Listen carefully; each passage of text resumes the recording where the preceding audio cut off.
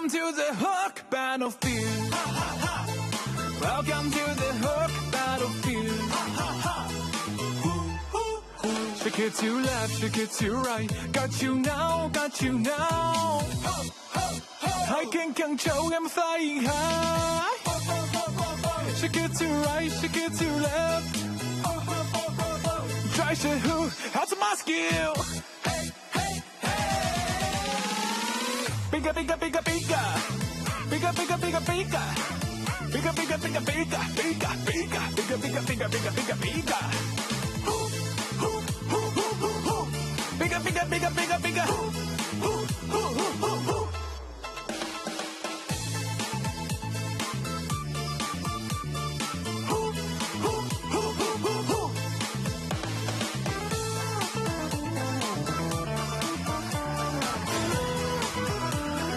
Welcome to the Hook Battlefield. Welcome to the Hook Battlefield.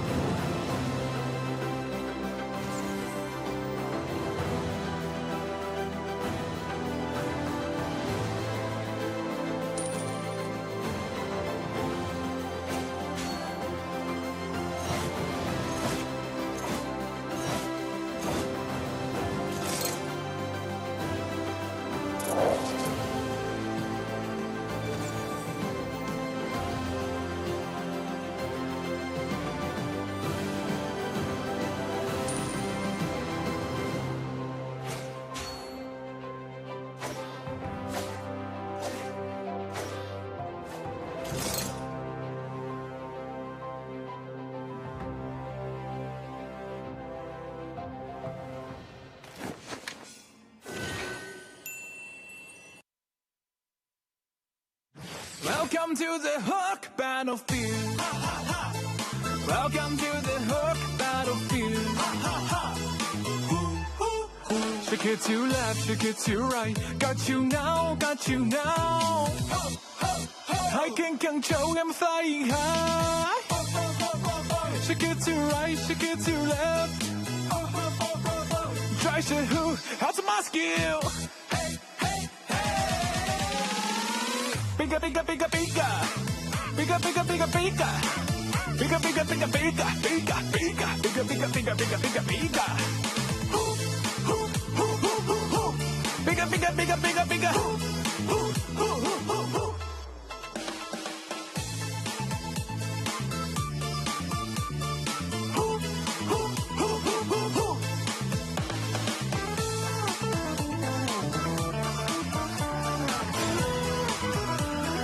Welcome to the Hook battlefield. Welcome to the Hook battlefield.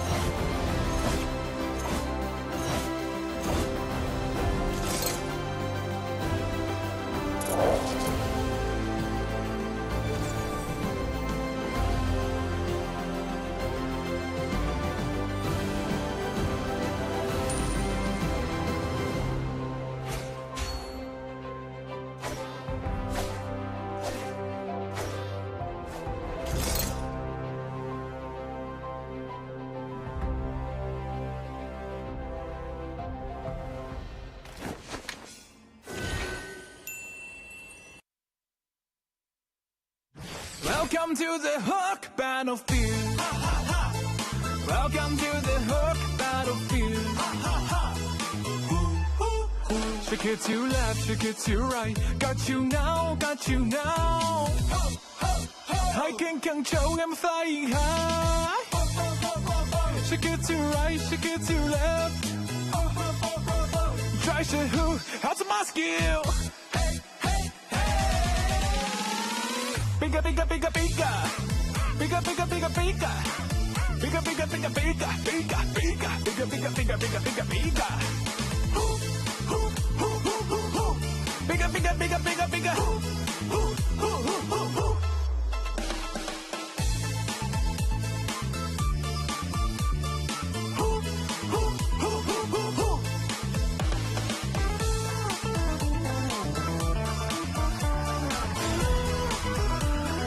Welcome to the Hook battlefield. Welcome to the Hook battlefield.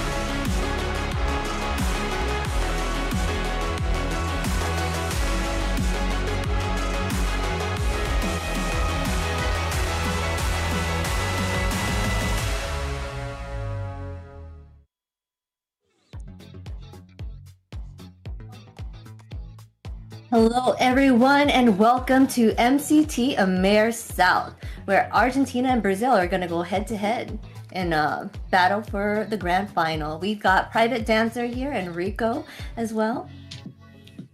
Hey guys, what's going on? It has been a long journey of casting in North America, but finally I make my journey south to see what Mobile Legends of South America and all the excitement that you guys have to offer.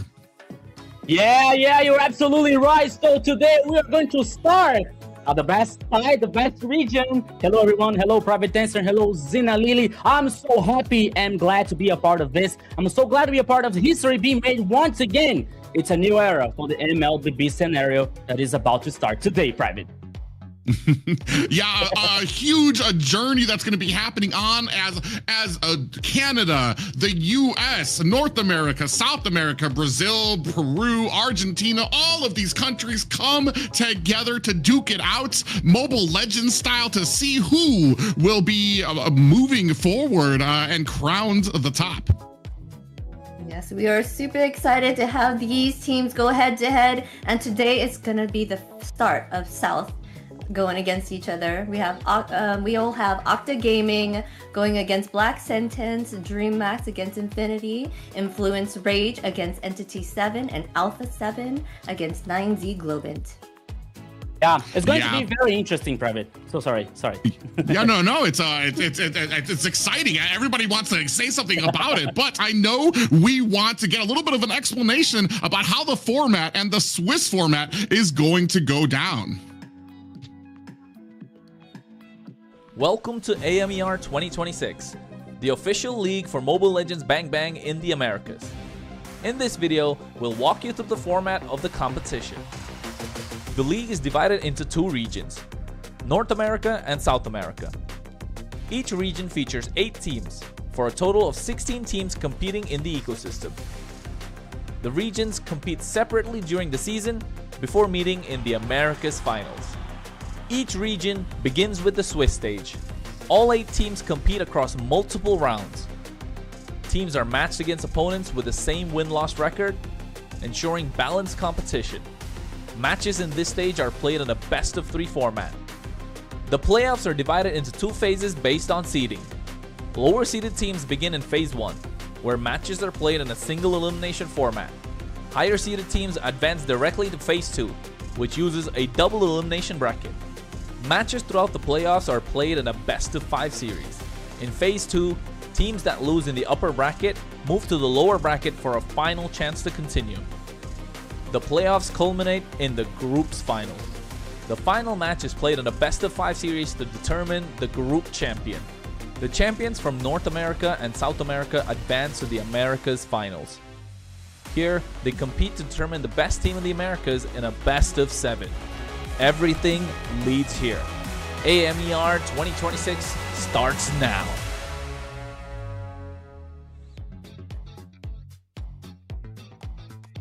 How exciting to see all of these teams come together and to actually go ahead with one another, right? Against all across North America.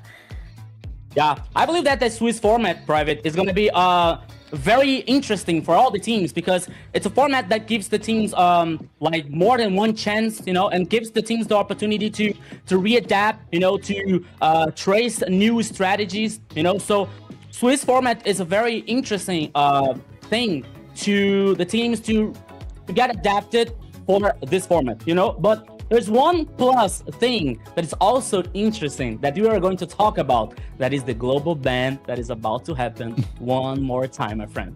Yes, let's get that global ban explanation. We'll have the global ban in MCT Americas to bring more dynamism and special strategies. Under global ban rules, each hero can only be selected once by each team. After every match, the 5 heroes used are banned for the remainder of the series. The pick ban applies only to the team that used the hero. The opponent may pick it next game. In best-of-7 matches, the global ban resets for both teams if it reaches the final game. Expect new strategies, fresh picks, and much more.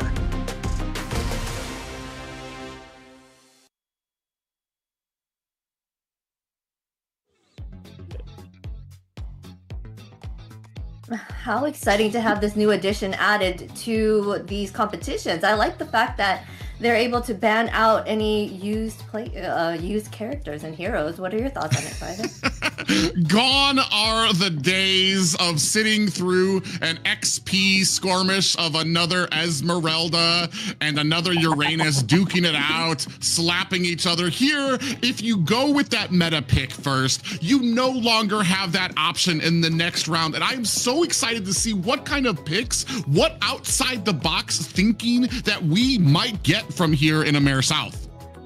Yeah, and as you said, Private, about like thinking out of the box, we saw the last 2 days when the AMERs on North, there's something new happening, you know, like some different heroes in the roaming pace, for example. So we are excited, and we hope to see this here on AMER South too, with this new heroes, you know, new meta coming up. This is a very interesting for the global ban happening once again here in the AMER North and South, to see the teams like readapting and tracing new strategies, you know. And let's not forget about the map features. That is also very important too, you know, to make that composition, you know, to draft the teams, to draft the compositions. That is going to be very wild for this first day here, Zina. Yes, I love that they have to strategize and change it up and make sure that they know a bunch of different heroes just to make do with this global band added to this. So it would be amazing to see all of that happen. Like they have to figure out and learn these new heroes, right? To make sure that they can be good enough to proceed. Yeah, we've seen a lot of, if you guys have been watching, especially here on MLBB, on your favorite YouTube MLBB channels, and you caught the North version, we've seen a couple of changes, maybe people kind of reaching outside that box, tiptoeing. We've seen a Sun out there as a jungler. We've even seen the X-Borg roam as well. Are we gonna possibly see something more reaching out there? Maybe a Cyclops or a Bane, some of my favorite picks that I would love to see out there. But that's just what this brings to the table, is just question marks of where you can go and where the strategy can guide some of these teams. Wait. I have a question for you, Private. Is your favorite hero Cyclops? Oh, yes, absolutely. No way. Here, look it up here. Look it up here, dude. Our favorite heroes. That's my best hero ever. Yes, Cyclops.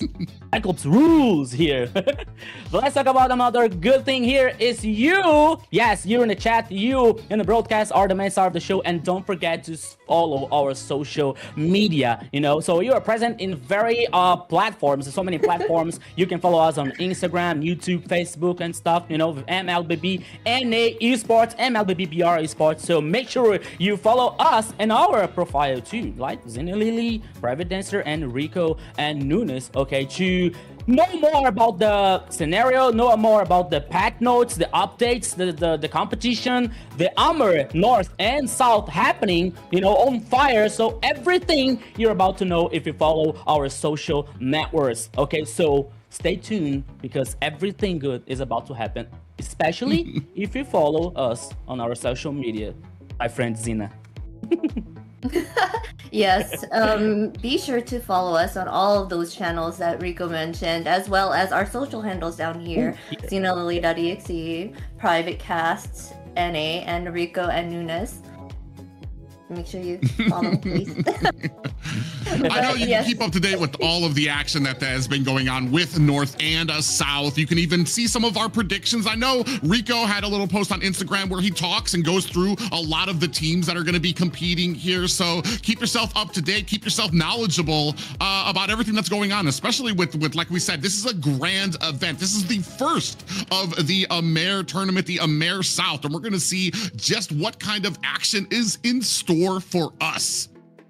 Yeah, and actually is going to be very interesting. Yes. You know, so the production is talking to us. What about next? Yeah. We are going to, so if you want to make sure that you keep up with track your stats and improve your gameplay, be sure to check out Runestone. Yeah, you can use a runestone to stay ahead of the competition and start climbing smarter today. You can see that runestone.gg. Yeah, so that's Runestone here. Runestone rules everything. Thank you so much, Runestone, for making this possible. All the AMER North and South to be a partner of this great event.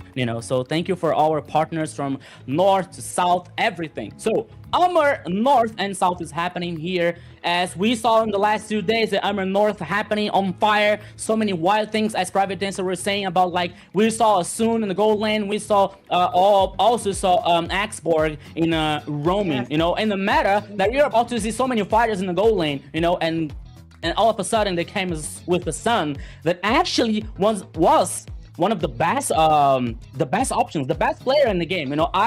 If I'm not wrong, I think that he was an MVP, the gold lane, playing with Sun. The KDA was really on fire.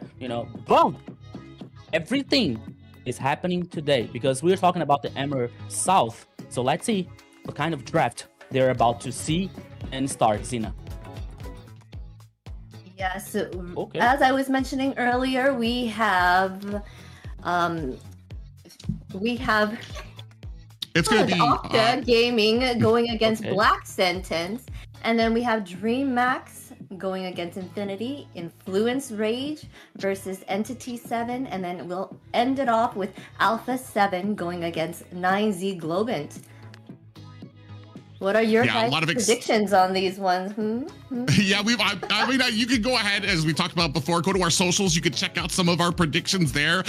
I'm expecting to just be wowed because I want to see what South America, maybe what type of differences in the play style, in the strategies. Are they super aggressive in the early game? Do they like to take their time to tiptoe to that mid and late game? I am so excited to see because I'm not going to lie. I haven't, this is my first wetting my toes into the pool that is a South America Mobile Legends here, and I am so excited to see what they have. Yeah, this is going to be very interesting. It's going to be very wild because all the teams here are like unknown teams with very experienced players. There's some players that changed the teams. Some teams were like so different from the last season, for example. But here we have very traditional teams. Now, one are considered the best and the favorites to win the AMER South. Another one, I think that they need some time to get the synergy from the team, with so many good players, but maybe the synergy is not like enough, to get a high competition. But every team here is very traditional. It's very now, and they are very strong. All the matches today is going to be insane because we're talking about the former champions. We're talking about the new ones, but everything here is going to happen today, and this is going to be wild, Zina. This is looking exciting. I'm excited to be here, and I cannot wait to see these matches go on. As Private was saying, I'm not really too in touch with the South America teams, which I'm really excited to see today, to see how everything will go. And so let's look at the what do you think about it, Private? Yeah, we're going to go ahead. I'm kind of excited here. We're going to take a look at the Octa Gaming lineup, bringing up the XP lane. It's going to be Lucy. The jungle will be Thanatos TZ. The mid lane will be Sagan. The gold lane will be V2, and the roam will be Saber. Yeah. That is the lineup from Octa Gaming. And let's head about from Black Sentence lineup now. That comes with Papa Dog in XP laner in the jungle with Aurora. The Sky is going to be the mid lane. Jero Crew is the gold laner. And Erwin here coming up with the roaming. That is the lineup from Black Sentence, guy. Totally different from the last season. Reminding you guys, the Black Sentence was they were the former champions from the last season. So now, but I think that the only remaining was Papa Dog in the team. But last season he was a substitute. He wasn't playing with the team, but he was training, he was practicing, but he was a substitute. But now he is the official lineup. So it's gonna be very interesting because, as I told you guys, it's totally different from the last season. The Black Sentence, the former champion team. The organization. Sorry. So let's see what they are going to show us today with this new lineup here, my friend. I'm seeing that Harley's getting banned out first. He has been a terror. lately. Yeah, especially with Xena. I feel like that's been one of your. You liked Harley before he was cool, to the point that it used to aggravate us when we used to play Mobile Legends together.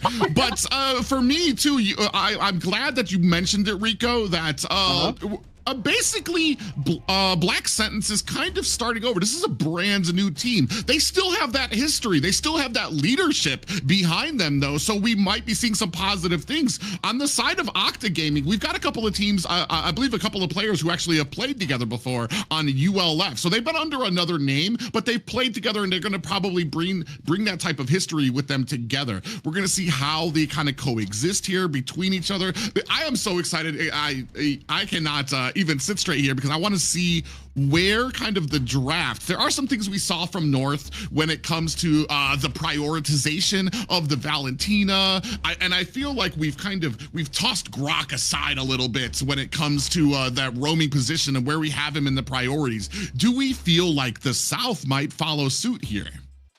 Yeah, so I think that the South, is about to follow just a little bit about what is happening in the meta in the whole world. You know, like they were watching the North side, they were watching what's happening in MPL Indonesia, for example. That is, there are so many of this meta happening. You know, and we can see here that all teams are taking too seriously because they are banning so strong meta heroes here. They're banning Sora, they're banning Freya, which is actually going in the gold lane. They're banning Marcel. Okay, Marcel came up yesterday in the AMER North. He wasn't the positive. He lost the 2 games.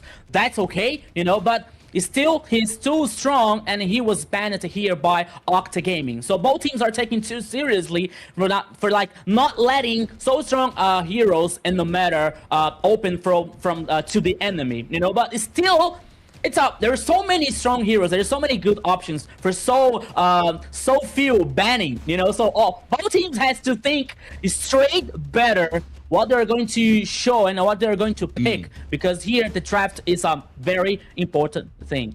Private. Yeah, Suyo's going to be the first pickup here.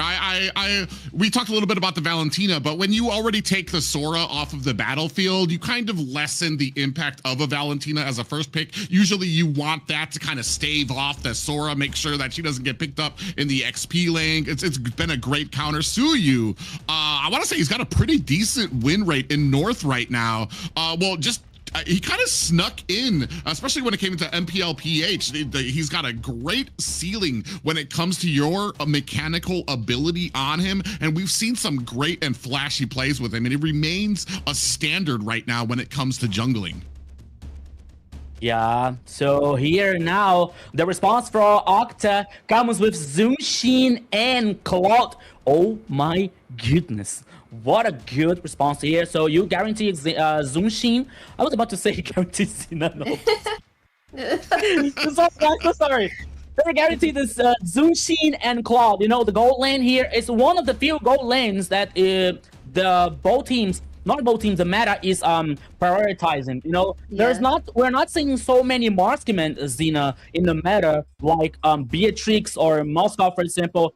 The most prioritized one is Cloud and Carry, you know, with open strong late game. Sure. Sometimes Moskov can come up here in the meta, you know, but so far, the marksman here is going to be or Cloud or Carry. And now, Black Sentence comes with Harriet and Phoveus. Probably Harriet in the goal lane here, so we have the magical damage for a late game, also Xena for Black Sentence.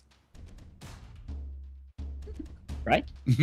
Yes. I guess, yeah, they're picking. I'm thinking also that Harith could be played here in that gold lane. They are taking out all the meta heroes, I noticed, so they're making sure that they're starting strong here with the Suyu, taking out the Sora, the Marcel, Baxia. Zushin. Who do you think they're gonna pick up next, Private? Oh, there you I was go. gonna say they might want to be looking for a jungler, because on the side of a Black Sentence, you're looking at probably banning out some junglers now. On the side of Octa Gaming, you're probably going to be looking at banning out some mid laners now, especially because you've already secured yours, and you see that the enemy team doesn't have those just yet. But when it comes to offensive capabilities, Glue, Zushin, especially at your front line, it's going to be very hard here for the side of Black Sentence to kind of get to that back line to really enforce that early game. And that's what I'm kind of wondering, where do we go from here? Because I want to say the early game is a little lacking for me on the side of Black Sentence. Yeah, and actually now there was a very good ban in here for Zetian from Octa Gaming here. Yeah, Zetian is very she is very prioritized in the meta these days, actually, for any team in the world. So now Zetian doesn't come up for the first game. So the question for me is, what hero now the Black Sentence can pick up for the mid lane, you know? Because we used to see a Forza or Ivy, for example, in the mid lane, no? But that could be very difficult for Black Sentence in choosing Ivy here, because she is a very static mage, you know? It's a very static mid lane. She doesn't have any kind of escape. Okay, she can zoom the players out, but still, we're talking about like Zunshin that is very mobile, that she has a very higher press control in the mid lane, especially in the river, you know. So the question is, what hero in the mid lane Black Sentence, is about to bring it up? For me, when it's looking at it, when it comes to mages, and especially something that you want to help clear and get those rotations very early, you've got options like Valentina, but when you look at the ultimates that are available for Valentina, kind of drops her a little bit lower on that progress bar. For me, Lilia might work out here, especially when you're dealing with a glue. You can put all those bombs. You got a nice spread of AoE damage that you can put out there. She clears the lane very quickly, and she can get up into that front line, use those black shoes to get herself back out of harm's way. So that's one of the picks that I'm kind of leaning for here if I'm Black Sentence, especially if I want to try to enforce that early game that I feel like is a little lacking on Black Sentence. Yeah, as you said now, Lilia, it's a very good choice here for Black Sentence. Let's see if they're thinking just like us for bringing up the Lilia here with a very strong early game. And a very clean wave composition and situation also. Now it's time for, like I always remind about the map features here. So we were talking about the broken walls. You know, there's not like too much grasses or something like that. So that can be very interesting. But first, that comes with Octa, guarantee the jungle with Fredring. Okay, very resistant one. That's gonna be that heavy hitter that they need on their side. A big tanky front wall, a big offensive line that can kind of keep the Zushin safe, that can keep the Claude farming, and then be able to kind of get in with the flicker and the blazing duet as well. Still, I want to say you brought up the broken walls. For me, what that says when we see that type of map, I feel like your escaping ability, you have nice avenues for you to be able to go, but you can be chased a lot easier as well, because you don't really have a lot of those structures that you can leap over, that you can use a lot of your dashes to get away from enemies from. So it's going to be very hard. And there is the Lilia pick up there, followed by the Hilda. Yeah, one of Xena's favorite heroes. Not even because of what she provides, but just purely based on cuteness. But I like the pick branded with that Hilda. You've secured that early game that was lacking, especially when you've taken out the Khalid on the side of Octa there. So they knew what they needed to kind of do to hunker Black Sentence, but Black Sentence had a way around it. Yeah. And that is very interesting here, because as you were saying, with the lack of we don't see Khalid and the Octa Gaming composition, and we are talking about Hilda here and trying to guarantee this early game for Lilia. and securing the late game for the rest of the composition with Fovios and Harriet, for example. Now Lapu Lapu is the last choice, and I think that Private Dancer has something in his mind that he wants to share with us. No, I'm kind of when you're looking at the composition, where you got a very tanky front line here right now. Lapu, Lapu Lapu, Glue, Fredrin. Hilda is a harasser, and she specializes when you've got kind of a squishier jungle. I want to say we can harass Fredrin, but Hilda's really not going to be making much of an impact. It's going to be a little bit of a struggle to make her useful. She's going to need to make her presence known on those side lanes, help clear out the mid, make sure you're rotating there. So there's a couple of yes boxes that need to be checked by the side of Black Sentence to make this successful. On the side of Octa, we might be lacking a little bit of damage. We're kind of waiting for a lot of those item spikes to come in, especially Claude. He's looking at a Trinity build. We're looking at like a 7-9 minute, 7 if you're doing really, really well. But mostly I want to say around a 9-minute mark for him to start coming online. Yeah, so about the two compositions, what do you think about it? I'll look back at the compositions. I think they have a pretty good start here for both teams, so I'm not sure who will take this game. Really, it depends on how it's played, right? Yeah, okay. But ladies and gentlemen, we are about to start the inaugural game for the AMER South. It is going to be Octa Gaming taking on Black Sentence. We're going to see just which comp prevails. Yeah, so let's go here. Welcome to the Land of Dawn. This is only the first game here. Octa Gaming versus Black Sentence. This is AMER South happening right now. Welcome, everybody. So let's go, because things are going to be awesome. Things are going to be wild. As we're seeing here in the shared screen, both junglers only focusing on getting the resources, guaranteeing the buffs, the red and the purple one. So let's see what is going to happen when these heroes reach the level 4. That is almost the most important thing so far in the first minutes here, Private Dancer. Yeah, one of the things you notice right away is that Aurora just leagues ahead of Thanatos right now when it comes to being able to clear farm, move around the jungle here. And now they're actually going to be able to get down to the bottom lane. And it looks like Lucy actually might be in trouble there as they go ahead and engage. And using that flicker, he's going to find himself a safe path behind his tower. Good thinking by him. He's going to be able to get away. But man, you're already seeing the quick rotations coming from Black Sentence. Yeah, and that was a good thing here. That was a good moment for Black Sentence, because the first turtle is on the pit here in the bottom side of the river, and now they have the chance to they have the loop, they have a breach here because Lucy doesn't have the flick here so far. There's some very sustainable hero, but Octa Gaming doesn't care about that because they are going to fight back this turtle. Here comes the action here, my friend Private. Yeah, Blazing Duet is already out there. You can see V2 trying his best to put on the damage. He don't put anybody. Actually, Papa Dog went down for the side of Black Sentence there. Turtle going over to the side of Octa Gaming. A big clash there that was looked like it was started. A great job by Octa Gaming to zone out the rest of Black Sentence. And unfortunately for Black Sentence and Aurora, he just was not able to find a way in there to get that retribution he wanted. Yeah, and I was seeing here, like, always we got Saber with the glue here with the level 4. Erwin is still on level 3 with Hilda.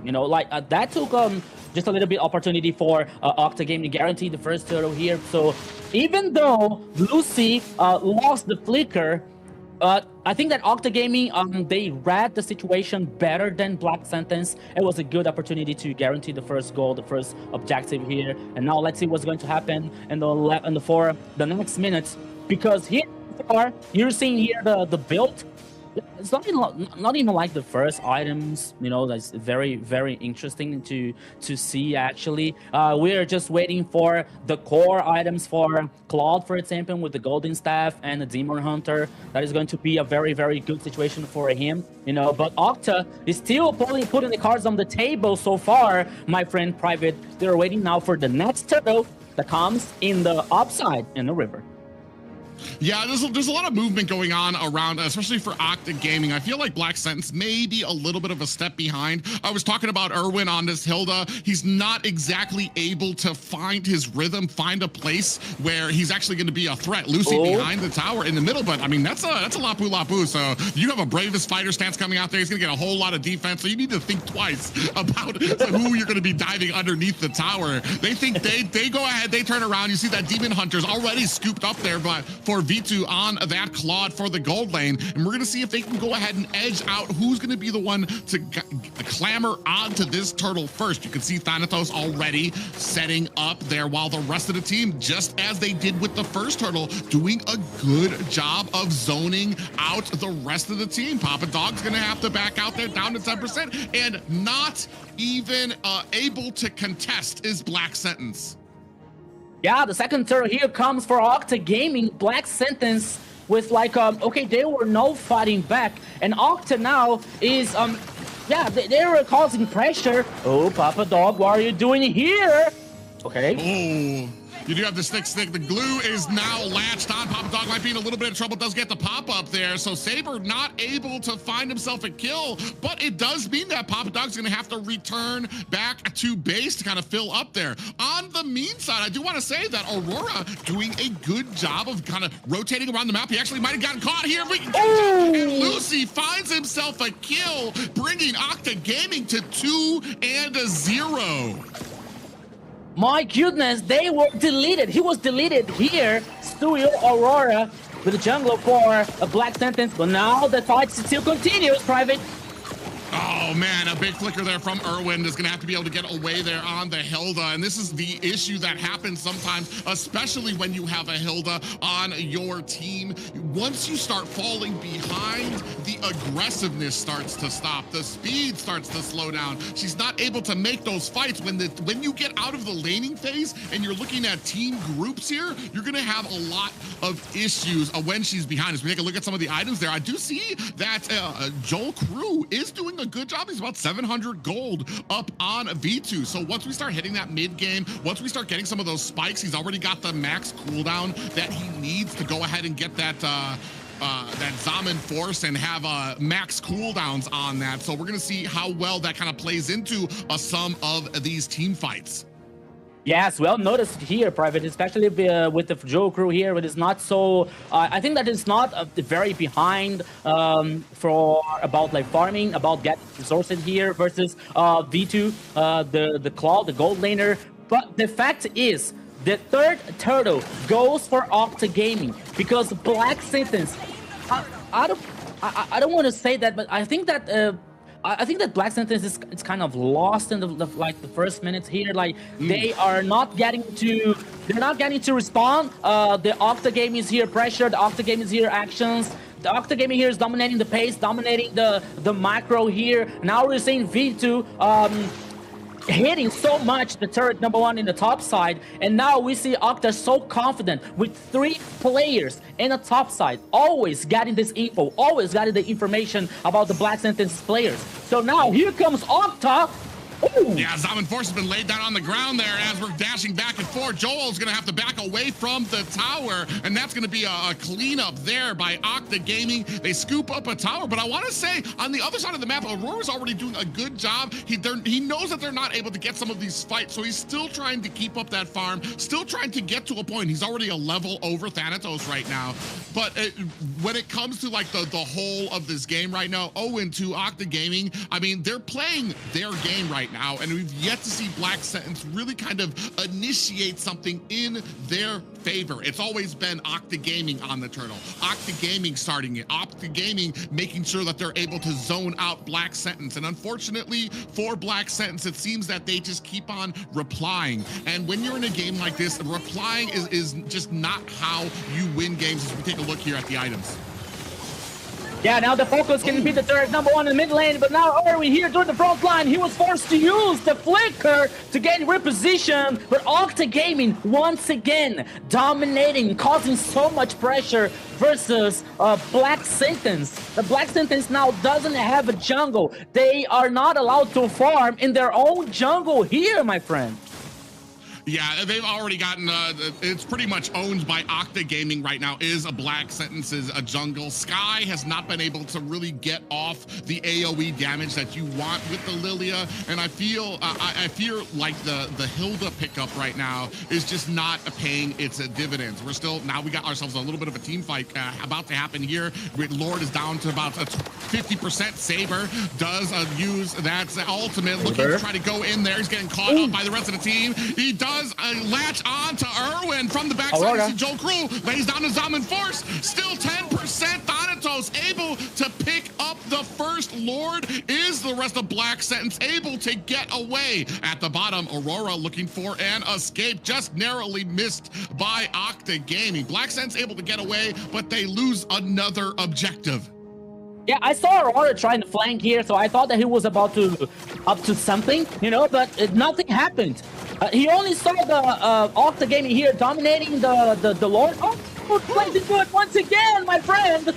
Yeah, comes in, and V2's able to get away. Still trying to go in, but Papa Dog gets a slammed down. That's the value you're getting of a Seagun on that Zushin pick up there, especially in the front line. There's just not much that they can do. Joel Crew next on the list to go down. It's just Aurora and Irwin alone. 2 members alone trying to fend off this attack from Octa Gaming. 0 and 5 right now, and what a dominating performance here right now for Octa. That's it, my friend. No, I see. I'm not a psychic. I can't read the future, but here, I think about the game is done. Oops. Once again, Lucy trying to do something. He's searching for the angle. The focus now can be the turret number 3 in the offside, the top lane here. There he come again. Oh, okay. Octa Gaming here, ultimate from Saber, but he was taken down. Okay, Black Sentence can defend, but they're lost. The turret number 3 here in the top side, my friend. Yeah, and right there, they Octa Gaming got what they wanted. They were able to get themselves a high ground there, escape without taking any real damage to their team here. As you can take a look, 3,000 gold up. Not 3,000 gold period, 3,000 gold up. Ooh. Is V2 on this Claude right now. You can see right there, does find himself a kill onto Irwin. Now the rest of Octa Gaming in chase for Black Sentence, looking for an escape, cannot find their way. Papa Dog too deep on the back line to get himself an escape. And V2 comes in, spraying the damage on with a blazing duet, finds himself another kill, teamed up by his Octa Gaming. They're 2 and 8 right now. 3 players down. Now they're trying to synchronize here in the minion waves. The focus can beat the turret number 3 in the mid lane. They're trying to guarantee the super minions also with the superior numbers. Octa Gaming continuing the pressure, but now they decided to head back. Oh, I think that Black Sentence doesn't want allowed to do that. Okay. Now they're heading back. Their play is safe. Now they choose the safe here, Private, because they have the advantage. Look at the gold lead here. It's almost... I'm not good at math, but it's almost 8,000 for Octa Gaming. It's around, yeah, I'd say about more closer to around 6K right now, but it's still a large lead, especially because the lead isn't really spread out too much. It is like 90% on V2 on that Claude right now. He's basically got the build he wants. He's got that Trinity build. He's shredding Black Sentence every single time he goes in. Here, they can't even contest for the Lord. They're just hoping to try to macro up, to try to get some of those split pushes out there, because right now, when it comes to the team fights, there's just, Octa Gaming just has already, if you're talking about an even fight, it was going to be a problem when you have a Saber on this Glue, Seijin on this Zushin, but you're talking about a team that's already 6K ahead of you. There's not much of a fight that you can really defend against, though they are trying. Yeah, they're trying now because they have super minions in the mid and the top lane here for Octa Gaming. Now they have the Lord heading in the mid lane. That could be the final push here, Private, for Octa Gaming in the first game. All that remains to Black Sentence here is trying to defend the base, but here they come. Yeah, you can see they're going in with the Lord now, looking to close this one up quickly. Comes in, a beautiful hit up there coming in from Lucy. Does get a stun on the 3 members. Lord finally goes down. Papa Dog able to find himself a kill, but into the back back line. V2 with that blazing duet is going to help secure this first game for Octa Gaming. Wild, crazy here what Octa Gaming did in the first game with that composition. We were talking about the both compositions had strong late game. There is some kind of win conditions, but Octa Gaming didn't care. They didn't think about it. They just went straight ahead, like looking to the horizon and say, let's go for the victory, let's go for the win. And that's what happened, Zina. Octa Gaming was proving themselves on that one. They snowballed the other team pretty quickly there. You were right, Private, about the Hilda not being a force to go against their jungler, because their Hilda's better against those squishier ones. Yeah, and I'm wondering kind of like where you kind of messed up, what you could have done to maybe have a better chance. Glue right now is just at such a strong point that you really have to kind of focus a composition around what you're gonna do if you're facing him. I try to think back of like maybe a Faramis you could go out to have at your as something that's more team based, something that can help out your team with a little bit more I want to say support, rather than a Hilda that's kind of like going around looking to harass, especially like we said, when you've got a Fredrin on the other team. There really weren't very many targets that were going to be afraid of a Hilda kind of running through the jungle.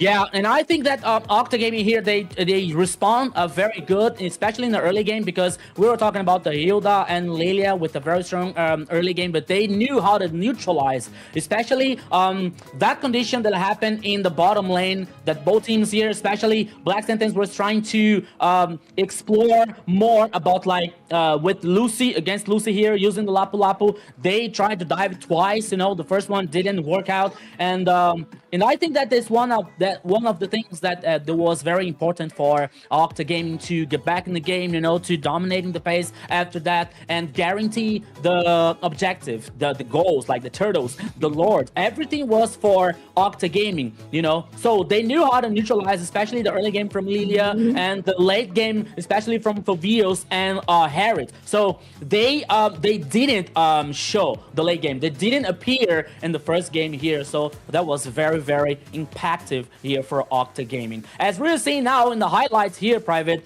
as we're seeing Octa Gaming dominating all the objectives, all the goals here, the totals, the lords, especially because when you have the Claude that got the kill very early, you know, and he has an opportunity to get the item so early here to guarantee the late game and the damage for, especially with the Blazy Duet. It was very important for Octa Gaming to guarantee the first game here, the victory. Yeah, well, and this kind of goes to some of the fighting or Mobile Legends 101. You have to have objectives on the game. You just can't allow the enemy team to be getting those turtles. You can see we're here at the 9-minute mark, almost 10 minutes here, and it's already Octa Gaming is about 7K ahead. And there's just, especially with a composition like that, there's just not enough that you can do to be able to kind of disperse it, especially when you're giving up turtles, when you're giving up lords. You don't have a way in. Maybe we could have gotten around a little bit faster with the Suyu to be able to kind of find some of those squishier targets. Unfortunately, letting something like the Zushin out there, letting something like the Glue out there. Maybe this is part of the plan. We've talked about it too. Something different this season is going to be that global ban. This means that some of those strong picks are not going to be available for Octa Gaming next time, especially. And I think that's a breath of fresh air probably for Black Sentence right now. Yes, I like the fact that they have those global bans. Oh, and our MVP for the match. Let's see. Who is in MVP? Oh, yes. Hey, that's very yeah, Zina, and that's very interesting here because as for you guys that maybe you don't know, Sagan was a former champion. You know, he was one of the players from the old RRQ Akira. You know, so RRQ Akira was a very strong team here that won the MPL, the old MPL 4 times in a row, and he was the mid lane. You know, so he is very good one. He is very experienced and very with a high level of performance here. And I was surprised because the lineup was as Death, TZ in the mid lane, but suddenly they choose for Sagan. I think that they knew something about that we don't know, because they choose Sagan in the mid lane now for Octa Gaming to guarantee. And I didn't talk about the Zushin, and Zushin was very, very important, especially because of the pressure and the crowd control that she can do versus the Black Sentence, so he was very important for the first victory here for Octa Gaming Private. Yeah, and we were talking about it too. You mix that in with the glue, you've got a front line that is going to be very hard to break through. Even with the Phoveus trying to dive into the back, you just constantly had that lantern flare spraying damage, getting those stacks onto Phoveus. And Lilia wasn't even able to get anywhere close to even try to offset that, to try to spray them down with damage. They were constantly, like I said, they were constantly responding. It was Octa, they were enforcing their will, they were moving forward, and you had Black Sentence just constantly moving back. With a composition like that, you want to have at least a little bit of aggression, and that's kind of where I say where some of those picks start to fall off, especially a Hilda. Hilda does not do well on her back foot because she wants to get some of those surprises into the side lanes. She doesn't do great in the team fights where she's trying to pick off one singular target, and that's unfortunate. And hopefully Black Sentence wipe off some of that dirt and get themselves back up here for this next draft. Yeah. Hilda usually needs to be able to have her team do well and at the start. So what she kind of falls off later if her team doesn't do well at all. So yeah, especially because the other team here, the composition was like with Lapu, was with Fredrin, and Glue. And I don't think that is the best idea for a Hilda to trying to do something versus against that kind of composition, because the resistance, the sustain that the heroes has for Hilda, maybe that is not a good idea, because the target over there was Zushin and Claude. Both heroes have some kind of mobility. The Daxter with the Claude, the Zushin that can that she can move while pressing the basic attack or the skills, for example. So was not good for Hilda to take that kind of responsibility for trying to start something, to engage something versus Octa Gaming. It was very like, okay, we have a plan, but it didn't work out.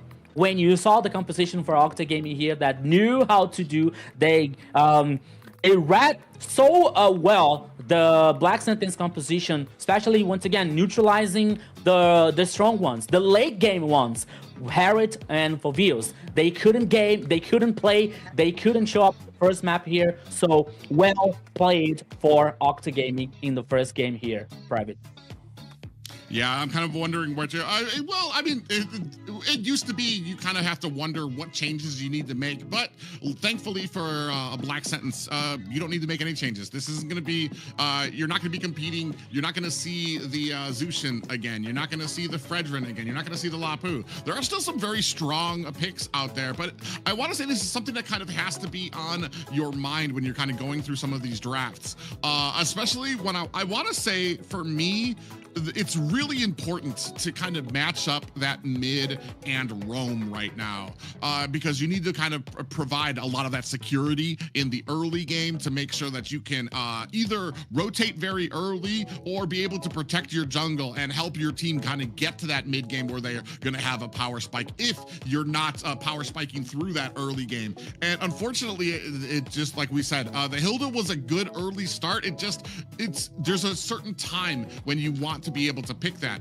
Fortunately, now that they know that the side of Black Sentence Gaming has already taken, they don't have the opportunity of that Hilda. All they really need to do is kind of, I want to say, ban out the Khalid, and you've kind of secured a little bit of breathing room for an assassin pick on your side. And I'm wondering if that might come into play here for the next game for them.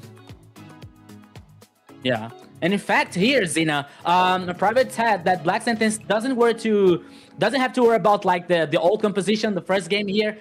In fact, they can repeat that composition, because we're talking about the global ban. The hero, in the other side, the same team are not allowed to repeat, but the other team, they can pick the hero, So they can think that, okay, so this composition works so well to the enemy, so maybe we can copy paste that composition. But of course, we're just getting here. Do you think that they will do that? You think that they're Why gonna not? try to The copy? question is, why not? Well, that's true, but it's also depending if that team will know how to what is it?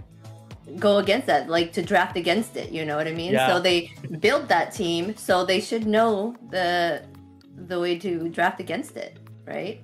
One of the really important things here right now, even though I want to say this point has kind of been null and void a little bit in North America, dare I say, but I almost feel like coaches drafting, understanding what has been picked, understanding what is left out there is so important now that you have a global ban where you can potentially waste certain pickups. Harith is no longer going to be available, and unfortunately you wasted it on I don't want to say wasted it, but you used it on an unfortunate game where you lost. You had some strong picks out there. You have the Lilia, one of Zena's favorite picks. Unfortunately, another L for Lilia. That means you can't pick that again. So there's all these different mechanics, and this is why I am such a huge fan of Global Ban, because it introduces all of these different aspects to these formulas. It's no longer this one formula that works, and you need to figure out just how to break this one formula. It's all right. This formula works.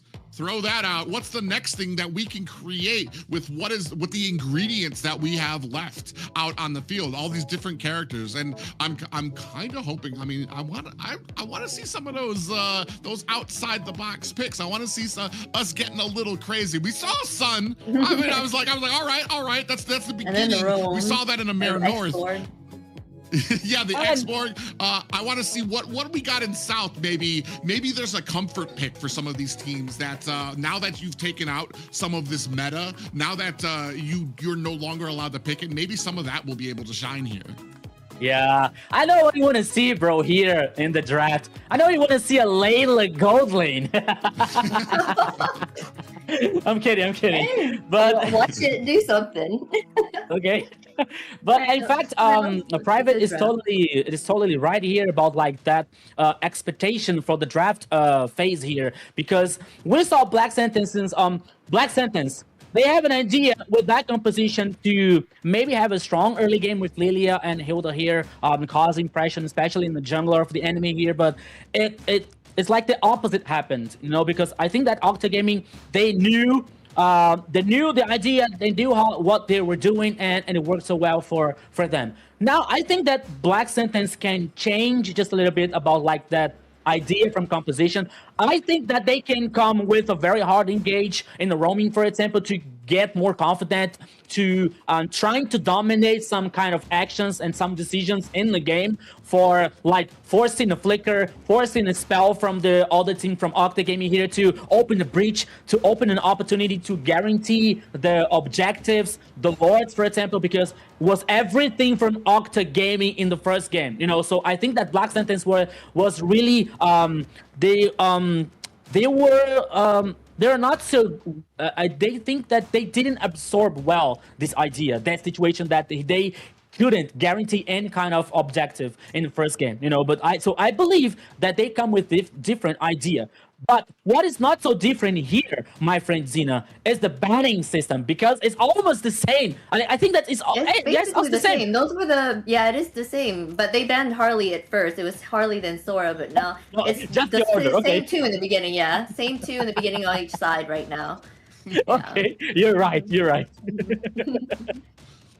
Yeah, when we come and take a look at it, I talked a little bit about Valentina probably not being the best choice because some of the ultimates that they had out at the time, so that's a reason she wasn't picked up here. We don't need to worry about the Zushin anymore, so that should give a little bit of breathing room. We're seeing that the map is going to be flying clouds. For me, sometimes when I see that, it kind of for me, if I'm a side laner, it means I can play something that's maybe not as aggressive, or maybe might not necessarily win my lane. I could play something with a little bit of mid-game security, because if I need to go back and back to base to kind of heal up, I can do that, because now I have that little bit of transportation that's going to get me back to that side lane very, very quickly, where I wouldn't have that on a different map. I would risk losing some minions. I would risk taking some damage onto my tower. Here, I'll be able to kind of get back, even if I do take damage, even if I am necessarily not doing well on my side lane. Here, we're looking for that first pick. The priority earlier, I want to say, went to the Suyu. So are we going to stick with the junglers, or maybe kind of go for that mid lane security on the side of Black Sentence? Yeah, we don't have Ivy here for the mid lane, so maybe Zushin can be the first pick for a Black Sentence. There comes, I don't remember the phrase of the hero. We're just waiting. Oh, yeah, that's is. it. It is Zushin here, the first pick for a Black Sentence. And I'm going to tell you a dumb thing about myself, guys. When I play the Fly Clouds, every time that I use the fly, I'm thinking of the song, you know, I believe I can fly. every single time. So sorry about that. So sorry. But I like no it was need to be stronger. sorry. Go ahead. It is stronger than me. It is stronger than me. Okay. But continue here with the draft. Let's see what Octa Gaming is going to respond here to. I think that they want to prioritize now maybe the gold lane once again, but they're not allowed to use Claw. They can come with carry. Just to force Black Sentence not to choose very tanky composition because of carry here with the true damage and the buff for melting the tanks, you know. But this respawn here is very, very strong. They come with Khalid and carry. The roaming and the gold lane here, I mean the possible roaming here, they are two very, very strong ones here, Private. Yeah, and when it comes to, I want to say, pickup times, when you're looking at a timeline of when both of these picks kind of come online, they're on opposite ends of the spectrum, where Khalid, right from the get-go, right from the start, he's got mobility, he's got restoration, he's got a ton of damage that he can do. And then on the opposite side of that, you've got Carrie, who at the late game has a ton of damage that she can do as well. Now we've picked up the Claude and the Fredrin as well on the side of Black Sentence. What, you okay there, Rico? Okay. You know what's going on? You know what's going on here, guys? I think that someone from Black Sentence heard my sentence here, because they are repeating the composition from Octa. You see that? Yeah. With Zushin, Claude, and Fredrin, you know, like the same composition for in the first game. But jokes aside, guys, now the third pick here was a Suyu. I thought they could choose the mid lane here, especially like Zetian that is still open. But I don't think now that Black Sentence is gonna allow to let this hero still open here. I think they are going to ban, but we have to wait for it. But now they choose the jungler. Okay, one jungler here, Xena, is tanky, you know, and he feels more confident to get in the team fight to trying to guarantee the objectives. Another one, it's a assassin with a burst of damage, you know, that they can pick. They can pick some specific pickups here before an objective, before a team fight that can benefit Octa Gaming here, Xena. Yes. Yeah, they're looking like they're taking out Glue here. Yeah, from the team. Yeah, and Lilia. Just they're trying to, like you said, ban out the mages for Octa, so they have a slimmer, you know, pick for that. They did pick up Zushin, like you said, on the first. I think they picked it up first since it was MVP last round, and that crowd control is amazing. So I don't know. Okay. What's amazing for me is South in AMER South, as opposed to AMER North. AMER North, I think I want to say Zeus had about almost like I want to say up there about 90% ban rate. To the point that North, they just don't even want to deal with it. They don't want to try to counter it. They're just going to take it off of the table. And I want to say South is just a little bit more aggressive with it. They're like, you know what? We're not going to ban it. We're gonna put it out there. We're gonna allow it, and we're gonna deal with it. And here we're gonna see if Octa actually has a plan. They do have, I want to say, good ways.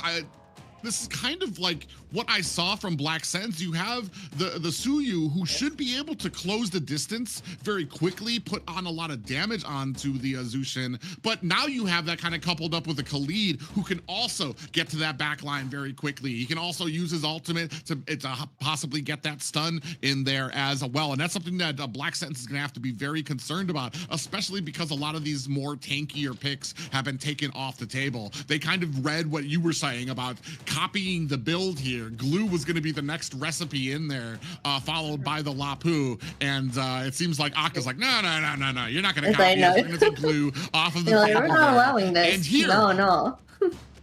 yeah, and here we were talking about getting to that back line. Who better to be able to do that than the Black Dragon himself, Yuzong? Yeah, here comes a Yuzong here, just flying. They already have the flying cloud, and now they have a flying dragon in the composition for Octa Gaming here. So it's very, very interesting.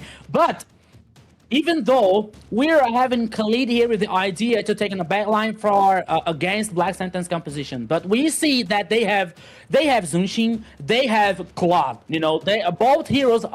They're very mobile. They can escape.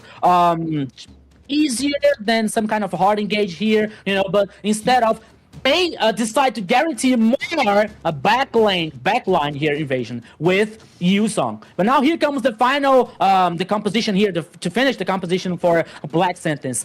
Arlott and Hylos. Okay, they didn't care so much about the carry in the other side, so they brought another tanky here for the composition with Arlott with a very, very strong and knock up and crowd control here that can work very well in that composition, finishing for a Black Sentence. And now we are waiting to see what is Octa rigging out. Maybe Valentina is still open here.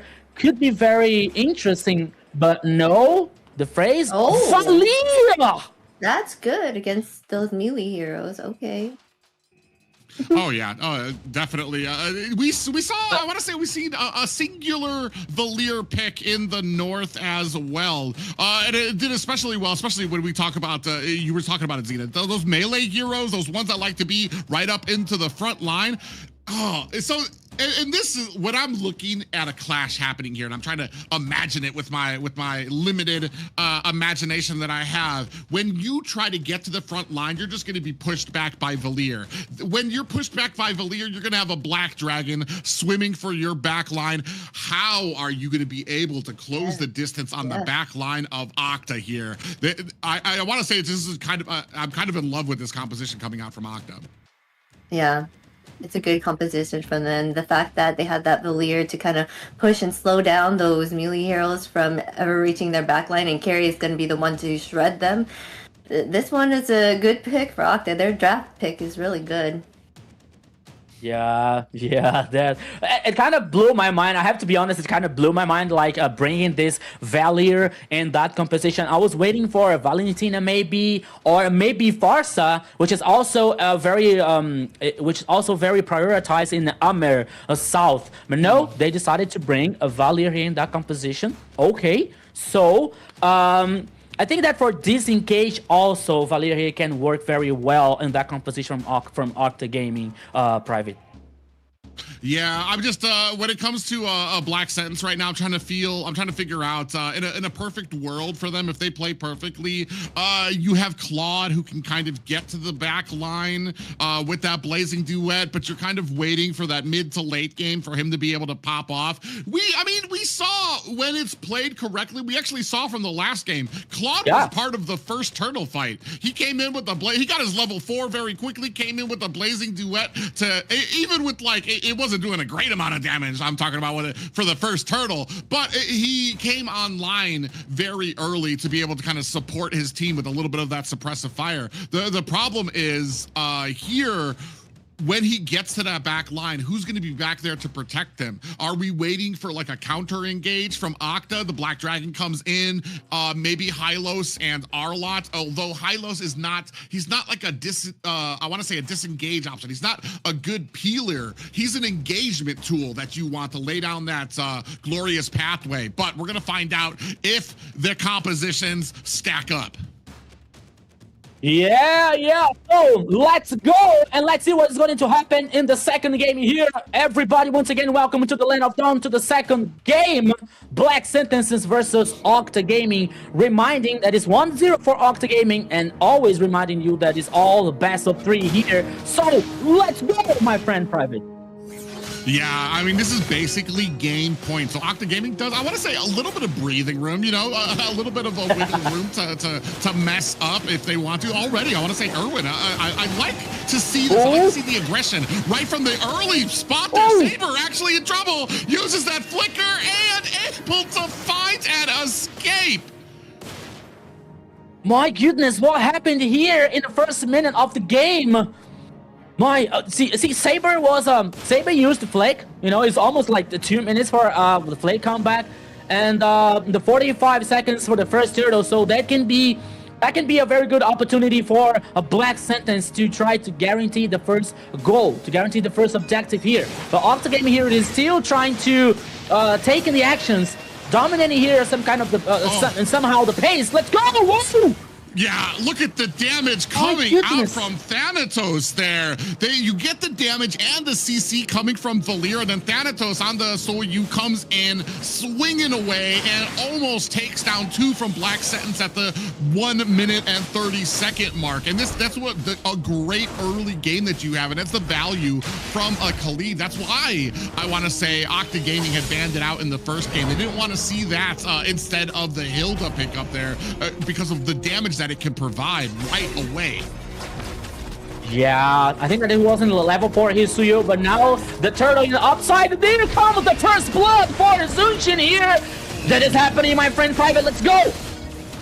Yeah, you see the Black Dragon all the way into the back side there. Does get put down by Zeus, and Lucy in trouble. Gets taken down. Papa Dog with the last hit there. Thanatos gonna try to use those dashes to try to get himself out of harm's way. Papa Dog's a little low. Comes in looking for that demonic force. Doesn't have it. Finds himself a little bit of a kill. Papa Dog slams down onto that. Siege in trouble using that flicker as well. And he is down for the count. That is 4 kills for Black Sense. Looking for a 5th if Saber can try to get himself away, and he can't. 5-0 for Black Sentence. It doesn't seem like the first, it doesn't at all like the first game here, where Octa Gaming was like dominating everything, dominating the pace. But now Black Sentence pull the cards on the table. Okay, the turtle is guaranteed by Octa Gaming. Okay, the first one, but the fact is, we have 5 kills for a Black Sentence. You know, we have 2 kills for Sky. It's Zushin. Papa Dog with Arlon here with 2 kills. Aurora with the Fredgin with 1 kill here. The goal lead here is almost a 2. No, it's 1K at 1,000 and just a little bit for a Black Sentence, you know. But more important here, Private, is the confidence, is the power for a Black Sentence to guarantee these kills, and more important, the resources for the heroes.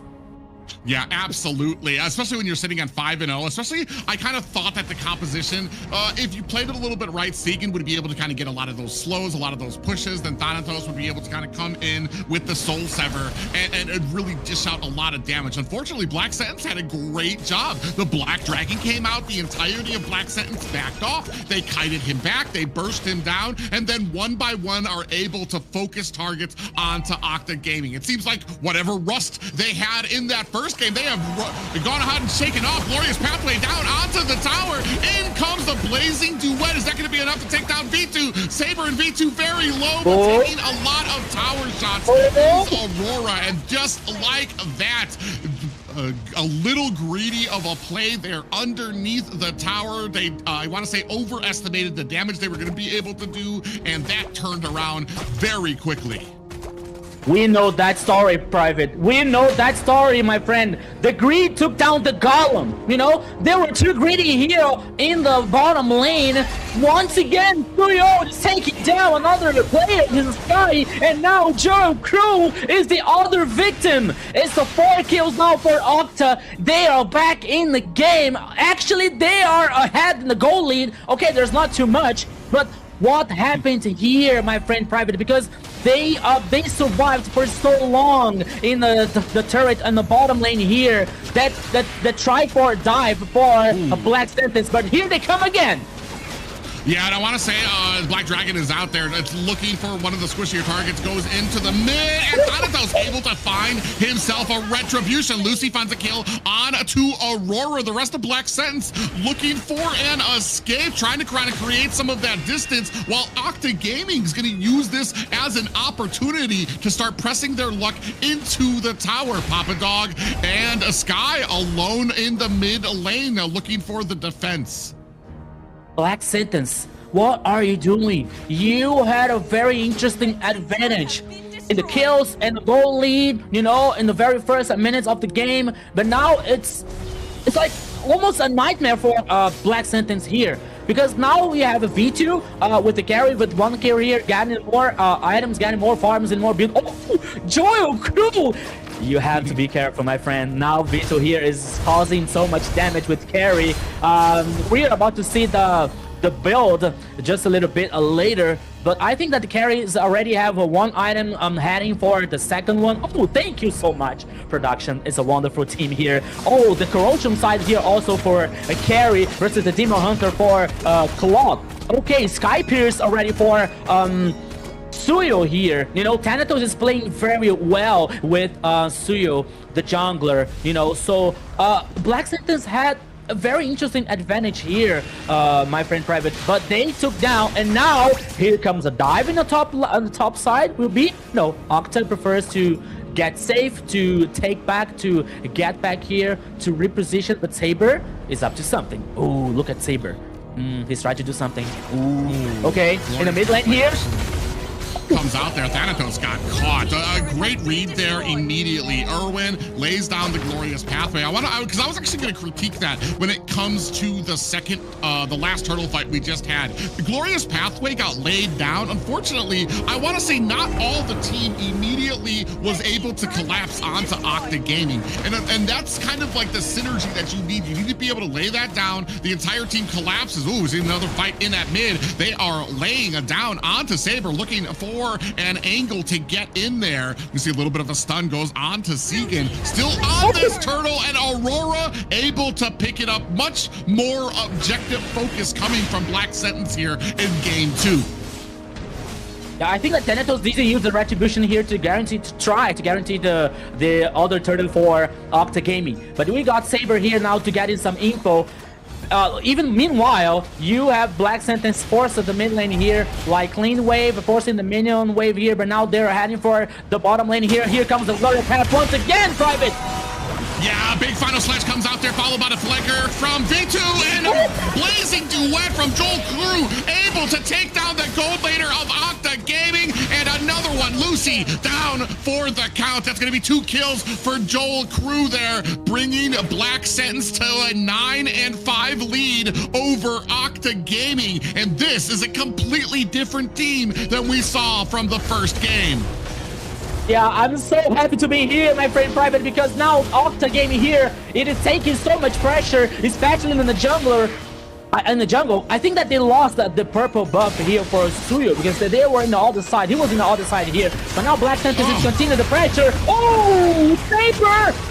Yeah, Saber is in trouble. That lantern coming out from Sky. I know everybody's counting their lucky stars that Zushin is not going to be available for game 3, the possible game 3 if Black Sentence can make it out of here, because it seems to be making all the difference when it comes to some of these engagements. That's why we've seen it just banned out when it comes to AMER North. They just ban it out, because right now there's answers that people are trying to test out here, and my prognosis right now is that banning. That's the best way to go against the Zushin right now. Black Sentence and Sky just having a great game. Sky sitting at 4-1-5 right now. Yes, Private, you're totally right. We are not seeing Zunshi in the possible third game here for both teams, for neither of the teams here. So now we're seeing the Lord on the pitch. Oh, here comes again. Yeah, Aurora actually got caught inside that bush there. Oh, he's looking for a wrap. Guy comes in, and Joel Crew finds himself another kill. 3 down for Octa Gaming, and Thanomos He's gonna have to find himself an escape. It's just him and the gold laner left for Octa Gaming. This is a bush that Aurora walked into. You had members in there waiting, and that's just the tankiness and the and that you get with the Fredrin and the support that you had from a Sky there as well. Yeah, that's it, my friend. I don't want to be early here, but I think that Black Sentence only loses this game if they want to. You know, because the Joel crew here is very strong. We have Papa Dog here with Arlott also, with the Oracle, with the Boot.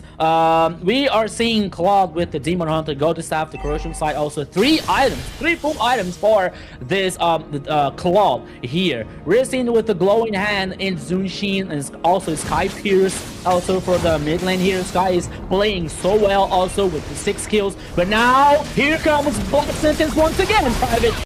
Oh, yeah, Blazing Duet comes out there. Down goes Thanatos DZ very quickly there. V2 activates the Speedy Light Wheel, trying to rain down damage there. Is able to find a kill onto Papa Dog. Both teams decide it's just better to live and fight another day. Both of them lose some members there. 2 go down from Octa Gaming. They're going to have to turn around there. Oh, actually, you see Saber kind of going in, testing his luck against the Aurora's Fredrin there, but not able to come away with anything there. See, this is what I kind of like, what you get with that Khalid is just the constant ability to harass. Come in there, get a poke. You're not going to be able to kill him. He's still got abilities that are going to be able to help him sustain, but it's allowing Black Sentence to kind of macro up around the base, trying to get some of the damage onto some of those towers. Yeah, and we, once again here comes no breathing for us, Private.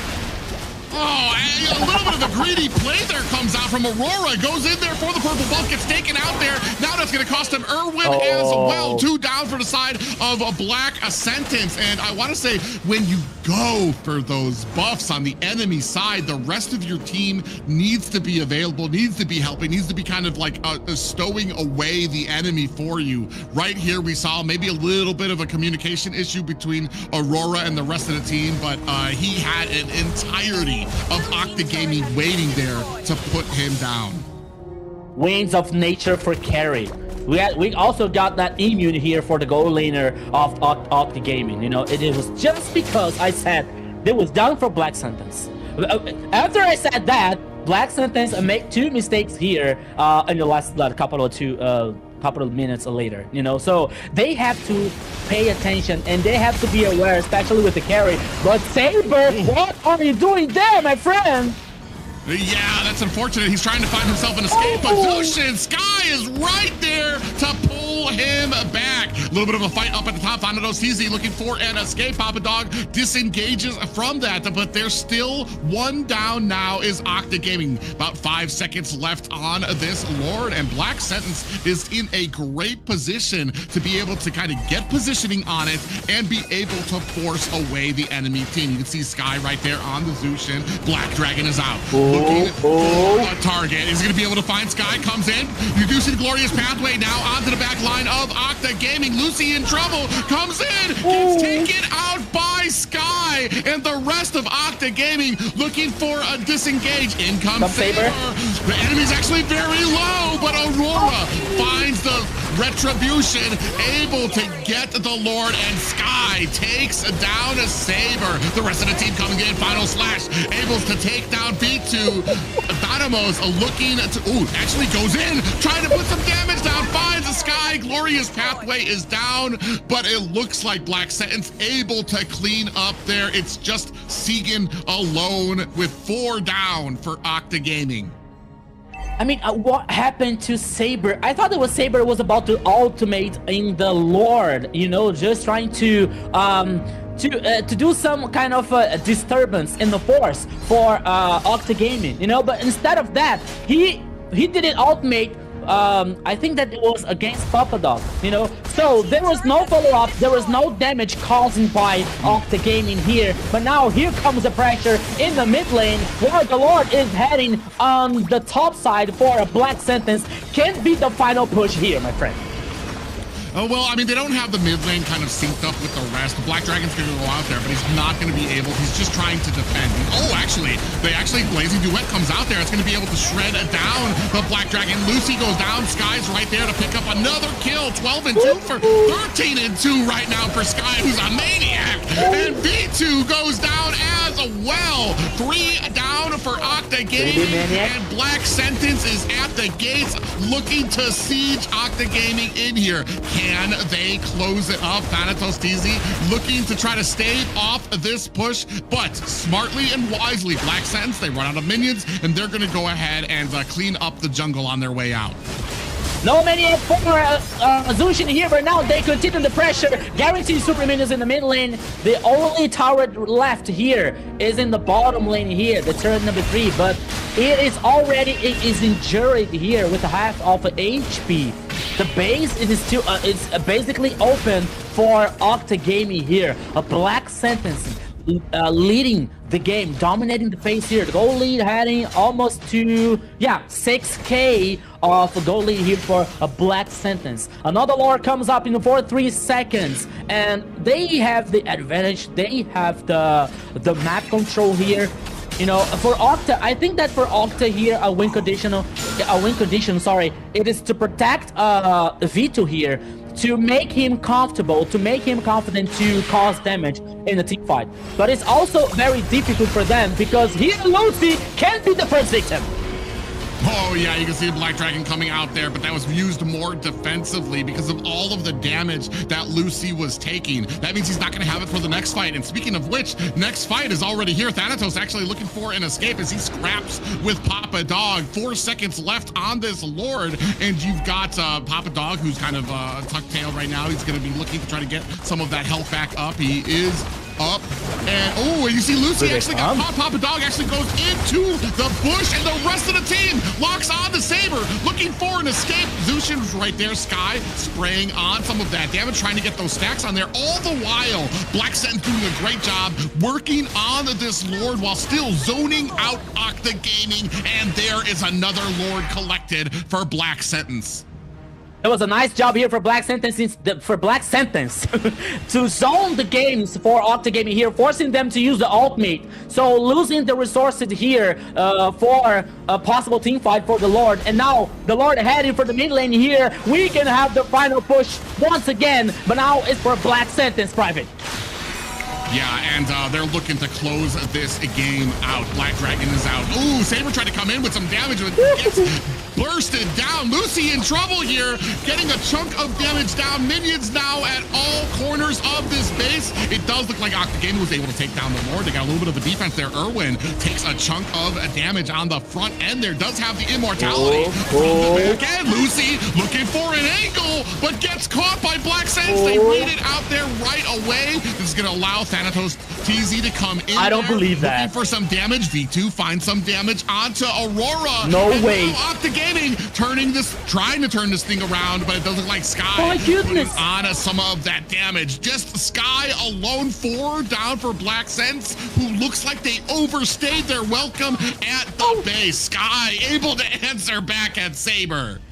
Saber, what did you do? I think that Saber was he was so excited about something because he was chasing his Sky here. I mean, like, okay, it was Khalid versus Zushin, but we are talking about a Zushin with 15 kills, with a very perfect KD8 here for the mid lane, you know. So now Octa, they couldn't survive just a little bit, but now here comes the Gloria Path once again in front of it. Yeah, Gloria's Pathway is out. They're still spraying down damage. Sky actually takes a heap of damage. He's going to be able to use that flicker to get back and away. V2 cleans up Erwin, and that's the power you get from the carry and a speedy light wheel and time. If you can give Carrie the space and time that she needs, she's going to be able to shred down even the tankiest member of the enemy team. The problem from a lot of these fights has been that they haven't been able to. Their front line, Lucy will go in on that Black Dragon, and the rest of the team will be, I want to say, maybe like a half a second too late to be able to follow up. Then you have a Black Dragon that's down, and you don't really have that tanky front line that's able to protect V2 on that carry. Here, I want to say Octa Gaming has been able to find the angles. They've been able to kind of, they've been able to find a way in these fights to let V2 kind of shine. Sitting at 7 and 4 right now, but you're gonna have to compete, especially on Black Sentence's side. Sky has been lit up here, 15, 2, and 9 on this Zushin pick.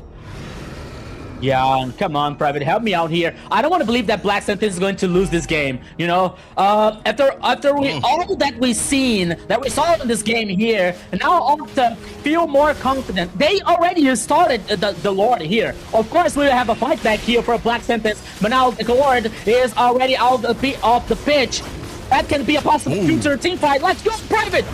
Yeah, Glorious Pathway is out. Those TZ able to pick up the Lord. This is big news for Octa Gaming. Papa Dog does get that immortality proc on the backside. The rest of the team's gonna try to get onto Thanatos TZ, who gets a kill onto Erwin, but cleaned up by Aurora. We do have that Winter Crown activated there by Thanatos TZ. He's gonna be able to find himself escape. One down for both of these teams, and a Lord looming down on the lanes of a Black Sentence. My, how the tables have turned. Holy cow, what is happening here in this game, Private? Because we're seeing now Octa with the Lord heading in the top side. Of course, they lost Lucy, but it's only 15 seconds for him to get back in the game once again. And I think now the Octa can take this advantage to take down the turret in the mid lane here, waiting for this buffet minions. That was happened because they Black Sentence trying to defend and somehow, but Octa Gaming was trying to zone the players, right? Trying to cause this pressure versus a Black Sentence. And this is happening, this is working out while the Lord is still heading for the top side here. And there's no way the Black Sentence can lose this. Is that it, Private? I don't want to believe that. Lord stopped for a snack up in top lane for a little bit. I think that's just due to the engorged minions you get when you have no lanes on there. We do have the Glorious Pathway has been laid out there by Erwin. Lord puts a heap of damage onto the top high ground tower. If Octa Gaming were looking for a way in, they have found it. Papa Dog comes in, dashing back and forth, does not find the angle he needs for that final slash just yet, but Black Sentence gonna go ahead, focus down on the Lord. But I want to say the way forward has been open. Black Dragon is out. They're looking to maybe put some damage onto this middle high ground tower, trying to lure out Black Sentence. Another Glorious Pathway out there. Look at the damage that Erwin is taking. He still has the immortality. Down at the bottom, they are able to find themselves a tower. Sky on the Zushin still finding that damage, and no follow-up from Black Sentence. They are going to have to go ahead and lick some of those wounds, but Octa Gaming came and saw and found two high ground towers for their money with that Lord. I thought that Erwin was like landing straight in the middle of the Octa Gaming lineup here, but he changed the mind. But now we have a Lord already open in the top side here in the river. Octa Gaming started immediately, but we are sure that Black Sentence is going to fight back this very important goal. With Erwin here doing the front line, getting this info, the Lord is almost with half HP here. We can have a possible ultimate here team fight for both teams, because at this point of the game, my friend, Private, every loss here, every kill can be lethal. Ooh. Yeah, I want to say, Joel Crew is trying to maneuver around. He wants to keep those stacks up as a Claude to be able to come in with a blazing duet when they need it, but he's getting zoned out here. Saber is continuing to be a little bit of a nuisance here on there. Black Dragon from the side. He's looking for Joel Crew. You do have a Sandstorm that comes in there as well. Is it going to be enough? Saber getting blasted down, and the Lord goes to Thanatos. TZ Sky able to find a kill of their own on to Saber, and now the rest of Octa Gaming disengaged. I would say that is a fair play. You lose one player, but you pick up a 24-minute Lord.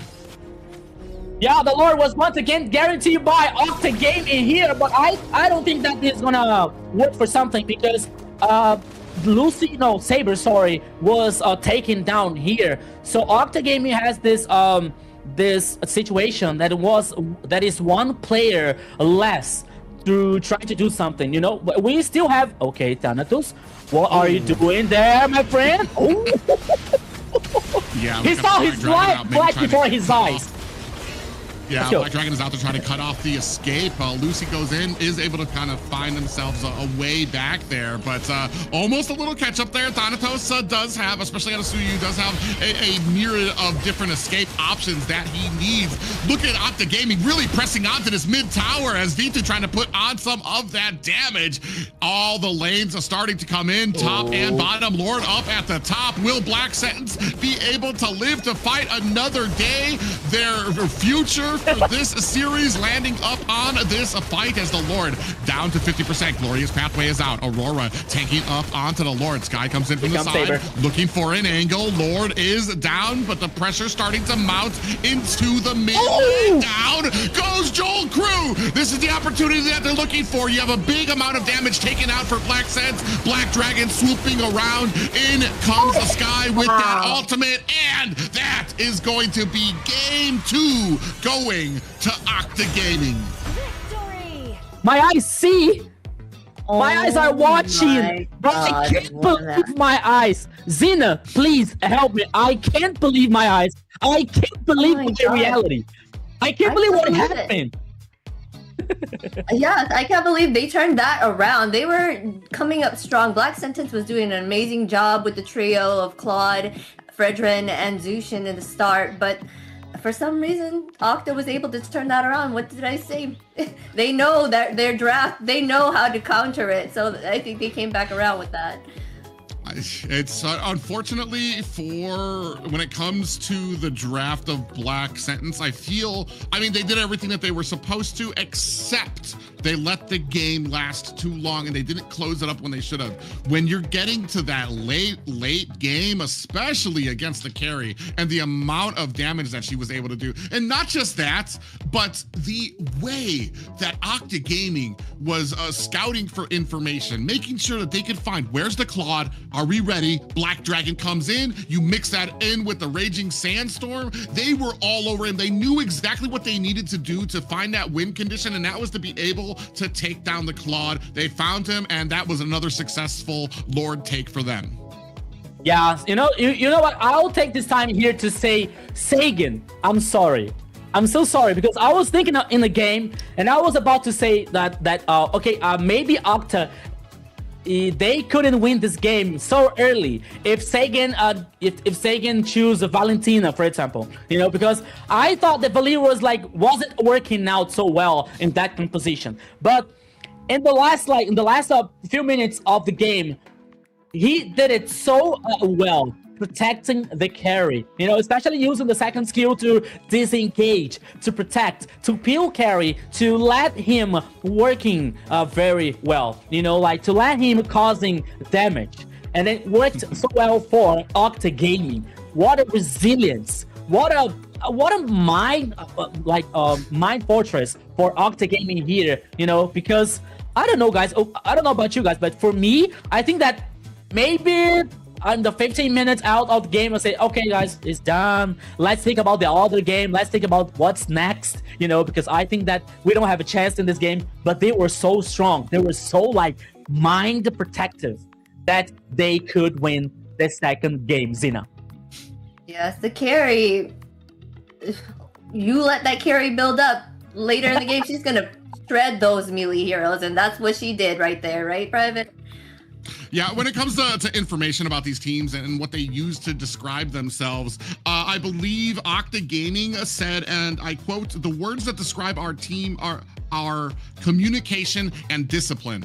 So, I mean, and that game kind of proved it. Even on their back foot, able to still understand, all right, guys, we've lost every single objective, but we just need to make sure, keep doing what we're doing. Valier wasn't as effective through the mid game. He was being able to get those pushes. He was being able to get the CC. The problem is they weren't doing enough damage. I want to say you're absolutely correct. Like it felt like Segan was kind of failing, but he was He was doing what he needed to. It just wasn't the time. You know what I mean? It wasn't at that late game where you could have the carry start actually doing out that damage to actually really be able to have the effect that they needed onto the teams. So a great job for them to stick to the plan, stick to the strategy, and be successful. Yeah, you're totally right here, Private. As we see now the highlights on the second game that all appear to be perfect for a Black Sentence, you know? Even from the first minute of the game, the Black Sentence is guaranteeing 5 kills in a row. And then after that, we saw like a crazy thing happening in the bottom lane that they tried to dive like, I think that 4 versus 2, you know, that here. They survived for so long, and they could give the opportunity for Octa Gaming getting back in the game here. So everything that happened in this game was so wild, was so crazy for both teams, you know? Like, okay, good job for Octa Gaming because they won 2-0, but Black Sentence here, at least in the second game, they showed us a strong gameplay. They showed us a strong micro and macro gaming that they can have more confidence through the rest of the tournament here to try to win the next games, Private. Yeah, and I want to say you brought up the point that this for Black Sentence, this is basically a new roster for them, taking on Octa Gaming, who's got a lot of players that are from the same team. It wasn't Octa Gaming, but they were on ULF.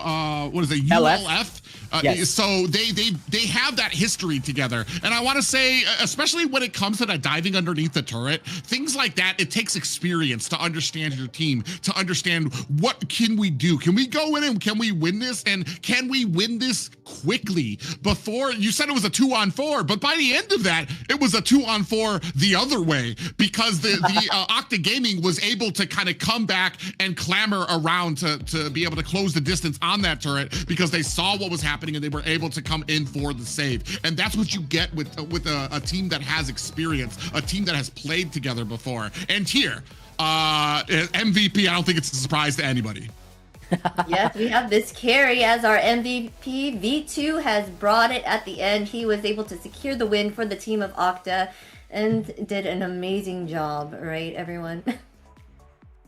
Basically here, 150,000 K here of damage by this carry. We can say here that this carry carried the game, my friend Private, for the game. Because not only because of the damage, but because of the idea of the composition, the idea of execution. As you said, maybe Sagan was not so effective in the early and the mid game, but somehow, they know what they're doing. They are professional. So they are working for that situation, especially with the win condition for the very, very late game that will happen in this game here, especially with the Sagan protecting carry, you know, not letting, for example, Arla trying to ult carry, trying to knock up the carry, try not to knock up the carry here for taking down. So it was very positive for Octa Gaming here because they know now that this can be very interesting of situation, you know, but they have to put in mind that the Black Sentence is one team, you know. Okay, they're new, they're not the same team that they were a champion in the last season and they were through the M7, you know. They're a brand new team with the brand new lineup. Only Papdog is the only remaining in that lineup, you know. And we have all the teams that they are very, very strong also. We have to mention Alpha 7, Influence Rage, you know, so they have to think about like if this kind of situation will work out very well with the other teams, the same way that happens with a black sentence, you know. So they have to be aware about that to get the resilience and to keep in mind that they can do always the same, but the other teams are different than black sentence. I have a question. We've seen the Zushin both games here with different results. However, I kind of feel like that second game didn't have to be as hard for Octa Gaming if it weren't for having that Zushin pickup. Where are we on the term of, do we feel like it's a ban worthy, or do we feel like we have tools that can take care of the Zushin? Nina, what do you think about it? Well, I think that Zushin is a force to be reckoned with, and I still think she is ban worthy. Yes. So. Yeah. So Yeah. I think that this situation, I think this is a great question here, Private, because we're seeing, especially in the AMER North, the last 2 days of Zunshin being very banned with almost 100% prioritizing in banning or picking situation, you know. So I think that if it wasn't for the Octa Gaming composition and idea, it was supposed to Zunshin win this second game. Because if I'm not wrong, I think that Zunshin was with 18 kills or something like that, you know. So she was very, very effective. She was she was very present in the composition and execution for Black Sentence, you know. I think that what happened in the second game here, it was like the idea for the composition, not only for the composition, but about the execution for a Black Sentence, you know. The execution didn't work so well, but in some point, I think that they were missing some kind of decisions. They were like taking some decision wrongly here for that composition, for the idea that gave the Octa Gaming the opportunity to win 2-0 here in the first game. Lizina. And we got Sagan here on for interviews right now. So let's speak with him about. Hello guys, can you listen me? Yeah, Hello. we can hear Yes, you. we can hear you. Welcome. Thank you so much. The first game today, right? So, can I make the first question here, guys? Is it good to you? Is it good for you? Go ahead. So Sagan, I was saying to my friends here that I have to say sorry to you. First of all, I'm so sorry about the second game, because I was saying like, oh, maybe this Valier, maybe it's not a good idea, you know. And early in the mid game, he wasn't so effective, you know. But in the very the transition from mid game to the late game, it was like another hero. It was another Sagan, you know, protecting carry, like with a very good idea of execution. Sagan, this Valier is one of the how can I say? Were you practicing this Valier for so long to bring in that composition, like to feel comfortable in that composition? Yes, I feel comfortable because I trained Valier in the past 2 weeks. And I am confident, and I think, oh, Valier works so well here, and I need to be confident to use this hero, because this hero has a good early game, but our early game was bad because we don't work correctly, you know. In the early game we use ultimate and focus the right person. But I think we have. But I say in the call, we have carry, we have Valier. We can hold this game to the late game. So I'm confident in the late game, and we win with this hero. So you called the pick, Sagan. You were the calling the pick for a play with Valier. Was it from you? I can play with Valier or Guard, but I think Valier is good because. He has control. He has damage in late game. He is other hero, like so much damage, you know. Nice. So you come from RRQ, Akira. You got a lot of history in Latin America with titles, and when it comes to MPL, and when it comes to like the game style out there, I dare ask, when it comes to Azushin, it's something different that we see in North America. They just ban it out. I almost want to see, like, I almost want to say, dare I say, it's like the effort that it would take for teams to kind of deal with it. I feel like North America just like, nah, it's just not even worth it. Do you guys feel like you had a plan for the Zushin, and do you think it was effective against them? Yeah, we have a plan against Zushin because Zushin is good, but I think that they have more heroes that are so broken, like Baxia, Marcel, and Freya, and we don't have like 5 bans in the first 3 picks, you know. So it's a problem. But I think we executed the comp bad. But if you execute good, we can win in the early game. You know, it's like a miscommunication in the early game. But late game is okay. I say play with carry, protect your carry and Valier, and you can play. Don't go greedy. Don't go so fast. You need back to protect your back lane. Okay, Zina, do you have a question? Yeah, I do have to ask. What is your favorite mid lane hero? I think Valentina. Valentina is my signature hero, and I like play a lot. And she's a pick so strong in the meta game. Okay, but what makes her your favorite? Just because is it because she's meta, or is it something about her that you find more appealing? I played Valentina since the early, you know, like 3 or 4 years, I don't know, and I play a lot of Valentina, and I like this hero so much. My favorite character because he have adaptability. Yeah, this okay. And so versatile. Yeah, you know what I think. I got you. No worries. And he's strong. Valentina is so strong. Oh my God! It's like say Massachusetts is Massachusetts. I don't know.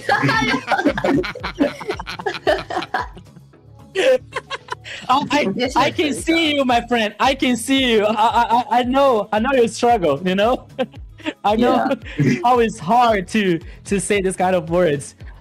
Sagan, it is so good to start this competition with a very good victory against Black Sentence, you know. So what's next for Octa Gaming? You know, because we were talking about a competition that also has Alpha 7, Influence Rage, Dreamax, 9Z Globant. So what's next for Octa Gaming? You know, so what are your thoughts? How is the preparation for other games that are coming to?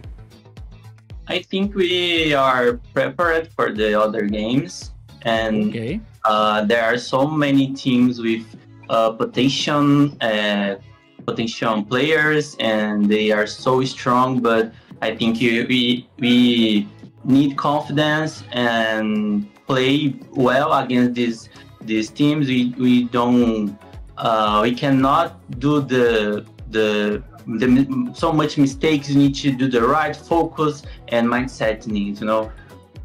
Great, perfect. I do have a question. Who do you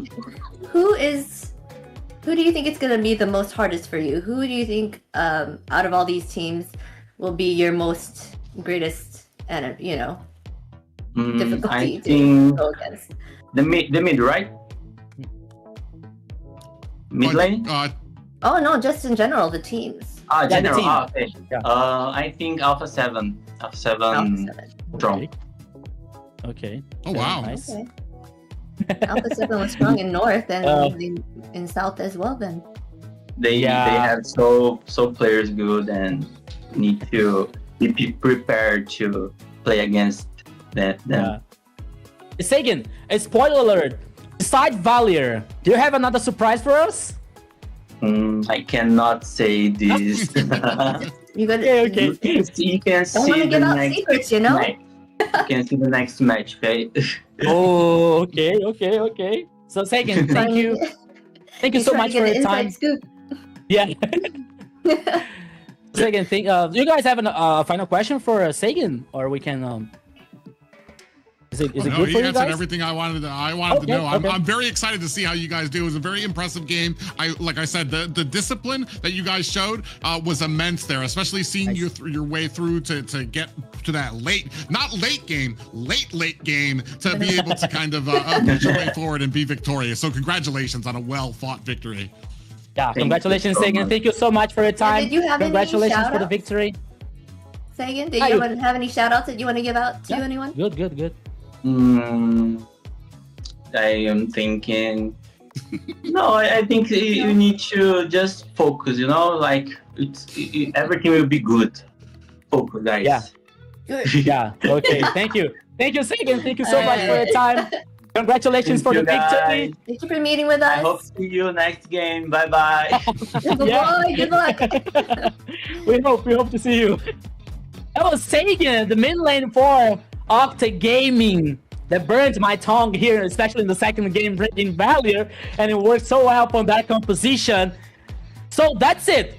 Private and Xena, my friends, welcome to AMER South. Yes, it's been First fun game watching here. it.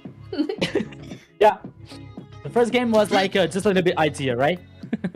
Yeah, and one of the differences, one of the things I love to see, especially when it comes to a different region, like I said, it's interesting to see that North, we're at a point where we kind of view the Zushin as a ban worthy thing, to the point where I'm pretty sure it was like 100% ban rates, 100% picker ban. Yeah, so and I think she only made it through once. She made it through the draft once, but otherwise 100% pick ban for a Zushin. So it's nice to go to AMER South and see that they're not just banning it out. So she's just this big question mark of how she plays or how you deal with her. Here, they're not afraid of Zushin. They have a priority of other heroes that they feel are just a lot stronger, and they're like, no, we're gonna deal with this. We're gonna find a way through it. So that's something that I'm very excited about. Yeah. Okay. Okay, so now it is time for our partner once again. Right, Xena? Yes, remember guys, you guys should get on Runestone and make sure you get on up for the analytics on there and the stats to improve your gameplay. Yeah, guys, if you want to level up your gaming experience, check out runestone.gg. It's the perfect place to track stats, improve your gameplay, and stay ahead of the competition. Go take a look at it and start climbing smarter today. Yeah, you can see the little link right down there. It's over there. It's over there here. So thank you so much, Runestone, for making it happen. And it was only the first game, guys. It is only the first day here of AMER South. We saw the last 2 days from AMER North, and now it is time for the teams from South America. And we are now excited to see the second game, the second match for today. It was 2-0 for Octa Gaming here. I always remind you guys that all matches are best of 3, so we have all the teams playing today. We already had the first match here. It was Black Sentence versus Octa Gaming. We saw it was supposed to be to have 3 games. But the fact is, was 2 games, but now we are about to see the schedule for today. Yes, Xena, the second game is Dreamax versus Infinity. It is Dreammax versus Infinity. That's correct, right? We see a 2-0 for Black Sentence and Octa Gaming, and now we'll see how these other 2 teams will go. What are your thoughts on this? Do you know so much info? Well, Private. Go ahead. What are your I was going to say, your Dreammax, you've got a lot of fans there from Brazil going to be taking on Infinity, who is the #1 team in Peru. So a lot of pride going to be going on here. And just like we've been seeing in AMER North, and just like we saw from the last game, there are teams, like I said, that have juggled kind of around rosters. There are teams that have kind of stuck together a little bit more and kind of grouped and come in with a little bit more cohesion. competition. So you're going to have a little bit of that at play when it comes to a lot of these teams kind of facing each other. We're going to see if we see that in this next game, Dreammax taking on Infinity. Yeah, it's a very traditional team, Dreamax versus Infinity, that was the champion from the ADT South a few weeks ago or months ago here. It was the access for the AMER South here, so they won versus Octa Game actually. You know, the final was Octa versus Infinity. Infinity was the champion, you know, and Octa, as Private well said here, Octa, it is the lineup from the old ULF Esports, so that's why they are here competing on the AMER South. So it's going to be very interesting here. It's going to be very interesting a match, Dreamax versus Infinity. It's a very traditional one because we have Dreamax with always a very good players, you know, with always very strong players versus Infinity that comes with very confidence, especially for the ADT South. So it's gonna be interesting, and we hope here, Private, at least 3 games. Oh yeah, I mean, you're always wanting to see it go the distance. But you brought up some great points, especially when it comes to Infinity, who were able to fight their way up here. So they've got a little bit of momentum. You've got certain teams that get, and I don't want to speak lesser of a team that got invited versus one that had to make it through qualifiers here. But there is something to be said about the momentum, the dealing with the meta, dealing at fighting games at the professional level. So that's something that might come into play when Infinity takes on all comers here, especially when it comes to Dreammax here. And we just watched that last game. I'm excited to see that Zushin kind of made it through. I'm wondering what else we might have in store. Valier starting to step his way up into the meta a bit here. We're seeing a whole different, and this is, like I said, I'm not against the meta. I hate to use words like repetitive or boring or things like that. But when you're talking about global bans, you're talking about something that is fresh every single round. A different composition, different things that you can start using in there. Valier, we've seen Benedetta, we've seen Xborg. What else do we have in store? And what might South America be surprising us with? Yeah, we hope to see more heroes outside of the box here, you know, but because I'm with you, Private. I'm not against the new meta, you know, especially with the fighters in the gold lane, because I like to see the old marksman here, you know. I like to see more Beatrix. I like to see more Brody, you know. These heroes, they lost their space because of this new meta, bringing fighters in the gold lane. You know, I think that the only marksman that we are about to see here is Claude, Carry, maybe Moskov, you know. So it's going to okay, but we want to see. I want to see more. I wish I can see more marksmen here, my friend Zina. Yes, I love the fact that they do have these global bans. The fact that they're able to, we're able to see more different heroes being chosen, and we're not going to keep being able to see like the same ones, like Private was saying, right? The fact that we had added this little bit makes it so much more enjoyable to watch. And the last match that we just went through, they almost went to a third game. Going back and forth was pretty good, you know? Yeah.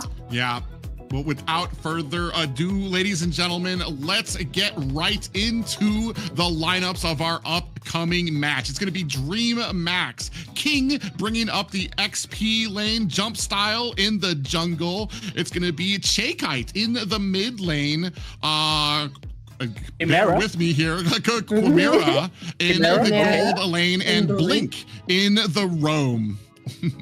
Yeah, we have so much to talk about this Dreammax lineup, but now we're about to see the lineup here for Infinity. That comes with Rusi in the XP lane, ZZ in the gold lane here, Lionel in the mid lane, Zablax is going to be the gold laner, and Fanboy, the roamer for Infinity.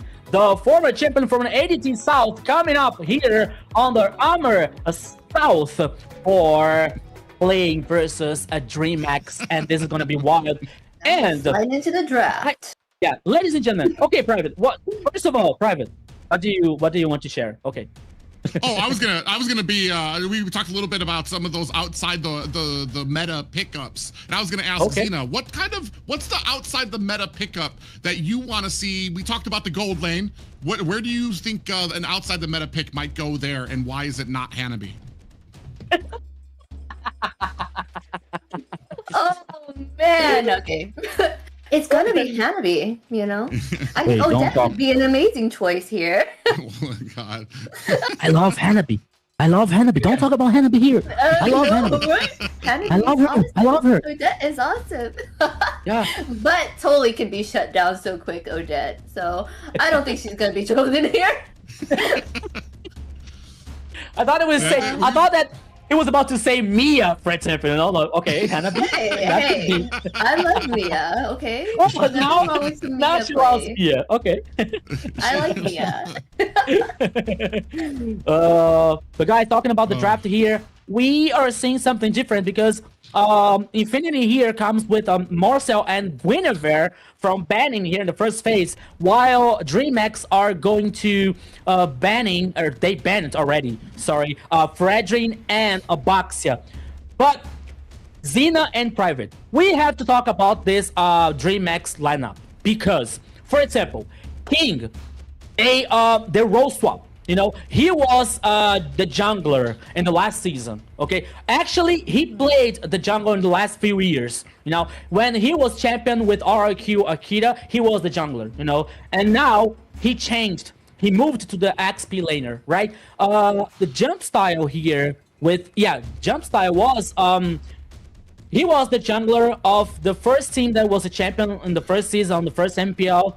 I don't remember the team now. I think there was Red Canids, the first champion of the MPL. He was the jungler, and now he is in the Dreamax here as a jungler, private dancer. I want to say, so, and I've talked about this at length when it comes to people swapping roles. We've got, sometimes you have certain positions. I want to say Roam and Jungle are usually the big ones when it comes to the amount you have to absorb and understand from different lanes and understand what's going on the map. For both of those positions, make a lot of those players easily able to kind of gain up. Okay, I can do XP lane, piece of cake, because I don't have to think about 3 different lanes now and who's ganking who and where I come in with the timing now. So sometimes you have some of these guys who have like this high amount of IQ when it comes to, and I feel like it takes Jungle and Roam, it takes somebody with a high amount of IQ. So I hesitate to really be like, oh, he's in a new position, he might not do well, especially when it's a jungler that is swapping a role to something else that might even be a little bit calmer than being a jungle with all that pressure and all that map awareness you need to have, and then worrying if you're going to get diffed with that retribution here. But we're going to start things off. It's a very familiar sight out there, except for seeing that Harley that actually made it through. Oh, okay. Now we're seeing Harley in that Dreamax composition. A very strong early game here with a very burst damage, with a magical damage here, Xena. Can be very interesting for a Dreamax composition so far. What do you think? Yes, Harley does that burst damage. He can be a force to be reckoned with. Just jumping in there, getting that kill real quick, and then jumping right back out. He's very slippery, hard to catch for sure. So that is really good against the Zushin to kind of get her out of the picture. So that is very interesting. Yeah. So we're seeing Chip and Julian with Infinity here. It is totally different from the first game that we saw, Private. You know, okay, Zushin is the same, right? But we're talking about Chip and Julian, you know, and in the other hand, we're having Dreamax here choosing Sora. It's probably for the XP lane, right? Yeah. Oh, yeah. I mean, and especially when it comes to Sora was left open, and we didn't go with a Valentina as a first pick to offset. And maybe we're in the South. Maybe we have a way to deal with it the same way we do with the having a Zushin out there that isn't a Valentina. I know a lot of people, they see a Sora and you're just like, brother, Like the amount of CC, the amount of tools, sustain, so defense that they have, like it's a lot. It's a lot to deal with, but it doesn't make her invincible. And that might be what we have, especially with the Zushin out there. We've seen how strong it is, even with a team who's just learning to kind of play cohesive. We've seen how strong that pick can be, and maybe that's kind of the meal ticket that we're looking at can kind of upset this Sora pick. Personally, I wouldn't let a Sora out there, but we've got some very interesting pickups here as well. Seeing that Julian's got picked up as well. You've got a lot of mobility there. You've got a way to kind of negate a lot of damage, especially because with the kits that he kind of provides there. Now we're moving into that second banning phase, completed that, and seeing where the rest of these picks round out. Yeah, the fact that they picked Chip here they're able to get around the map way quicker, so that might be helpful for them, you know. Sora has that CC, but he can't get around the map as quickly as the Chip could, you know. So that can make a difference in the whole bit. Just to get the whole team in one spot and ambush on a carry or something, you know, someone that's out of position. Yes, makes total sense here. And we are seeing like Dreamax not only choosing a Sora, you know, for probably an XP lane, but they were banning Valentina. That was one of the best counters for Sora, you know, so they were aware about like this possibility for Infinity. So they took seriously this draft here situation, and they banned Valentina, and also now bringing Lilia for the mid lane private. Yeah, it's for me it's a little questionable about how. For Chip, we've seen it when it comes to Chip and Lu Yi. A big critique I usually have is when you're playing these dudes, we really need to make use of how they can get around the map so quickly. A lot of times I see Chip, and unfortunately, it's if the team is able to kind of get that vision, get to those spots to be able to kind of keep tracking down, it's going to be a little bit harder for Chip to really kind of get that surprise. He does amazingly well when it comes into the opening phase of the game, when it comes to the laning phase, when you don't have a group that's always together, where you can kind of get that gank onto one lane and the rest of the team comes in via the portals and everything like that. As we start moving on, I want to say he comes a little bit less and less effective. Here, we're going to go ahead, pick up the Yuzong and the Granger. Very strong picks, especially when it comes to the XP and the gold lane. But like I said, this Yuzong is going to be going up against the Sora. So we're going to see how that plays out. Yeah. And now we're seeing here a Granger for the first time today in Armor South, the gold lane here. And I think that it's gonna work. I think that it has to be with a very, especially with the skill shot ability, you know, because and working against Carry, okay, he has a quite advantage of range, you know, but as we saw this carrying happening today, we saw carrying working today, so they have to be very aware. They have to pay attention about that in the first game here, because the late game can be very crucial for Dreamax, even though Infinity has a very interesting composition here, working with the Yuzong, especially Zunchin here with this high pressure, especially in the mid lane here, and working with Chip, that's a Private was saying about, especially with the macro here, that he can work very well, bringing these teammates, bringing the colleagues here to work and give a good composition and execution, especially when they are trying to cross map or somehow, or trying to respond in some part of the map. So everything can happen here in the first game. We're talking about Dreamax versus Infinity. Zina, what do you think about that two compositions? Oh, Dreamax versus Infinity, I think they each have a way that they can have a leg up here, so I don't know, it could be either one's game, but for me, I feel like Lilia will have a hard time catching those very mobile heroes.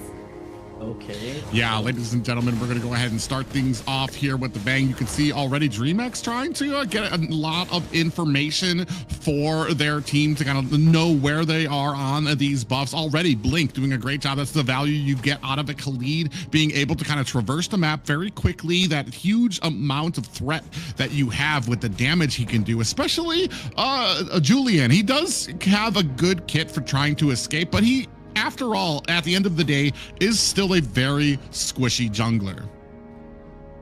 Yeah, you said it right now, because I think that we know that Julian has this potential, especially of the physical damage here. Now we with a very fast, clear path, especially in the jungle here for him.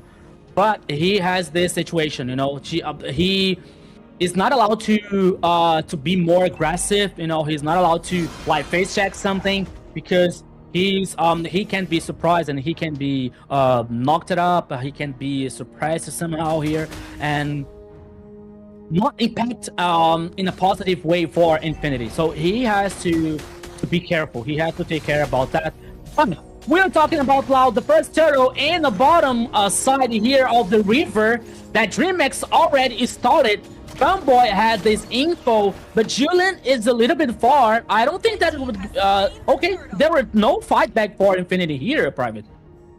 Yeah, and then that's kind of unfortunate too, especially not that he kind of wasn't in position, but we didn't get any value out of it. If you're going to allow the enemy to get the turtle, you kind of want to be able to put some pressure on a little of the lane, getting jungle from that. Oh, speaking of which, actually, Fanboy, the damage coming from those bombs from Kite there. Oh, and even more coming in from Blink. Lionel tries to put the pressure on with that lantern flare, but it's just not enough. Man, a lot of damage there in the mid lane. That combination of Khalid and the Lilia really paying its dividends.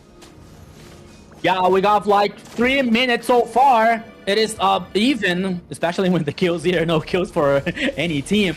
But Dreamax, it is taking domination. It is taking the action, especially in the goal lead here. Almost 1k for them. The first turtle was for a Dreamax, and now 60 seconds remaining for the next one appearing out on the upper side. We I think that we have to see and pay attention, especially in the goal lane here, because we're talking about a Granger versus a carry. You know, we're talking about Chimera versus Zablax. You know, Chimera is a new acquisition in this team for Dreamax. Oh no! Oh, almost. Man, very close there. You got a great point when it comes to that gold lane too. I feel though, Infinity might be kind of like a half step behind. You got a Granger there taking on a carry. I feel like Granger wins out that fight like 9 times out of 10. But he's really not pressuring on the lane. I know you you still have to be afraid of maybe the gank coming from Dreammax, but there's a lot of opportunities while the minimap, you can see the entire team. You know where they are. You know that you can start putting a little bit of pressure on. And this kind of goes to my point when it comes to that last turtle. Infinity just wasn't in a position. Oh, Fanboy in trouble here and might get knocked down. That looking like a dangerous magic. Fanboy, or deadly magic. Fanboy actually able to get away, and they turn it around. Infinity getting the first blood of the game, turning it around on Dreamax, and now it looks like this turtle actually might be contested here. Is that going to be enough? Jump style, able to get the retribution. Yeah, but man, come on, Infinity. They had the advantage, especially because a Blink was taken down, but still they couldn't guarantee the turtle, you know. And now Lionel here is with low HP. He's forced to play back to heading back here. 2 turtles for a Dreamax. Okay, the first kill, the first blood was for Infinity. It is in ZZ's hand. Julian is very interesting, but now Fanboy. Okay, jump style here. Oh no, ZZ stole the purple buff. Okay. Yeah, they're actually able to steal it. Oh, Blink actually might be in a little bit of trouble here. He's trying to put on some damage before he gets taken out. And from the backside, in comes the Sora. Jump style finds themselves a kill to be able to take down Lionel on the Zushin. And I was just about to say, when it comes, I feel like, maybe a little bit of a skirmish here at the mid lane. but Jumpstyle is going to be able to back off. The rest of Infinity comes here at the mid lane. But as I was going to say, like when it comes to kind of like cohesion here, it feels like you were right. They got the kill onto Dreamax, but I feel like the team was split off. Half of mid lane was still clearing minions while a turtle fight was going on. And then finally, Lionel comes in to try to put that lantern flare onto Jumpstyle, but by then it's already too late. They got the turtle, he got himself out of harm's way. When it comes to these objectives, you all need to be on the same page. We need to have the same focus in mind. And speaking of which, a Dreamax find a great opportunity to get behind the tower and finds the blot. Yeah, I believe that these things can't happen for Infinity. They lost the first turret here in the top side. They are taking pressure for both almost every lane here. Now the focus can be in the mid lane here, but now we have another turtle. That Dreamax is already in position here. They started immediately, and apparently, okay, here comes the Black Dragon. Yeah, they're gonna be able to find the target there, though. He's looking for an opportunity, but just does not find it. I feel like he maybe started that Black Dragon a little too far away. He gave Dreamax a heavy opportunity to prepare for it. They're able to kite away. They got the turtle, and they were already had a way more distance than they needed to be able to get away. Blink goes around to the other side there. We have a possible gank up at the top as they're gonna be able to take down this first Actually, no, it's gonna be the second tower, so they're just gonna match Dreamax here. Ooh, little engagement comes on here. Chakite on the backside, trying to bring on that damage. The Blotch actually able to take down Blink, and King comes in with that Sora, and this is the value you get there. Rusi is down. Jumpstyle able to find a kill onto ZZ, and able to find himself an escape as well. 2 down for Infinity, and 1 down for Dreamax. King is in the house, my friend. King, the Escalade here for a Dreamax. Guarantee, what a beautiful knockout there. What a beautiful control. Giving the Dreamax opportunity here for winning this team fight. You know, so now guarantee Chimera from 2 kills here with carry, as we see in the build here. Guarantee now the golden staff and the corrosion side for a carry. You know, almost the 3 core items for carry finished here to cause so much damage in Infinity's composition. So they have to pay attention. They have to be careful about that. As we see now, I think that King found his comfort zone, you know, not only playing in the XP lane, but playing with this kind of heroes, you know, that gives more sustain, that gives him more opportunities for create something for a Dreamax, you know. So the idea of execution here, and especially for a King, you know, to think about that kind of situation, to think about that opportunity, to think about that breaches that can happen and can appear for Dreamax here to take the victory in the first game. Now we have the first Lord here in the top side. Infinity is trying to get this info. He's trying to dominate the map here to get some kind of advantage. And more, they started immediately did this Lord. Yeah, Jumpstyle's actually been doing a very good job here. It's 3-0 right now, but looking for an opportunity. Black Dragon comes out there. Gonna try to zone out ZZ. ZZ able to go ahead, pick up the Lord, even with King coming in on that Sora on the Cloud Style. Jumpstyle gets taken out by Rusi. Zablot finds himself a kill as well. Dreamax on the back foot looking for an escape, and suddenly you have a very confident Infinity team here with a Lord at top and now pressing their will through the mid lane. Yeah, the last 2 minutes here was perfect for Infinity, guaranteeing the Lord with this composition, with a very with so many crowd control here. You know, like they are giving them the confidence for guaranteeing the Lord. Lord now heading for in the top side, destroying, taking down the second turret, and is still with full HP, almost full HP to give a tackle in the last turret here in the top side for Infinity. Now they have a very good advantage. The goal lead is not so far for Infinity, but is still in the map. They have the domination.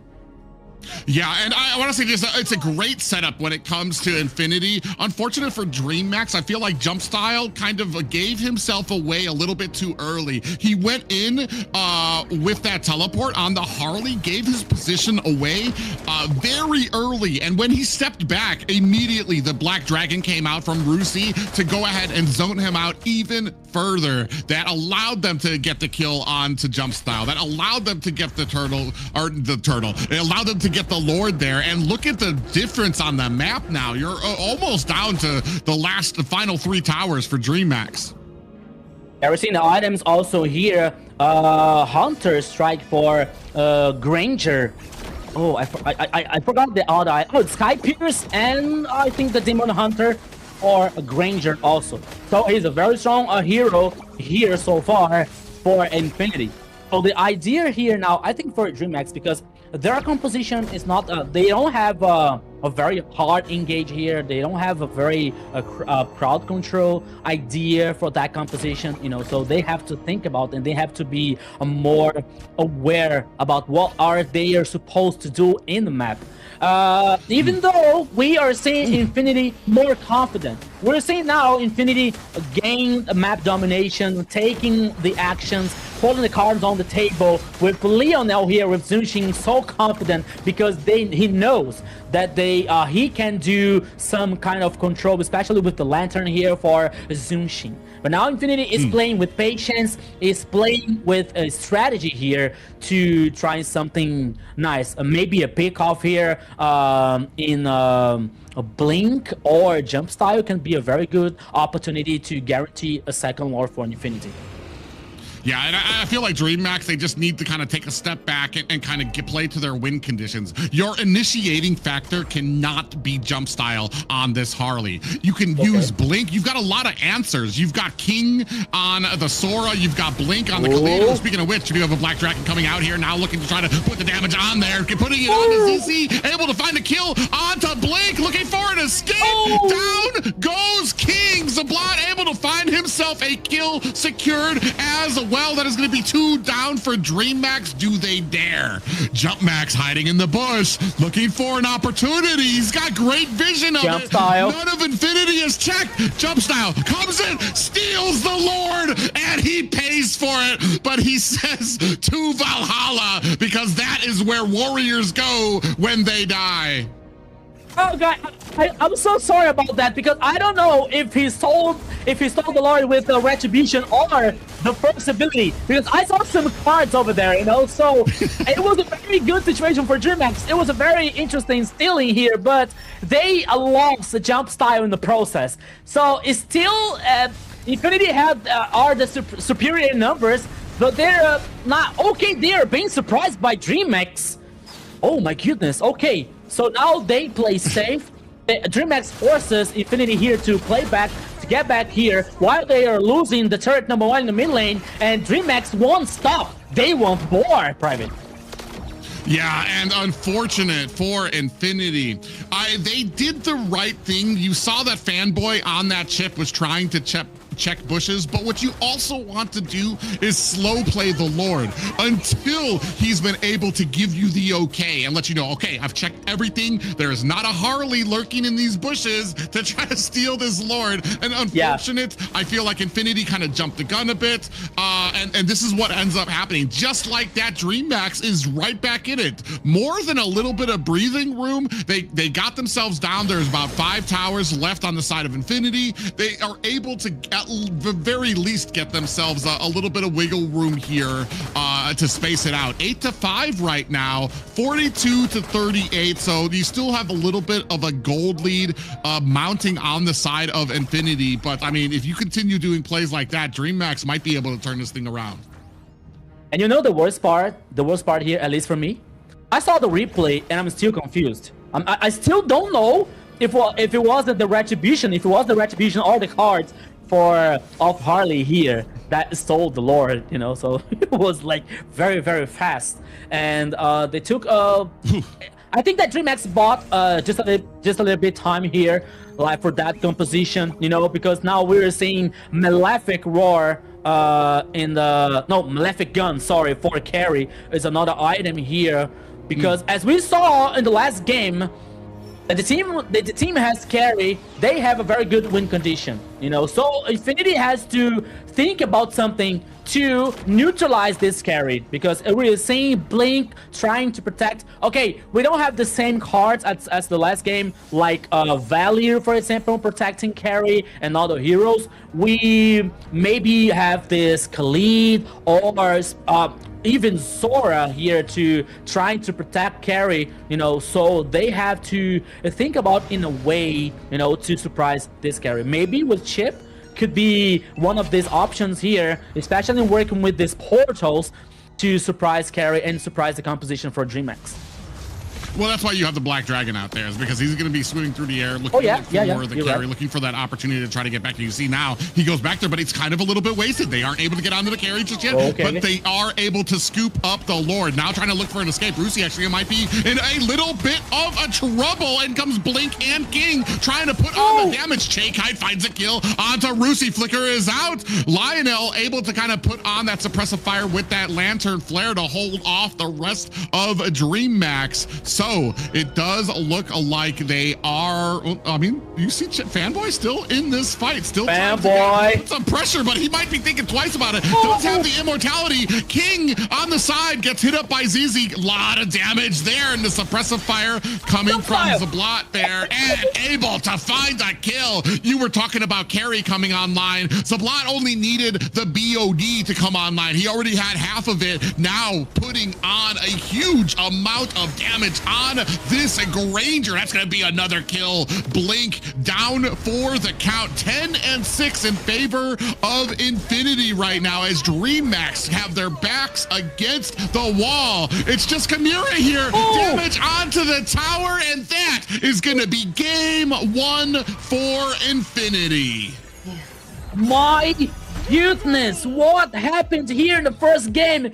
I was checking and I was chasing like Zunshin, avoiding King to head back in the base with Sora in the last minute. I think that it was one of the things that gave the opportunity to Infinity close this game, you know. But we saw here it was Infinity, okay, slowing down the very first minutes here in the early game, but I think that I believe that they have this idea to be more resilient and heading back in the game, especially with the 2 lords that they guarantee. I think that only 1 lord, because Jumpstyle stole the first one. But even though they were very resilient to win this first game here for Infinity, Zeno. It looked like they were having a hard time in the beginning. Harley was doing a great job of going around the map and making sure to keep those lanes pushed and clear those enemies out. For a good minute, the EXP lane was left unattended. So Harley went and tried to take care of that and make sure that putting pressure on that lane. So it turned out in Infinity's match, even though the other team ended up like they were losing their towers quickly in the beginning. So like you said, it could be anybody's game. When it came to the effectiveness of the Harley, I mean, he was at like 3-0 to one of those turtle fights, and then it just kind of, I think there was just a little bit of a misstep. We saw it from both sides. Infinity at one point were able to get a kill, and then I feel like their priorities were split. Half of the team was going for the turtle, half of the team was going for the mid lane, and then you also had the factor of your XP lane joining the fights. But I want to say, like, so early, I feel like Yuzong and King, or Rusi and King, Yuzong and Sora, when you, it's like a decision. Do I pressure the XP lane to keep Sora or Yuzong busy so that they're not joining this team fight? Or do I join the team fight and try to roll the dice, because now I've got a Yuzong and a Sora in the mix of this fight, which kind of almost makes it like a 50-50 shot on who can get to the squishier target faster and be able to flip this. And as we started getting later and later, I feel like Rusi just was being a bit more effective of being able to get to that back line and find those targets. Yeah, makes total sense here, Private. As we were talking about, Yuzong, especially with the ultimate here, the Black Dragon trying to find this flank, trying to find the backline here, especially searching and lurking for a carry, you know, for Chimera here for neutralize this idea for Dreamax, you know. And you were talking about King. I think that there was another problem for Dreamax, because I counted at least twice or 3 times that King, he was trying to do something in the team fight. Like he was getting it with the ultimate, especially with the tanky form, you know, the cloud form. Okay, you see that he could do the ultimate. He does the ultimate. It is very well because it knock up like 3, it control 3 or 4 players for Infinity, but you don't see a follow-up. You know, you don't see the execution for Dreamax. You don't see they're continuing the damage. It was only King like getting alone, getting the entry alone. There was no follow-up, and he was taken down in a sequence. And then I believe that there was one of the factors here that gave Dreamax this loss in the first game. And especially we have to talk about that composition for Dreamax, because there was a lot of damage, but almost no control. Oh, because we have Khalid, we have Lilia, we have Carrie. Who is our MVP? That's nice, but now we are having the MVP. Who is it? It's Fanboy. Oh wow. Okay. Wow. Okay. 0-0-10 from KDA. Okay. Yeah, and you can see there, total damage isn't really what we're looking for a roam, but I mean, 0-0-10 meant that he was involved in a lot of the fights, getting back there, getting a lot of the CC onto them as well. So great job there by Fanboy, MVP, well deserved. And one of kind of the unsung heroes, because when you get into these fights, a lot of people usually try to, a lot of focus usually goes on to some of these the damage that happens or getting into the back line. Here we can see, like, I mean, he comes in here from the side, continually getting on that CC, involved in almost every single fight. Yeah, almost calling the teammates for this probably team fight here to get advantage for Infinity, especially with the numbers of players. Always surprising Dreamax in some kind of execution and some kind of entry for Dreamax here. So Infinity was able, and they were prepared to counter attack these ideas for Dreamax. But the situation is a second game. Infinity is not allowed to repeat these heroes. Dreamax is allowed. It is allowed to take the Infinity's heroes in the first game, but everything is possible because we're talking about like so many heroes in the meta. The question is, will Dreamax be able to still let this Zunshin open Xena here in the second game? Who knows? They let Zushin open, they let Sora open. They let a whole lot. Zushin is not allowed for Infinity. I think that the question is Infinity. Will Infinity leave Zushin open for Dreamax? That is the right question, sorry. That one, I'm not sure. They feel something else needs to be banned, then most likely hearing from, Seijin, he was saying that's not a priority for them. It's other heroes first. So if they find something more of a threat, I think that Zushin may not. Yeah, I'm trying to think of what we saw out there on the bans that is a bigger threat. I can understand the Freya. I can understand Gloom and things like that. I saw a Fredrin and Boxia, I believe, out there as well as on the ban phase. I'm not sure how high of a priority. I know they're meta. I know that they do have a place right now. I personally didn't think Fredrin or Boxia would be higher than like a Sora or a Zushin in my books. For me personally, yeah, I know they always. This is why I'm sitting here and not a good player out there on the esports scene, in the pros, doing well out there. So I mean, maybe they know something that I don't when it comes to being able to deal with some of these picks out there. Personally, I would just take Zushin off the board. I feel like, yes, there are options to be able to play against it. I just feel like there's a lot of effort. There's a time versus effort versus some type of math formula that will probably go into, is a hero worth banning? And for me, I feel like Zushin hits all the marks for that, to be able to kind of just put her away and deal with something else in that mid lane. She has proved it too, that she has been a force in these last few games. So I would ban her. That's yeah. I believe that that's the situation for Zushin here. I kind of can pass it on, especially with Boxia banning, because they say that one of the counters for Zushin can be Boxia, especially because of the mobility and this idea for crowd control situation, control situation for a Boxia. But we are seeing here now the first ban is in carry for Dreamax. Okay, Zaplox is not allowed to take the 0, and now Infinity said, okay, here you are not allowed to use Zushin. Zina.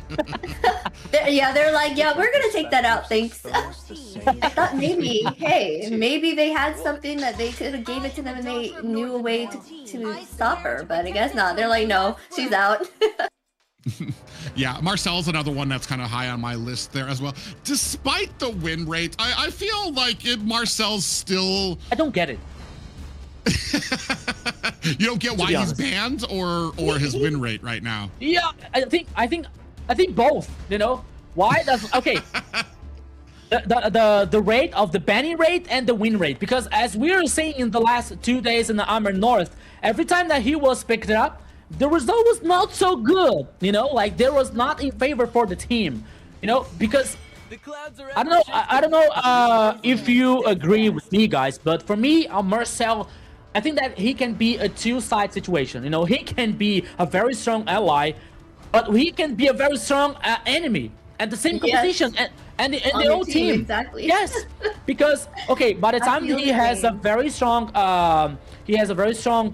controlling and engage and disengage too, but it can work against the team if he using an ultimate outside of the tempo here for the allies. It can harm the friends, it can harm the allies here in a possible team fights, in a possible hard engage from the enemy, so that's why I don't get it. I don't get it so much why Marcel has 100 priority here so far. For me, the priority comes with heroes that have abilities that have timers on them. I'm talking like a Phantom Steed or something that if you freeze them, I've seen it, and that's a big use against the Phantom Steed, is where you go ahead, you put down that golden hour, suddenly the golden hour fades, you've got about 2 more seconds left of your ultimate that just completely got wasted. I agree with you that I feel like especially right now in AMER, we're kind of at a point where we can understand his strengths, that he's got a high ceiling. I just don't know if we're at the point where our compositions are really shining with him yet, especially I think he's at a 0% win rate when he has been picked right now.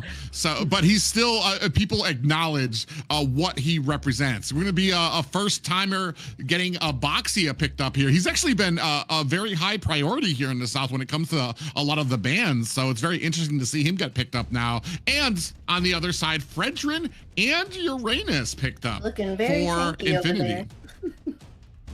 Yeah, so I think that one of the reasons that the Boxer has this high priority here, not only because of for example, and the juggler has a very fast, clear wave here, like a very fast pathway from the jungle, but the possibility of the flexibility for Boxia, because depending on the draft is going on, so maybe this Boxer can go to the XP lane or the jungler or the roaming, as we're seeing here, at least in the last seasons, many teams using this this opportunity, so they choose Boxia and they see what happens in the rest of the composition, and depending on the rest of the composition, say, okay, Boxer is going jungler. Okay, Boxer is going XP. I don't think that this is happening here in this composition, because you are all seeing Kalia that has a high possibility and a high probability to go in the roaming. Okay, only roaming. I don't see Kalia in other role here. Claude in the gold lane, while Infinity here responding with Moskov. Yeah, first time here so far in the first day, Fredrin and Uranus. And I'm going to tell you, Azina, I'm not surprised if this Uranus comes in jungle. Why? Uranus, we can see here so many times, Private, Uranus coming in the XP laner, you know, but sometimes it comes in the jungle. Okay, we have Fredrin. Okay, Hugo, what are you talking about? Are you crazy? We already have Fredrin in that composition. But who knows? Maybe Infinity can blow our minds with that idea to change role so far. Maybe it's a possibility. What's your thoughts, Private? Well, I feel like Uranus, the biggest appeal for Uranus in the jungle is when you have a Fredrin on the other side. I kind of question I don't think that that's why this was picked up, or what the plan was for Uranus. There's obviously something in mind, because they weren't afraid of Uranus going into the jungle position for Dreammax, because you already had the Boxia out there. So it's a very interesting Okay, I like it. My goodness. That's good. Yeah. That's when, because Kimmy was picked up, so they were like, oh no, we're gonna have to stop that. That's actually kind of amazing. There's not a lot. I think that has to be solely for the Kimmy, because I don't really know. Does her shield stop the blazing duet? I don't think so. Yeah, it stops some of the hits, I think. Yeah, so like it could, block the hits. I'm not that sure, but I'm sure that it reflects, the projectiles coming from Kimmy. Yeah. The blazing duet's a very good question. Well, that's like the only use I see of the shield right now, so it's gonna be very interesting. Maybe it's a comfort pick for Fanboy. Well, I feel like it would make sense. Kimmy is like, she can keep shooting and not stop, so it would be very helpful to just kind of block that for a bit, just to help the team. Okay, so welcome everybody once again to the Land of Dawn. We are seeing the second game. Dreamax versus Infinity. It is only the second best of 3 so far for today. It is 1-0 for Infinity. So let's go, Private. Yeah, we're gonna see if this actually pays off in dividends. I want to say, like, for me, Uranus, he's one of my favorite XP laners next to Lapu. But he's kind of fallen off in the meta due to the fact that he's just kind of tanky. And he has his place in a niche place against a Fredrin in a jungle position. But when it comes to I just feel like sometimes when it comes to like being in a roam, or not a roam, in an XP, there can be better options for setting potential. Ooh, we can see all that reflective damage actually coming, but it's actually might be enough to take down Fanboy. And Chaykite actually not able to get the finishing touch, even with the shield out there bouncing and reflecting a lot of that damage back at Chaykite's Kimmy, still able to put on a worthy amount of damage. It was like nothing happened. I think that Lolita raised the shield and said, okay, where's the damage? I think the damage was totally for Lolita, at least in the first minute here. But now both teams are heading up for the bottom lane and just waiting for the first turtle. And Dreamax here is up to something. Oh, what a nice reflex here, Private.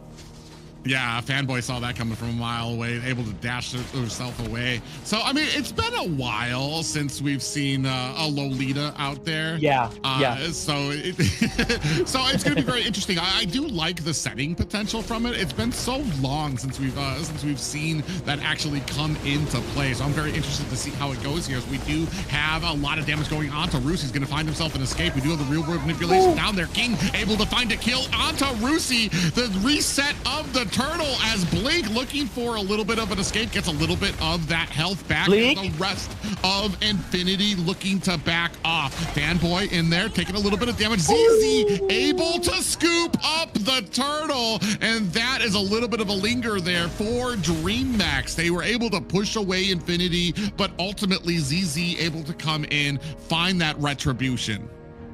Yeah, Zablak's ultimate here was just a little bit late, but that's okay because the first turtle was guaranteed by Infinity, and I think that Blink didn't want to do the front line because he was with a very low HP, and he was like he was working the stack from this buff, gaining. Oh, here it comes! Ooh, big damage, and down goes a Fanboy. That's kind of been one of the problems and why you don't see Lolita very high up on the tanky echelon there, is because despite that shield, despite the fact that her passive gives the rest of her team and her a little bit of shield, she is pretty squishy for what is supposed to amount to a frontline tank for your team right now. And Dreammax there taking full advantage of that. Yeah, 2-0 here for Dreamax. So far, almost 4 minutes in the second game. Now we're seeing Infinity heading up in the bottom lane once again with 4 players. Maybe trying to, only 38 seconds remaining for the next turtle. Now we have Rusi here versus 2 players. We have Jumpstyle making the path with Boxia. And now ZZ can be surprised, and Blink always in the grass here trying to get this info. But now he has the information. He knows that the most part of the team of Infinity is in the river, in the bottom lane here, just waiting for the next turtle, while Jumpstyle is still doing the path, is still guaranteeing the buffs and the resources for this possible team fight for the next turtle, which is very important for Dreamax, because the first one was for Infinity. Yeah, I mean, they did all that work. They were even able to get a kill. Ooh, actually, speaking of kill here, they actually might be able to get down ZZ right before the turtle, and that is just not what you want if you are Infinity. Rusi's still trying to look for an opportunity, but look at all the damage going on there from Kite. Getting that passive stacked up there. Rusi comes in, putting on a lot of damage. Kiting in comes the Moskov. Nope, Jumpstyle able to get the retribution there. That was actually a little bit scary there, probably for Dreammax. I was wondering if he was going to kind of come in from that SOD, but decided to stay safe. It wasn't worth it. Live to fight another day. 3-0 in favor of Dreammax. Yeah, and my head was like, hey, I got the ultimate, guys. Don't come. Please don't come. It was a bad idea. It is a bad idea for you to come. But now Dreammax is trying to do something in the top lane here. Oh, here comes once again Private. Ooh. Yeah, big stomp there onto the backside, Fanboy with the shield, the Guardian shield. Ooh, and able to take down with a Praiser's Wrath is ZZ coming in from the back there. We do have a blazing duet from Chimera, and Fanboy taking a heap of damage, and Kite very wisely stopping the damage as soon as that Guardian's reflection goes up. Yeah, I was like, I was about to ask why the focus on Blink here, especially versus Fredrin, but the idea was, and I believe that because Jumpstyle got the flank and neutralized Ivy, but once again here in the purple buff. Ooh, yeah, you can see them come in there now. Zablat actually in a little bit of trouble. We do have the real world manipulation down. King in a little bit of trouble, cannot escape, barely gets out of the limitations of that RWM. No worse for wear. Both guys, ooh, Jumpstyle is just not done with this fight. He might think twice about that. He's got 4 members. Numenon Blast able to find the stun. Is it going to be enough? We do have that reflection coming out. No way. Might be down for the count, but they are able to return it in favor onto Fanboy. Rusi next on the dock, looking for a zigzag. Can he get away? He's not able to. Blink with the finishing touches. Next is ZZ, and now a flicker onto Lionel under the tower. Is he going to be able to find themselves another kill there? Kite is on fire right now, still 1-0-5, but having a great time at the front of that fight. Yeah, Jumpstyle didn't survive the last team fight, but he gained so much time for Dreamax to respond back here, guarantee 3 more kills for the Dragon Boys. You know, but now we have another turtle. Wait, what was that for ultimate from Zablak's here? Who was trying to find someone? Okay. Now we're seeing. I guess he's just trying to let them know he's still there. A little bit of a let them know I'm still down here. Blazing Duet comes in here. Oh, a little bit of it does get reflected. Lionel going ahead and put a little bit of a slow. Real world manipulation is down. We do have the bravest fighter stance coming in. King finds a kill onto Lionel. Oh, he does miss that stun there on the backside. Shay Kite might be in a little bit of problem. Gets hit with a spear against the wall. But Dreamax doing a great job, steady on that turtle jump style. Scoops up an uncontested turtle. Yeah, the gold lady here almost heading for the 5K in favor for Dreamax. Another turtle. And always the plays from Dreamax here, like doing some kind of cosplay of Highlander, always surviving. Almost immortals here for Dreamax. As we see now the items here, the corrosion for Moskov, but instead of, we are seeing Golden Staff and Demon Hunter for Claw, especially with the Blazing Duet. But here comes once again the ultimate from Blink. Focused in his alive, and the execution was perfect, Private Dancer. Yeah, what a great tsunami slam to take them away from the tower, and then that allows King to come in with the bravest fighter stance and then find the ult and the stun to be able to take down Lionel. I was almost kind of questioning. I'm like, it didn't look like any of the team was in position after that tsunami slam, but King closed the distance very quickly. So it's just great understanding from the team. And now Dreamax putting the boots down onto the tower, getting a tier 2 bottom lane. Now looking for a little bit of engagement here. Blazing Duet onto the back line, takes down Zablot from underneath the tower. A tsunami slam, but Fanboy looking for the escape, but Che Kite right there with a double kill to clean it up. 12-2 for Dreamax. Che Kite, take my money, take my energy. What are you doing in this game so far for Dreamax here? And we are talking about, like, we're talking about Blink. This roamer, which is a former player, which is a former champion also in RRQ Akita, the old RRQ Akita, that won the MPL 4 times in a row. But now we're seeing Dreamax always causing pressure, Private.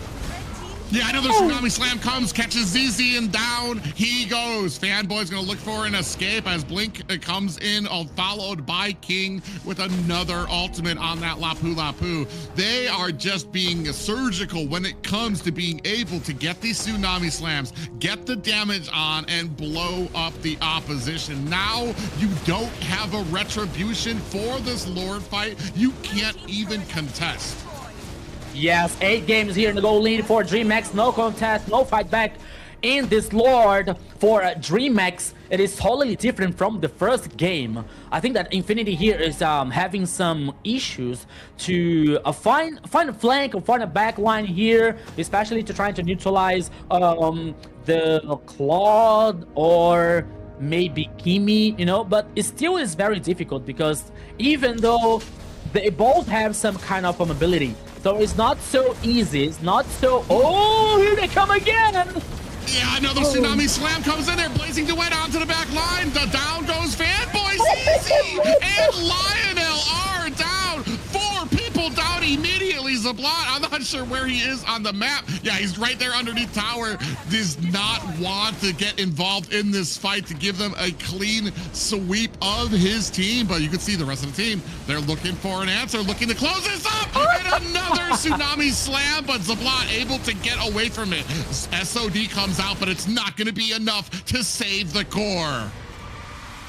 Easy peasy lemon squeezy for a Dreamax here in the second game. My goodness. The first one was about in 17 minutes for Infinity, and this second one is about 11 minutes for the Dreamax. Xena, so fast, so clean. It was so fast.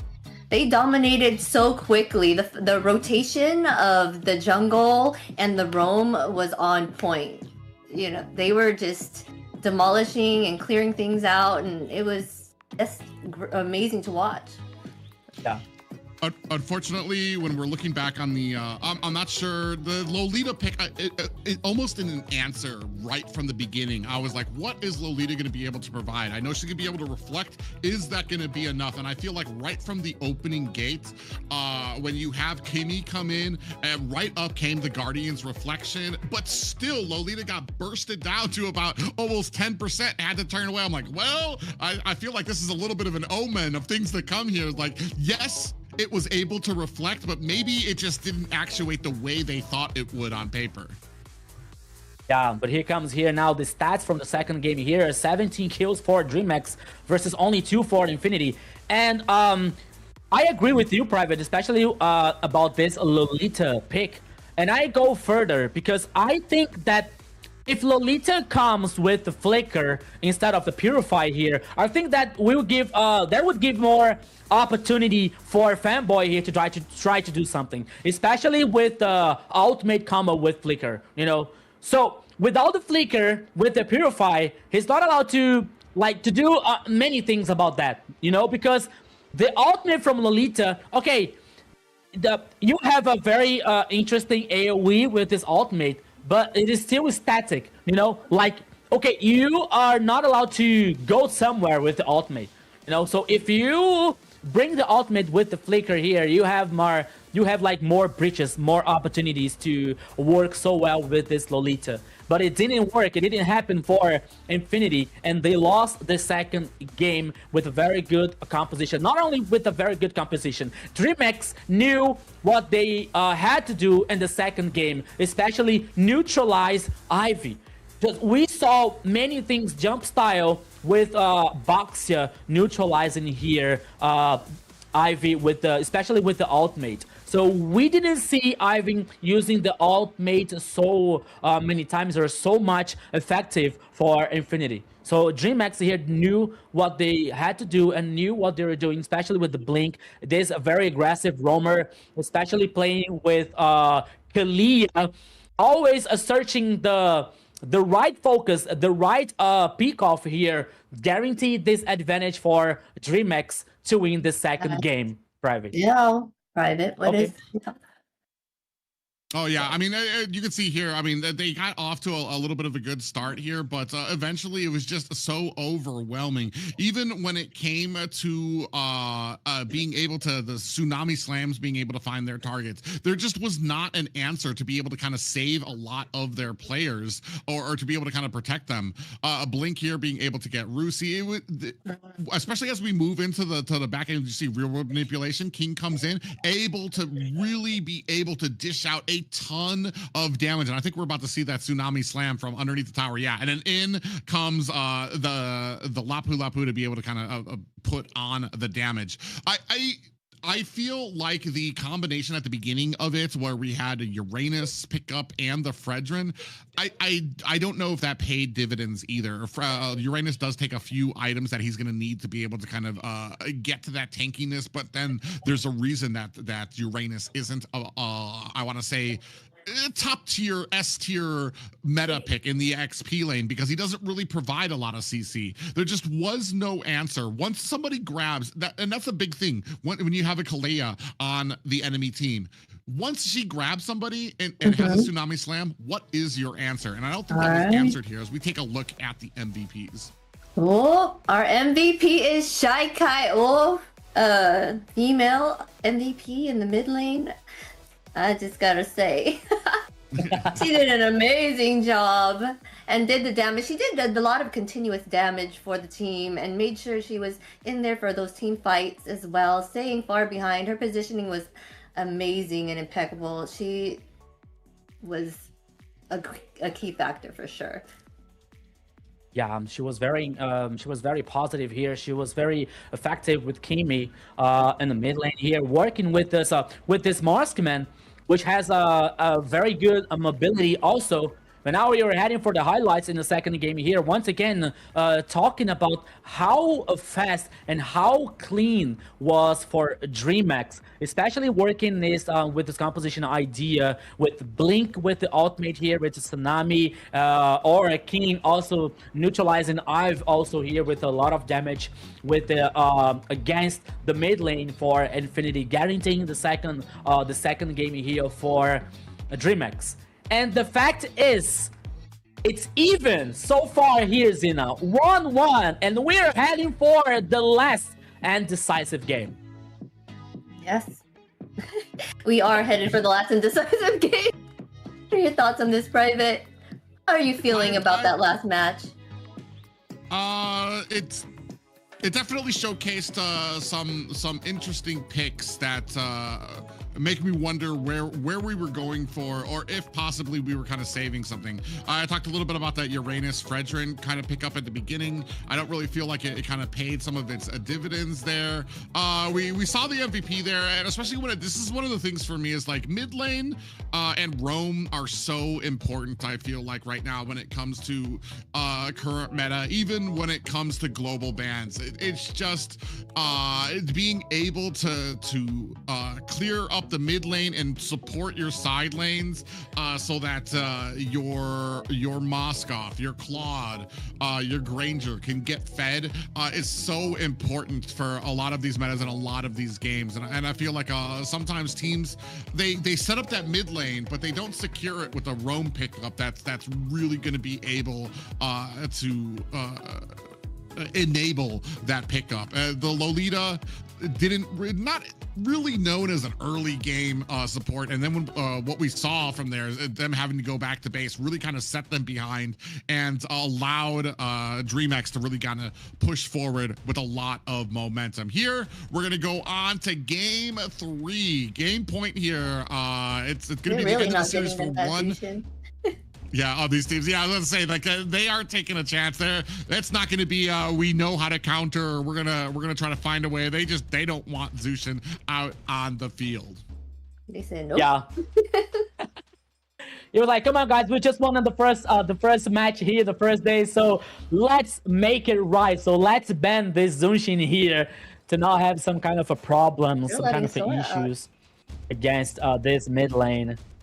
And now we're seeing a banning on Suyo for Infinity, or Suyu. Many people used to say that, used to call that. So here comes Carry in the first phase here of the banning for Dreamax. First pick here for Infinity. Damn, I could be. They're leaving Sora wide open, right? Do you think he'll be? Okay, yeah, that's a good choice. That's a good choice. You're leaving Sora wide open, but you also have a Valentina open as well. Yeah, I was thinking about that. Yes, I was thinking about that.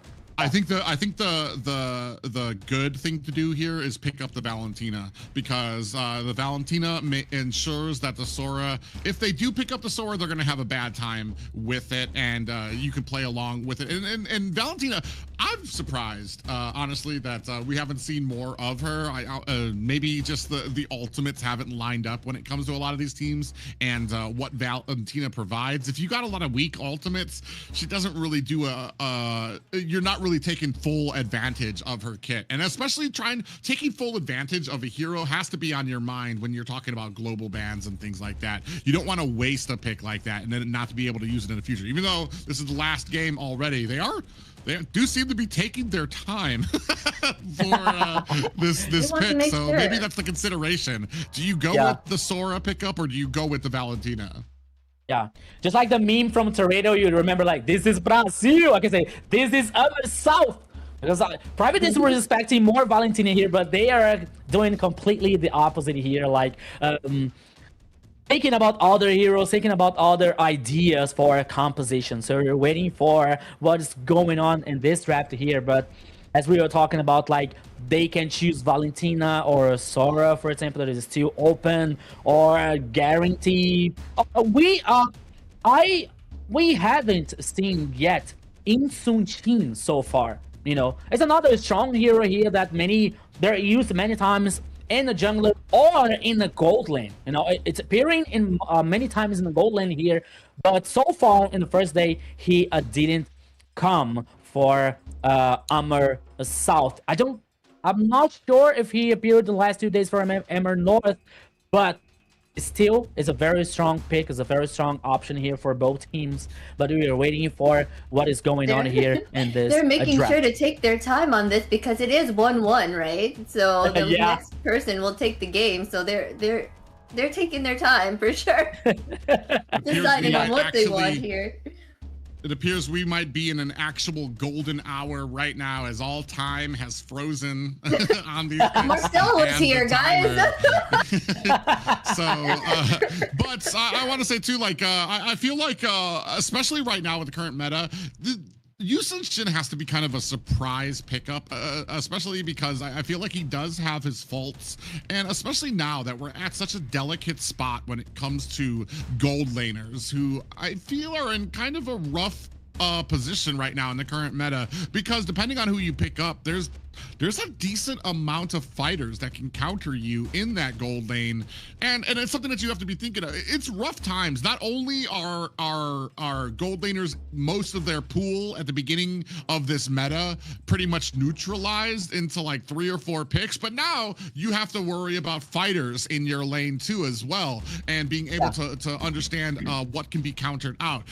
Shin, I feel like he's one of those that doesn't favor well against a lot of fighters, heroes like Leomord and things like that. So that's why I say, like, I feel like he's kind of one of those later pickups. Okay, so now what's next? The production is talking to us. Okay. So we're just gonna go ahead, and it's gonna be, like I said, a little bit of since Marcel has been getting banned out, we're gonna go ahead and give you guys the luxury of experiencing what it's like to be in that golden hour, and we're gonna kind of rewind time a bit as well. But I mean, getting on to some of these picks. For you, so we're immersing you in the whole. This is like a 4D broadcast for you guys. You can feel it. But yeah, when we come into these pickups, both teams have been very dominant in their victories so far, and I feel like that's really kind of come down to draft. When it comes to some of the play styles, I mean, I can't really say that I've seen too much that I'm just like, usually like when it comes to play styles and you want to speak on something that might need a little bit more sprucing up, there's some of those plays where you're like, ooh, I don't know what he was thinking, or he shouldn't have gone in there. Yeah, they picked the Lolita and they had Uranus, and I feel like they did what they were supposed to on those picks. It was just the draft itself kind of from the beginning was a problem for them. And I feel like for both of these teams, I feel like that's where their success lies in. They know how to play these heroes. They know how to execute, even with something that might not be successful. It just, they need to find that draft, and they need to get that priority right when they're kind of coming forward. Yeah, you're totally right. It's because we are working with we're seeing some new things about the meta, you know, not only with the fighters in a gold lane, for example, but still now the teams, especially in the south, in the AMER South, they are changing their mind, especially in the mid lane, because the last seasons they prioritized so much the static mages, you know, like Ivy, Farsa, you know, with a very high magical damage and the burst, you know, but now they're choosing more mobility ones like Zunshin or Kimi, you know, like we haven't seen Farsa today, you know. We saw Ivy, but Ivy was like, okay, it did not work well for Infinity composition, you know, so they're trying to find some ways, they're trying to find some options to change in the mid lane here, not to take this risk of being neutralized every time, you know, with some mobility, some mobile heroes trying to search the flanks or the back lines here. So that's why they are choosing more mobile mid lanes here, such as Kimi, Zunshin, Lilia also are coming up here in the first day. I do love so many times in the mid lane here for the teams. So it's another situation that is happening here in the AMER South, Zena. Oh, well, I wanted to ask you, is it Ivy or Eve? I've been saying it wrong the whole time. It depends. It depends on the place, you know. Here we okay. Here in Brazil, we say Evie. Some people say Ivy, you know. So that's okay. I go with Eve sometime for the most part. We're gonna go ahead and jump right back into it. Guinevere gonna be a priority pickup for the side, so that's gonna leave. Okay, so I'm just trying to make sure. Okay, so that's gonna leave Valentina and Sora open. So no, not Sora, because Sora's already been picked by the. Okay. Oh, sorry. Yes. Okay. Sorry. Yeah. And we have to think about like this possibility for Guinevere to come in the jungler. Oh yeah, Valentina now for Dreamax. But as I was saying, this Guinevere here, maybe she goes for jungle or roaming. You know, like we saw, like in the last season, we saw many times like this Guinevere working in the roaming here, or like adjusting for the rest of the composition. So let's see what Infinity is up to in this third and decisive game. Dreamax chooses Valentina here and Suyo. Probably, Valentina here has this flexibility for mid or XP lane. So let's see. Let's wait for it. Now Infinity comes with Obsidia and Fovios. Oh, it's a very late game focus here, Zina, with these two heroes. Has Obsidia been chosen a lot lately for you guys in the esports game? I believe she's only been chosen once in the North. She's very successful though, especially when it comes to being able to, she shines when it's very mobile heroes that you want to be able to use her ultimate to kind of stick onto so that they can't get away. If they try to run away, she's going to be able to keep closing that distance on them while creating that pressure. Here, it's very interesting to me because I feel like Guinevere kind of shines with heroes that aren't as mobile because you're looking to kind of get that jump, and then you go into a Violet Requiem. Here, you've got a lot of heroes that can kind of, I want to say, maneuver. There's a lot of maneuverability on the side of Dreammax here that I feel like can bait out a lot of those jumps. But one of the things that's really kind of let Guinevere shine nowadays is the fact that she can just stack with auto attacks and stuff like that. So she can just, as long as she gets enough stacks onto you, she can hit you with the Violet Requiem and it immediately stuns you, starts sending you into a little bouncy house of doom, and it's a wrap for you. Here, looking into that second banning phase here, and you brought up Yu Sun Shin. Looks like on the side of Infinity, they're gonna go ahead and take that off the board. Yeah. And now let's wait for the fourth. Okay, the fourth choose here for Dreamax is Alice. Okay, as I was saying, from Valentina flexibility here, but now I believe that she comes for a mid lane while Alice goes for the XP lane here with more sustain, to trying to, yes, the 1v1 versus the 1v1 in the XP lane here gives more comfort for a King. And now finish the composition for Infinity comes with Leomord and Lilia once again in the mid lane. Leomord in the jungle. Oh, and as I was saying, Guinevere here comes in a roaming, my friend, Private. I don't mind Guinevere in the roaming position. I feel like, especially because she's got setting potential.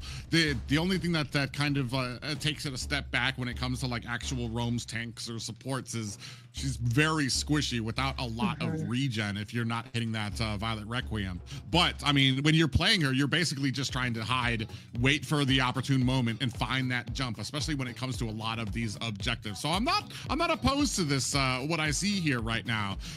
We've got a lot of opportunity too for Dreammax, especially when it comes with the Valentina, the burst damage, and King on this Alice, so who's going to be able to soak up a ton of damage regardless if you're getting hit with the Violet Requiem or you're taking damage from Lionel. So it's going to be very interesting to see how these comps go into each other. Yeah, so Zina, what do you think about this third and last game between these two teams? I think that they would. It's a pretty good lineup on Dreamax's side for me, but who knows? Okay, it could be anyone's game, but like you said, you wanted it to be 3. Here it is. Yeah, so here we go again, my friend Private Dancer, to the Land of Dawn, to the last game here on the second match of the day. Dreamax versus Infinity. It's a now or never for both teams. Let's go. Yeah, it's going to be game point for both of these teams. Neither one, I mean, you want to set the tone when it's the first day of AMER South. You don't want to go in with L. Here, both teams have already experienced what it feels like to lose a game, and very evenly matched. Like we've talked about before, it kind of comes down to the compositions and how well they are going to be able to execute that for either of these teams. Yeah, so the situation that is both teams here, they want to start with the victory in the first day because it's very important to continue in the tournament. As it is always good to remind you guys that it is Swiss format, you know, like, so the teams with the victory are going to face each other in the next day. The teams with the defeat are going to face each other, you know, so the more victories you get, the more chances you guarantee the spot for the playoffs here in the AMER North and South. So it is very important for both teams here to guarantee the victories, especially in the early stage of the tournament. So I'll take the time here to, oops, okay, it's a King versus 1v2 situation, but okay, he uses the Foggy here to reposition. That is a clever move for a King. Now taking the time here to say hello from the people in the chat.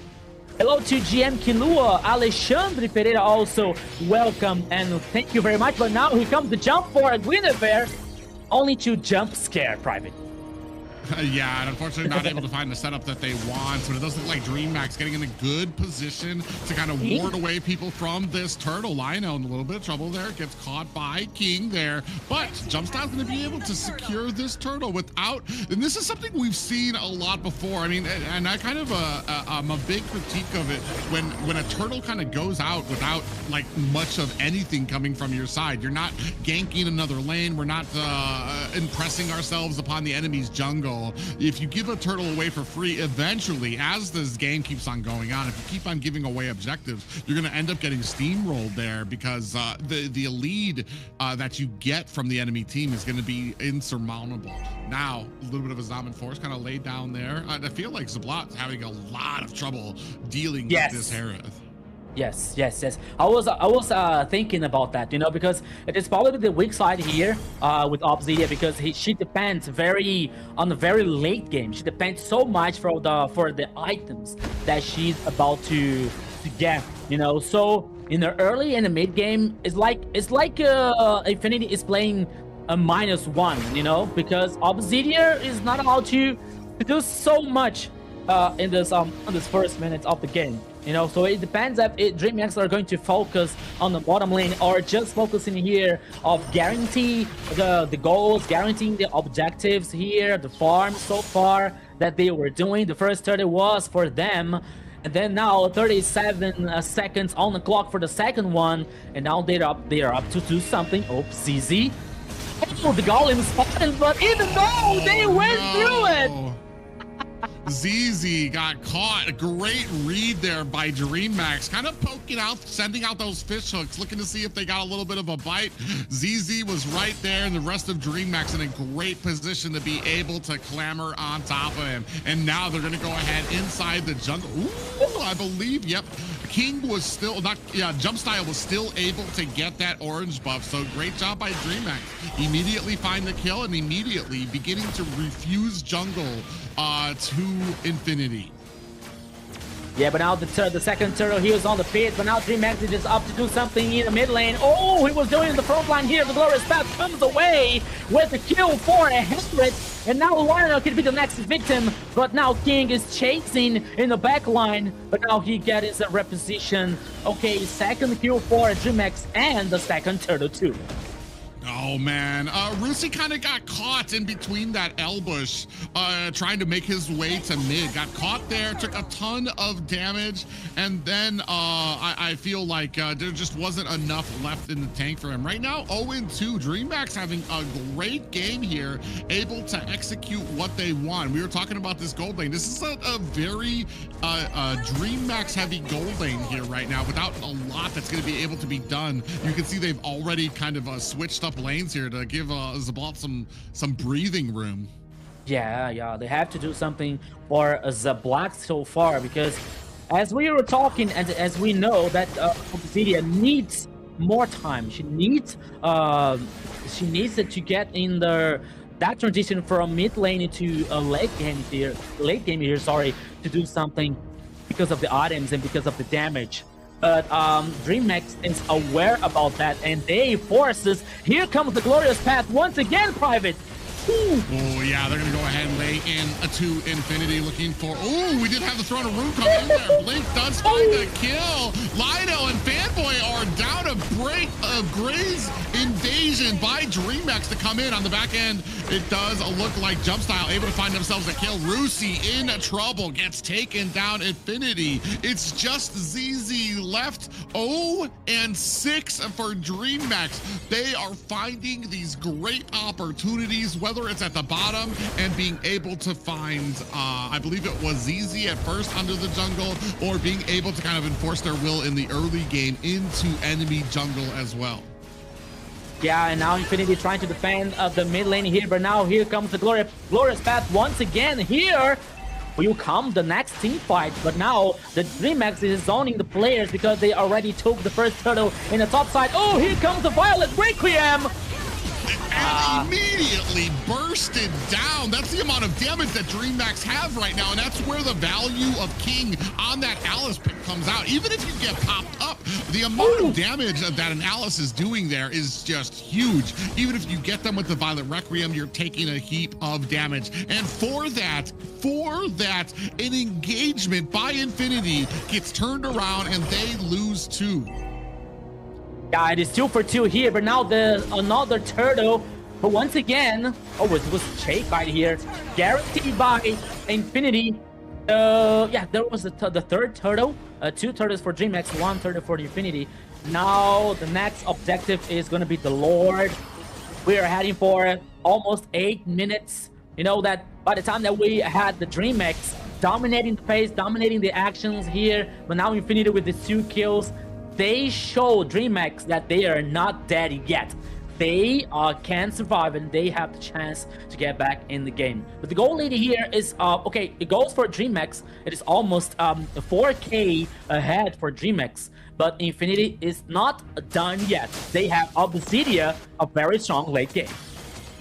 Yeah, and it's not just the gold, it's not just the, it's also these side lanes are down. It's going to give Infinity a little less room to be able to run away from as well. Glorious Pathway comes out there, and yeah, another secure there for Dreamax to go ahead and invade. And unfortunately, Infinity right now, comes in, Fanboy, thought about the Violet Requiem there. I think actually executed did the Violet Requiem, but as the rest of the team turned around, I think thought better of sitting in there and had to use that passive to get away. Yeah, and you are right about talking about the side situation here for Infinity, because once again now the turret in the bottom lane here, the second one, it is taken down by Dreamax. The sides here for Dreamax is very strong. Okay, Infinity still have the turn number 1 in the mid lane, but I think and I believe it's just a matter of time to Dreamax taking down. So Infinity here has to find somehow to gain more time for Obsidian to get more items. You know, like, okay, the turn number 1 here is going to be taken down. I don't think so. Harriet come down for defend Chimera with the 3 kills so far. And here it is, the first Lord, the Lord Cam in the pit in the Land of Dawn, Private. Yeah, they're still at a point right now. It's 2-8. They're not going to really be able to contest this. And unfortunately, there's a lot of, I mean, you got a little bit of damage when it comes to ZZ, but there's a lot of melee, especially having a Leomord here.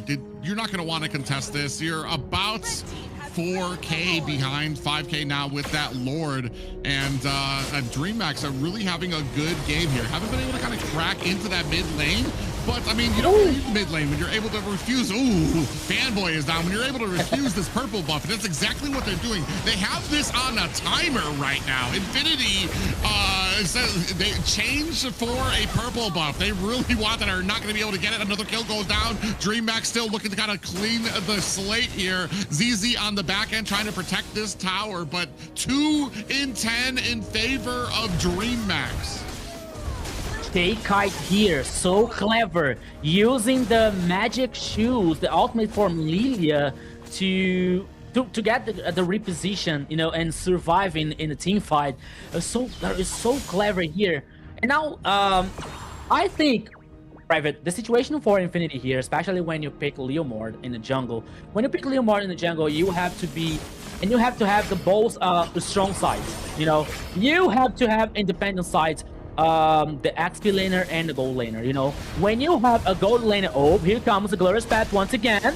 It is just, just to zoning just to zoning Infinity here to take down the second turret and the second turret on the top lane here for Dreamax. When you pick a little more here, you have to get, oh no! Okay, the jump here for Guinevere. Went in with the Violent Requiem, but definitely not doing the damage that they thought it would be. And that's another thing too, especially as a roam position on the Guinevere, you kind of really want to be able to get that early advantage on her so that you at least have a gold lead and you can offset the fact that you kind of want to scale quickly with her. Here, now you're on the back foot. Now you're on a hero that needs items, that needs to be able to do damage, and is not able to do that because they have the roam item, so they're constantly not getting gold through a lot of these lanes. Here, a 2,000 gold difference between gold lanes. I mean, there's one thing to bully your gold lane here. It's that the 2K gold lead is an absolutely different thing. Yeah, so Dreamax now pulling the cards on the table. Only the last line of defense here of the turret for Infinity. We're heading for almost a 13 minutes in the third game, sorry. And now we have Dreamax always with so much advantage, so much way ahead. Kite once again here, okay, with the Valentina, and always causing pressure, always like avoiding some kind of trouble for a Dreamax. But now here comes once again the Glorious Path Private. Oh! Yeah, Throne of Room comes in to go ahead and spark a ton of damage. Down goes ZZ. Violent Requiem is on! Catches 2 members, but down goes Rusi. Zablato's actually able to find a kill of their own. Jump Style, though, returning the favor, as well as Chimera on that Herod. 8-0 and a 4. This gold laner is on fire. Yeah, but now here comes the third, number 3 in the mid lane. Here comes, he can't be the final push here. Private Dancer, the Crystal Base is the target. It is focused now, legendary, and here it is. Dreamax guaranteeing the victory in the third game. So far, so good for Dreamax. Yeah, and what a game by Dreamax too. I mean, that could have gone. I feel like the draft really kind of was hindering, I want to say Infinity there, but man, a great game played by Dreamax there, especially when it came to enforcing opportunities, going out there looking, are we able to find the jungler? Yes, everybody come along. Are we able to go ahead and get onto this purple buff? Yes, the entire team followed, and to the point where they basically had that purple buff on a timer, that every single time it's like, all right, boys, everybody to the purple buff. It's about to be back up. We need to refuse that to Infinity. Yes, they did an amazing job getting all the objectives there and having 3 mages on all the lanes. So they had a mage in each lane, mid lane, EP lane, and the gold lane. And it worked out in their favor. Yeah, that was very good for Dreamax here. There was one thing that I'm thinking about, like Guinevere situation here, because we see and we know that Guinevere has this advantage, especially for knocking up the players with the jump, you know. But I think that the sequence with the Violet Requiem, it is a very good combo But I believe that sometimes it takes just a little bit time for like taking down the player, taking down the hero, and it gives the opportunity to the enemy to counter attack. Especially in the mid and late game. We're seeing the stats here for the third game, 15 for kills for Dreamax. We see the emblems here, especially for you've seen Blink and King working with the tank and what's up? The vampirism. I forgot the name, so sorry about that. And now we're seeing here the team participation with a 35% for a Chaykai here with Valentina. 0-0-15, the KDA, 15 assistance so far from the mid lane here to Dreamax. But the situation, as I was talking about, Private, is about like, okay, Guinevere has this combo that can work very well. But I think that sometimes, especially from the mid and late game, it is like, it is not like a burst of damage, like it takes some time to take down the enemy. And sometimes I think that this time gives the enemy the opportunity to counterattack, Yeah, so they're just really, I feel like the attack position was absolutely thrown off by the Alice pick. You want to go in, you want to get the Violet Requiem. I feel like maybe the Guinevere was destined for the XP lane until Alice came out. She's a huge counter for Guinevere because it doesn't matter if you can get that jump because Alice is still going to be able to out-sustain, out-damage you. And then we tried to salvage this possibly by like, okay, we're going to think outside the box, and put Guinevere as the roam position, where I feel like it did even worse. Because now you're not able to get any items onto her to actually be able to do any damage that would sustain you through a lot of these Violet Requiems. Unfortunately for them, and I want to say like you got a lot of damage there from Chimera, but that was only allowed because King was doing a great job. Blink was doing such a great job being that front line for the side of Dreammax that allowed the mage or it allowed the gold laner Chimera to be able to kind of really offset a ton of that damage out there. Yeah, they really have great team synergy for sure. And for the MVP that we have for the is who? Not sure about. Okay, Chimera. Yes, I thought it would be him. He was getting all the kills. He was in the team fight participation 22% of the time. Did an amazing job there, but like you said, without the team, he wouldn't be able to do as great as he did. Yeah, 904 here in the KDA for Harriet. I love the zero, to be honest. I don't know how to play so much with him, but I like him a lot. He's a little hard for me to play. He's got a sweet little spot that not a lot of people know about. You can get certain items to give him his max cooldown really early by level 4, which allows him to throw down that Zaman Force to be able to kind of dash away. The only problem is in the current meta, there's a lot of CC out there that can really kind of shut him down. Here, I feel like they did an absolutely perfect job of being able to lay down a great front line, glorious pathway. You had the Throne of Room coming in from the Alice, so you had a great front line that allowed Chimera to be able to just sit back there, pull out a ton of damage onto them without them being able to really even get back. And like we said, you saw them even when they were able to get back there with you only had one option, and that was really the Guinevere to try to jump back there, get the Violet Requiem, but you saw how fast that she was getting bursted down. Yeah, it was very good for a Dreamax here situation, guaranteeing the victory, and the most important, the victory for the match. Now Dreamax is a 1 victory here. It goes for the top side. It goes for the up here in the Swiss format. Just waiting now for the next opponent. It can be. Forgot who won the first match. I'm so. It was Octa Gaming. So sorry. Yeah, Octa Gaming won the first match.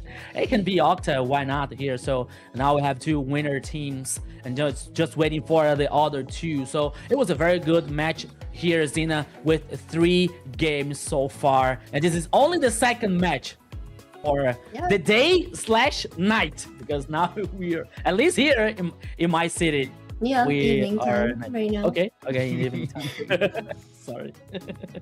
Do you have something to say, Private? Oh no, I was just gonna say that.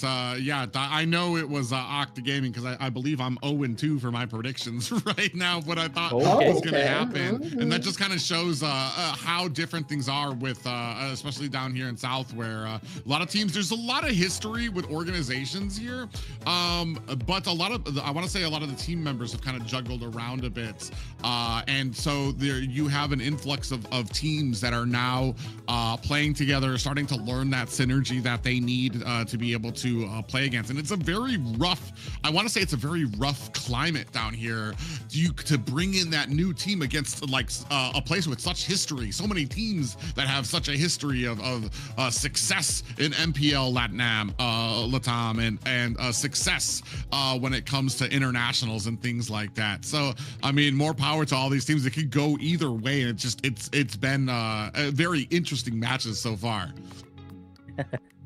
Yeah, we're seeing here like most of the teams sometimes following the meta, but sometimes trying something different, as we already saw today with the Valier on the first match, for example. So we can hope and we can expect more surprises like that in the rest of the tournament and the rest of the days here on the AMER North and South, especially. It's our region so far. And now just waiting for the next match, which is gonna be, let me take some info here because I'm not very good on memory. It probably will be, okay, where's the schedule? I'm so lost right now. Influence Rage and NC7. Yeah. I'm still lost. Oh, I found it. Okay. I'm kind of sad at the fact that I think every game that Lilia was in, they lost. Right. But the reason I feel is a lot of the heroes are very mobile lately, like the meta ones and all that. Yeah. So she doesn't really do a great job in that sense of catching anybody because her bombs take a little while, like has a delay before they pop, you know, so... My way of saying it. Absolutely not stand for this downtrodden Lilia picks right now. Yes, please come on, do better. Do better with these Lilias. But I already know it was against her, like in the draft, and I was like, kind of Alice.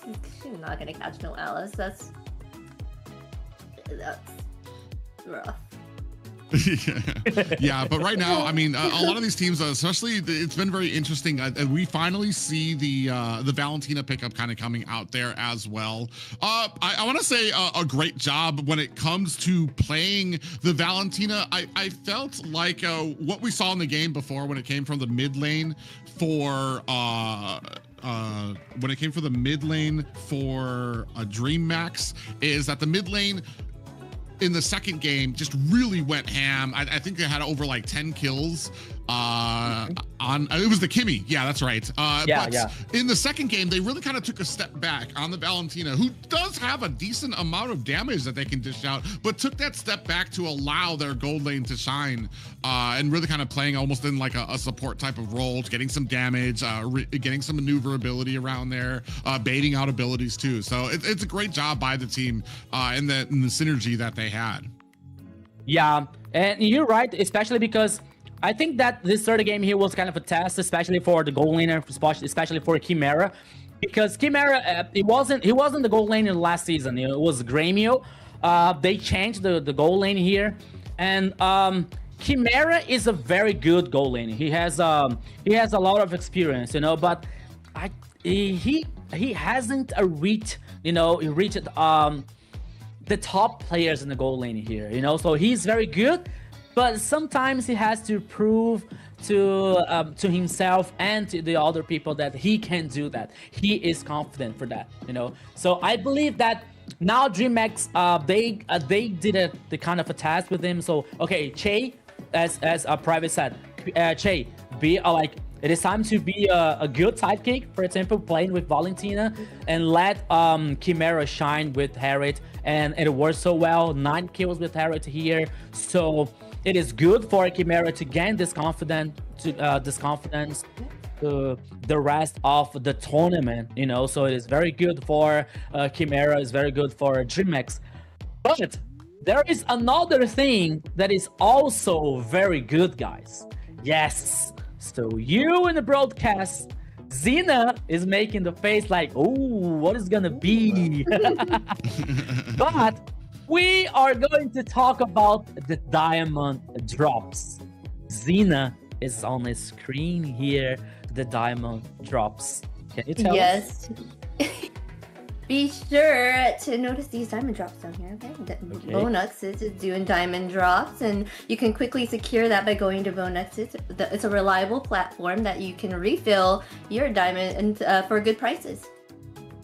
Yeah, so here we are seeing the diamond drops, but it is still the opportunity for you getting diamonds while you are staying tuned in the broadcast. You know, so stay tuned in the broadcast. So we have some contests for you guys, and the winners are going to win some diamonds during the broadcast. So you stay tuned, okay?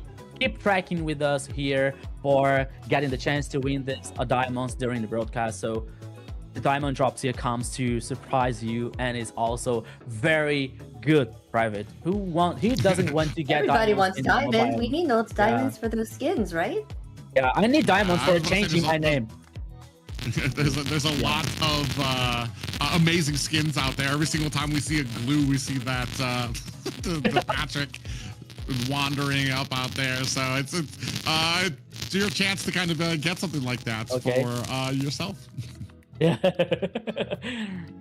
Now it's just to guarantee the skin, like especially for like Patrick or Cyclops with the SpongeBob SquarePants. I also have this one, so it is very, very good for us, you know. But this diamond is very good for the people that is watching us in the broadcast here, Xena. So it is a very good chance to get diamonds for free if you are watching us here in the broadcast. Yes, you can choose your own skins and everything. So make sure you're watching. Get those diamond drops in, because you can pick and choose the skins that you really want, or even save them up. Yeah. Yeah, or even the emotes. You can get yourself the little. Oh yeah, the flexing flexing echo emote. Some of the little sleeping ones. Yeah. But yeah.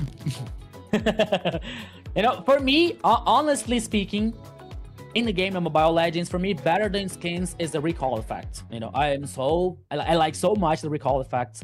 I prefer the recall effects than skins. I have to be honest with you guys. You can judge me, I don't care, you know, but recall effects for me is like awesome. You know, I have so many of them. I wish I could have all of them, but some of them I lost, you know, because I didn't have so much time to play the game, or I didn't have the diamonds to buy the recall effects. But it is also very, very nice, especially the Tin Liquid one. I don't know. I'm not sure if you know that the horse one. You know? Oh yes, yeah, the horse one. Yeah, it is so awesome. Like I like it so much. I Which really one like is these the is that the Team Echo one? The Oh yeah. They were talking. That is emoji, right? That is emoji. I like the new ones, the Itachi one from Naruto. You know, I like this emoji so much. Something like that. Some cool ones for sure. I love the ones where you know, that you can send to each other while you're in drafting. Oh, you can shoot people with the hearts, with Mia shooting the heart and the arrows. Those are so much fun. I like the buzz one. You know, the buzz. I like the slapping one. Slap with the Layla. Or the dog one. Yeah. Yeah. So much fun. Oh, but speaking of ways to improve your game, guys, if you want to level up your gaming experience, check out runestone.gg. It's the perfect place to track stats, improve your gameplay, and stay ahead of the competition. Go take a look and start climbing smarter today. Yes. Yeah. So.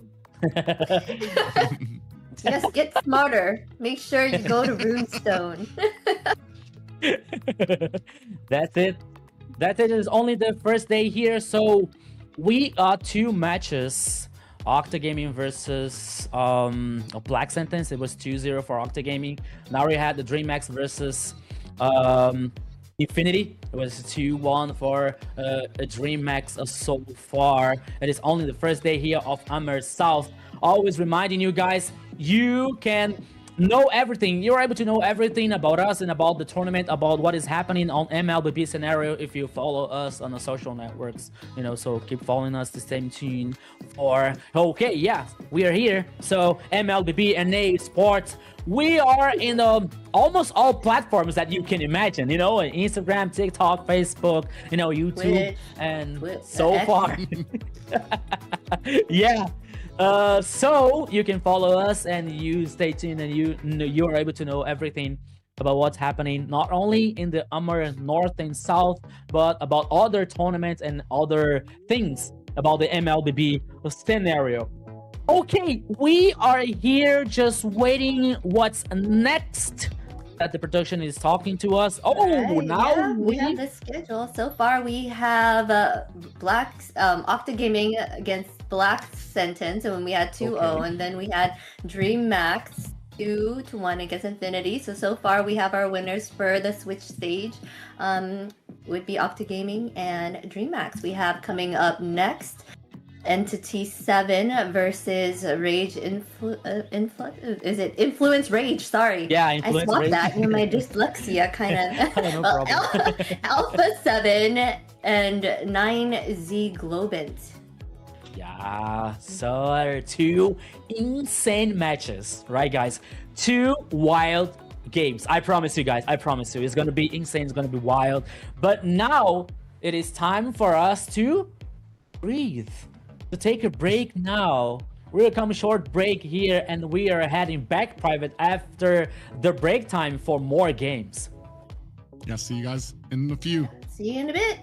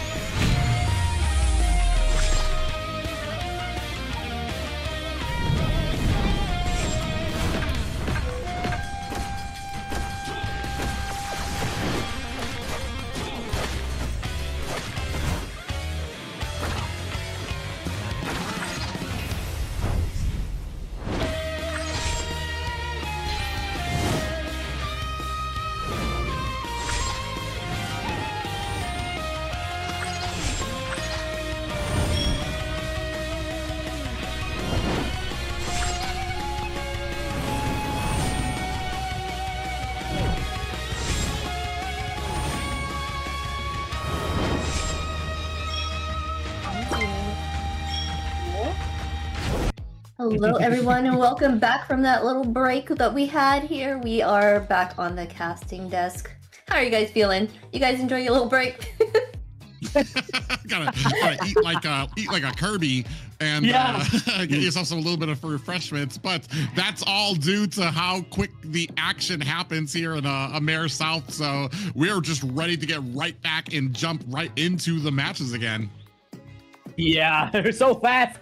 They're so quickly, but here we are again, guys. Okay, for the next two matches for today. That is going to be wild once again. So get ready because the action, it is still continuing here in AMER South. Yes, up next is Influence Rage against Entity 7. What do you know about these two teams? Okay. You guys know any little bit about them? Are they new to South? I hit my foot on the desk here. It was like, oh, it trembled, everything. Okay? Okay, oh man, he's so excited, guys. He's too excited. He couldn't help himself. Everything was trembling here. I was like, okay, sorry about that. Earthquake. Okay, so we are heading out for the lineups here, guys, for both teams. I believe that the first one here is going to be the Influence Rage with Arctic in the SP lane, Hotun in jungle.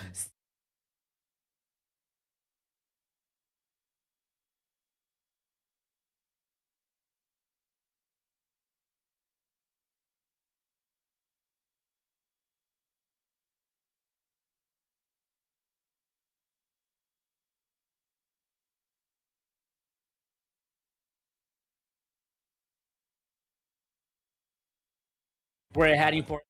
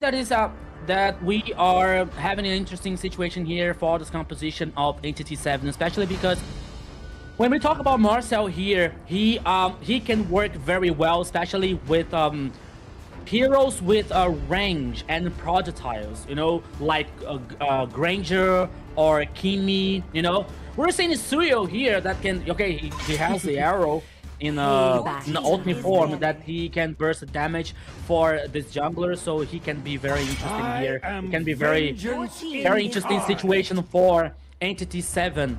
As we were talking about, guys, in the last matches, that the AMER South, especially Private, was talking about, and okay, Xena also talked too about like the mobile heroes, you know. So now we're seeing a focus, especially with the old mid lanes that they used to choose with Eevee, for example, and Farsa.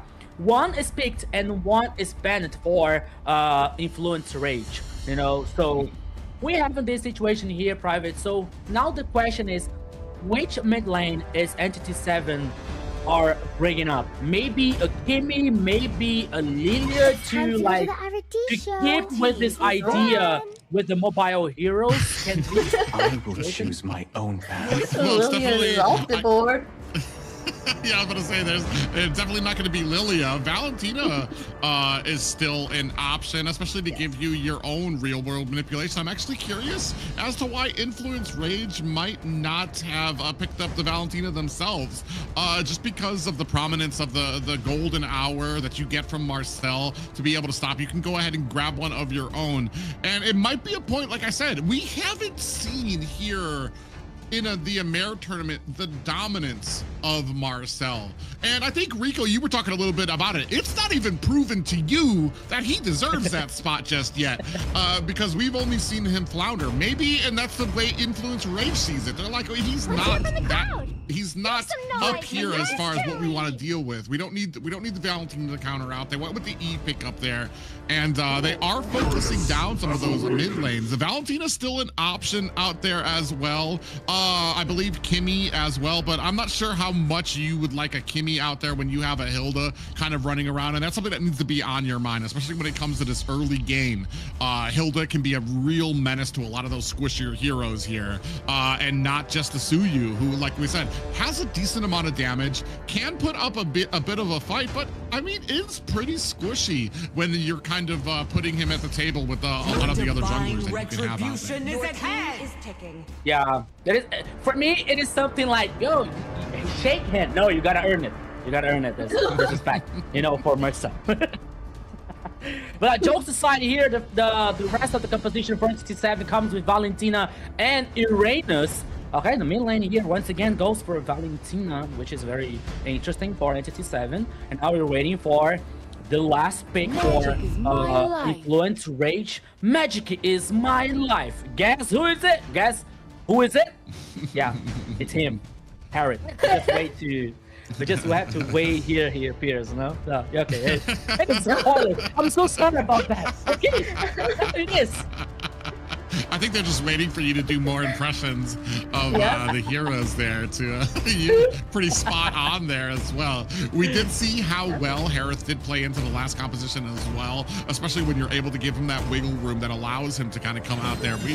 The only thing is, though, I feel like this is kind of countered out. If Marcel is played correctly, you've got two heroes here who Marcel's golden hour really can drag out their ultimates to the point where they're kind of useless, because they're kind of a timer on the real world manipulation, on the Zaman force. If you try both of those ultimates and down comes the golden hour, you've basically wasted both of those ultimates. Yeah, so Xena, what do you expect about that two compositions in the first game? Well, I'm thinking CC and Uranus is gonna have a hard time, and they're gonna be stuck there for a while. Because it's like a gradual damage, right? So she's gonna be like trying to chip away at Uranus, and he's so tanky, and get his life back from those minions, so it's gonna be a whole mess. Yeah, so well noticed. So here we go again, my friend Private Dancer. Welcome to the Land of Dawn. This is the third match for today. Influence Rage versus Entity 7. It's a best of 3, so let's go! Yeah, you talked about it before. Entity 7 here trying to put their best foot forward, trying to live up to the hype, and we're about to find out if they can. Both of these teams, you can see right there when it comes to the jungling, on pretty even strengths when it comes to being able to clear there. Hotun is going to be able to kick up the Litho Wanderer, and now a little bit of a fight down at the bottom as well. Hotun and Hide on Bush looking like they're going to go ahead a little bit of, or actually not Hide on Bush. There's actually a little bit of yeah, Vagine. he's definitely just focused down on the Marcel. I'm not sure if he's going to be able to, yeah, you can see there 50% health there. Hotun definitely got the better of that fight. You know, for a moment, I thought that Vagine was like spanking Hotun, but now, Steffi? Well, I want to say when it comes to this, yeah, Steffi's going to be able to get away, is going to use that flicker very early. So they're not going to have that for a little bit of a while there. So great job there by Entity 7 to go ahead and get that spell used out there very early. Yeah, without this flicker here, we can possibly have no jungle invasion or domination in part of for Influence Rage here, because it's definitely okay. Hilda has this pack-up ability, especially with the move speed and trying to cause this pressure, this pressure on the jungle of the enemy. But the flicker is also very important. But now here comes the first turtle here, my friend Private, and both teams are dancing and fighting around this objective. Yeah, actually, the Uranus actually might be in a little bit of trouble. Akashi going around the circle looking for an escape, but down comes the real-world manipulation, spraying down damage, and it might be it for Vaglin, who gets taken out. I Am Yu Shin has that old real-world manipulation down there. Doom able to find a kill onto Hotun, so that's going to be a jungler down. Entity 7 not able to get the turtle. It's picked up by Stephanie on that Hilda. What a big pickup there for Influence Rage, able to actually be able to clean up that turtle, even though Hotun, the jungler, went down. Why Retribution while we have Stephanie with the Hilda that can guarantee the turtle? And it was also very... Oh, sorry. You can go ahead. No. I was about to say, I just noticed Hide on Bush at some point used his Retribution earlier because it just came off cooldown. Oh, yeah. So it was maybe it was in the buff or something, but now Hotun, Shin is in trouble. Oh, almost. There's so much damage here. Just narrowly able to get away there. The rest of Influence Rage going to go ahead and take down the Litho Wanderer. But here, man, I want to say Akashi is just, Zena talked about it, man. Akashi is just walking all over Arctic up there in the XP lane right now. You're talking about a hero that can only put on a little bit of damage at a time, like sustain there. But Akashi really shines against heroes like that just put on that slow dot damage that starts building up there. You can see him getting a ton of his stacks. Yeah, that's an interesting fact about Akashi, because in the last season, Akashi was a gold laner. Like he was a gold laner, especially for Dreamax. And now he's playing with Entity 7, and he role swapped again. And now he's playing in Active lane, but now he can be in trouble. It's 2v1. He had to use his consecration to kind of heal through that, and it's just enough to get him through it. Stephanie came in with a great positioning there, but not able to finish the job. 1-3 right now in favor of Influence Rage when it comes to the kills, but gold is still pretty even for both teams. And he was cold, not forcing to use the flicker. He was really cold. He waited and he survived, and now he have the second turtle in the bottom side of the river here. Oh, with the last, here it come again. No! Private. Yeah, Hide on Bush able to go ahead and scoop that up. Zaman Force is down, and 2 real-world manipulations are down. Arctic looking for an escape. Down at the bottom, Hotun doing the best he can to kind of survive, is going to be able to find himself an escape. Here comes Akashi, able to find able to get the damage on there, but it's going to be Doom who picks up the kill, and just like that, Entity able to just almost tie up this game. Yeah, so now we're seeing Entity 7 very aggressive. Akashi? I think that was like 3 hits of the turret. Okay, now he's fine. I was like, okay, Akashi was like trying to do something special. between the turret number 1 and 2 and the mid lane, but now he heads back for the XP side versus Altic. But the fact here is Influence Rage. They were trying to get an advantage, especially in the early game, but now we are seeing Entity 7 with the resilience, guaranteeing the second turtle, and now causing pressure in the turret here in the top side. And now Arctic can be in trouble, but here comes the cavalry, Private Dancer. Yeah, and I was about to say, Akashi is not moving. He was just sitting underneath the tower. That's how little of a threat that they feel like CC is against there. Hotun actually has to go in, try to get a little bit of a chase there. Hide on Bush, turns it around. Hotun in trouble here. Real world manipulation comes down. Is it going to be enough? Bagwin goes down. Hide on Bush, able to find a kill onto Steffi. Doom finds a kill onto Fury. They actually trade kills there. 2 apiece for each team, but the battle continues. In trouble, but in the Praiser's wrath digs him into the ground. 5 and 7 in favor of Influence Rage as Entity 7 actually able to take down the mid tower.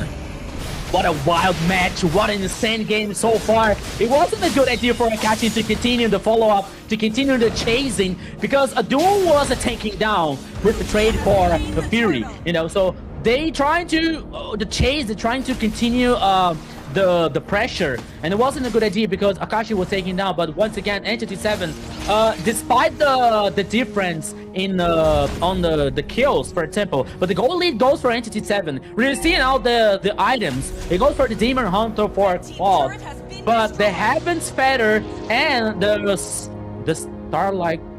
The Starlighting Scythe, yes, the Starlighting Scythe. Starlighting Scythe, yeah, that's right. Oh, thank you. Thank you. For Harriet, you know, so it's going to be the game are even. The game is even for me because both teams are like they're looking for opportunities, they're looking for breaches or some kind of loopholes here. But now here comes the 1v1 with Fury versus Akashi. But Akashi now, okay. I think that he has a few minion waves in favor in the turret, but now he comes once again, Private. Yeah, I was about to say, now here comes the cavalry. The entire team comes in. Zombie Force laid down, and we have a golden hour, and we aren't able to spray. A little bit of a miscommunication there. You had the Claude come in with the blazing duet, but trapped inside the golden hour was a Fury, so he didn't take any of that damage. Shin in a little bit of trouble, gets taken out by Steffi. 5 and 11 right now for Influence Rage, and 4 down for Entity 7. It is a plot twist this game, you know, it's ups and downs for both teams. It's only the first game here, but what did I say about Marcel? You know, because okay, the idea can be good, Private, but the execution, I think that someone missed the class. Yeah, I feel like they just weren't lined up. Doom came in with the blazing duet, and immediately you saw the golden hour come out, and unfortunately Fury was trapped inside the golden hour, couldn't go anywhere, and he's just like phew. And unfortunately that really turned around. You have 2 ultimates down for Entity 7, and that just allowed Influence Rage to really turn that bit around. Yeah, but now once again the Lord is on the pitch, and Steffi, it is playing aggressive. Now Lording is getting reset once again. Both teams know, and both teams are aware of this. How important is this objective? But Akashi has to take care of Hotun also. But now here comes again another team fight is about to happen, Private. Yeah, big tankiness up in front. Akashi is still trying to keep up some of those stacks right now. They do reset the Lord. It doesn't really look like Entity 7 really in a great position to really kind of get into this fight. Influence Rage right now, even though I was going to say that they weren't in the lead, but it's actually pretty tied up. Entity 7 doesn't really look like they're in favor of a fight right now. Influence Rage looks like they're more than comfortable resetting the Lord to look for a fight. On the back end, Akashi and Fury kind of going at it, looking for an opportunity to kind of get in there if they can, down to about 50% real world manipulations. Both are out right now. We do have a golden hour on the back end. Shin goes down. Hide on Bush Bush is taken out. That's 2 down for the side of Entity 7 right now. Akashi trying to do the best damage he can. Steffi flickers out of the way. How did he get away? Him and Hotun so close to death and such great control of their characters, able to sidestep some of that damage with just a hair of health left. Wait a minute. Did I see once again the golden hour saving the influence rage composition?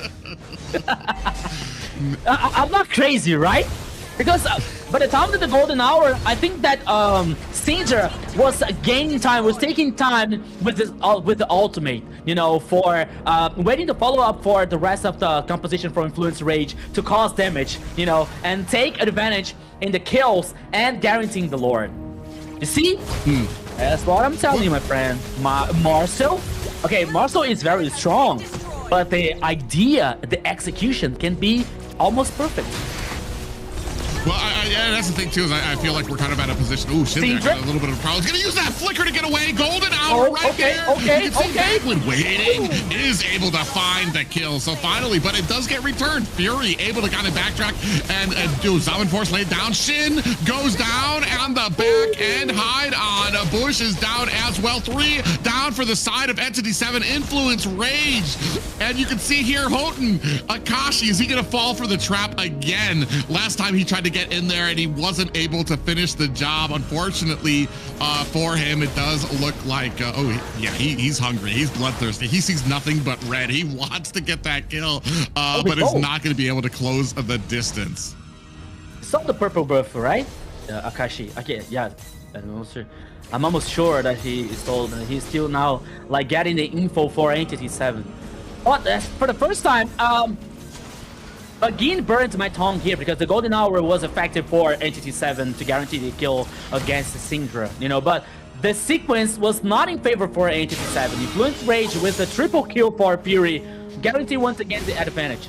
Not only the map, but also the gold lead here. Okay, the gold lead is not so far for Influence Rage, but it's also an interesting difference.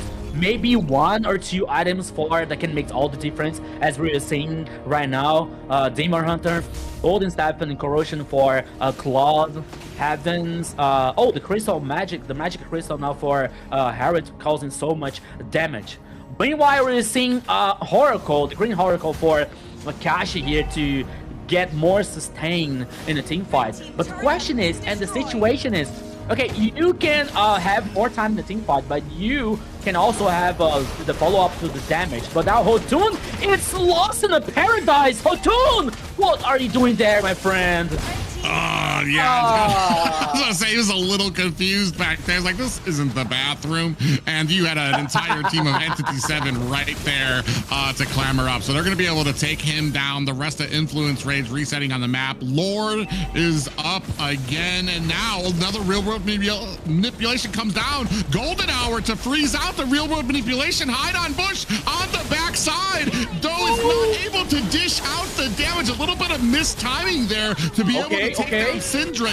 You saw that evil queller and the soul sever come out, but it was right before the golden hour ended. So Syndrak didn't take any of that damage, and that's just a little bit of a timing thing. Maybe they just need to be able to kind of get a little bit more practice with that Marcel to time the abilities a little bit correctly. Here it allows Influence Rage the time that they need to be able to pick up this Lord. Heidenbush gonna go ahead, pick up this orange buff. They don't really think they're going to be able to contest this next Lord.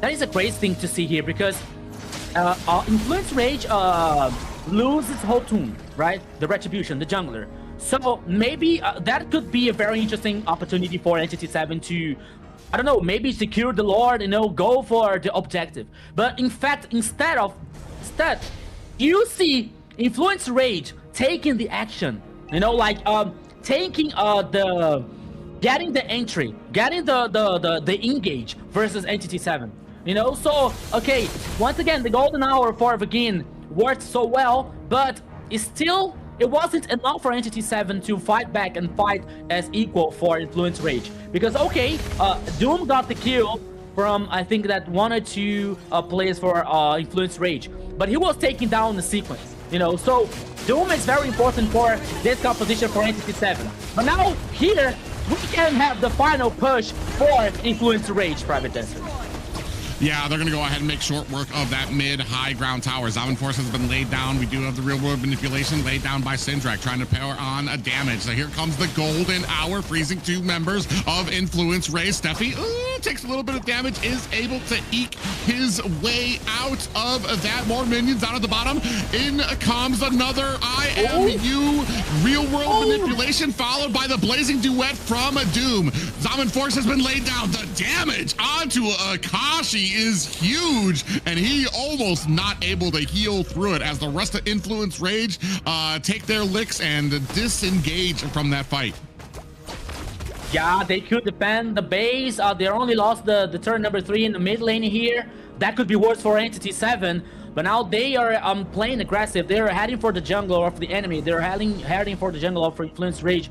There's nothing to farm. There's nothing to steal so far. But still, they are trying to get this info for Influence Rage, because the next Lord here can be the last one, can be lethal for both teams. So they now have to farm. They have to get more resources as faster as they can for the next Lord here. But check out the Steffi. Okay, I thought that Steffi was trying to do something like trying to flank, but I think that he changed his mind. He went back. He head back now for his own jungler, for his own point of view. Once again, we're seeing the items here. We're seeing an Infinity Glaive in the Globant hand, in Valentina's hand. Besides, Syndra also with the 4 items too. But now we have the two teams here wanting to fight a face-to-face here, Private. Yeah, and especially right now, Fury is full build right now. I want to say Doom was probably working on his last item. So Fury, when he lays down that Zaman Force, he is just doing a huge amount of damage here. 3 members! And Akashi almost gets caught there. Golden Hour used to stop the engagement there. Zaman Force has been laid down, and what a play there. It allows Entity 7 to get away, but you don't want to always be using that defensively. I think one of the biggest problems that we've been seeing here when it comes to Vagwin is that he gets that golden hour, but Entity 7 is just not in a good position to be able to follow up. Speaking of follow up, down to 25%, Hotun in a little bit of trouble. Arctic 7 trying to lay on the damage. Isn't going to be enough. We have the Zaman Force. Hide on Bush gets the Lord. Arctic trying to lay on the damage. Are they going to be able to get away scot-free? Shin looking for an angle to get out of here. Here comes the flickers. In comes the damage. Syndrak able to find himself a kill on to Shin. Fury on the back end, latching on to Hide on Bush with the Zaman Force, and able to find the kill on to the Entity 7 jungler. This might be it. Even with the Lord, they might be able to close this one up. Akashi and Bagwin trying their best to stop this push. Is it going to be enough? Out comes the blazing duet, but on the side, Sandresk trying his best. They don't have minions. Here comes the final push. Minions up at the top. It is going to be Influence Rage at the 18-minute mark. Yeah, my friend, just remember the Thanos scene, you know? Did you get the Lord? Yes. What did it cost? Everything. Hey, they got the Lord, but they were wiped out, you know? And that was a victory for Influence Rage in the first game. But Xena, what a game, what a match. Yes, everything was wild. I like that combo of Harith and Ivy, you guys say, together. Just the fact that she, you know, controls an area and slows everybody down while Harith throws out his ultimate and then is able to dash around, do that burst damage. It was really nice to see that happen. It was really strong. Yeah, and at the beginning of the game, it was a great turnaround there too, because I want to say when it came to the XP lane, I really felt like Entity Rage, man, the Uranus was actually having a field day against, you called it out as well, that CC was just not going to be able to do enough against the Uranus, and we saw it there at the beginning. Unfortunately, I feel like a few calls with Vangwin going in, getting the golden hour from Marcel, just, I feel like Entity 7 just was not quick enough to respond some of the times to really get some of those kills, especially Syndrick, who had a phenomenal game, 6-1 and 14 here. That was a target that they were kind of looking for. Unfortunately, he only died once there, so he was able to kind of find his escape, even with, I want to say, I counted at least 3 golden hours laid directly on Syndrick.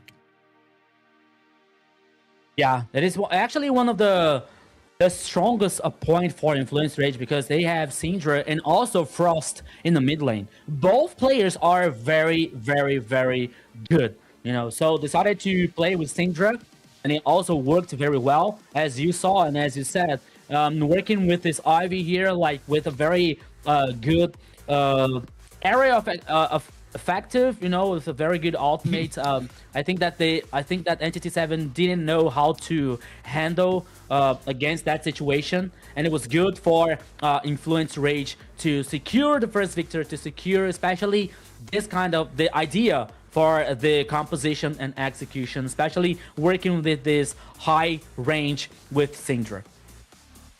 I want to see, we saw it right there at the beginning of these highlights, how Steph was able to get the first turtle as a Hilda. I don't want to, I'm going to find a better way to say this, but I want to say hide on bush.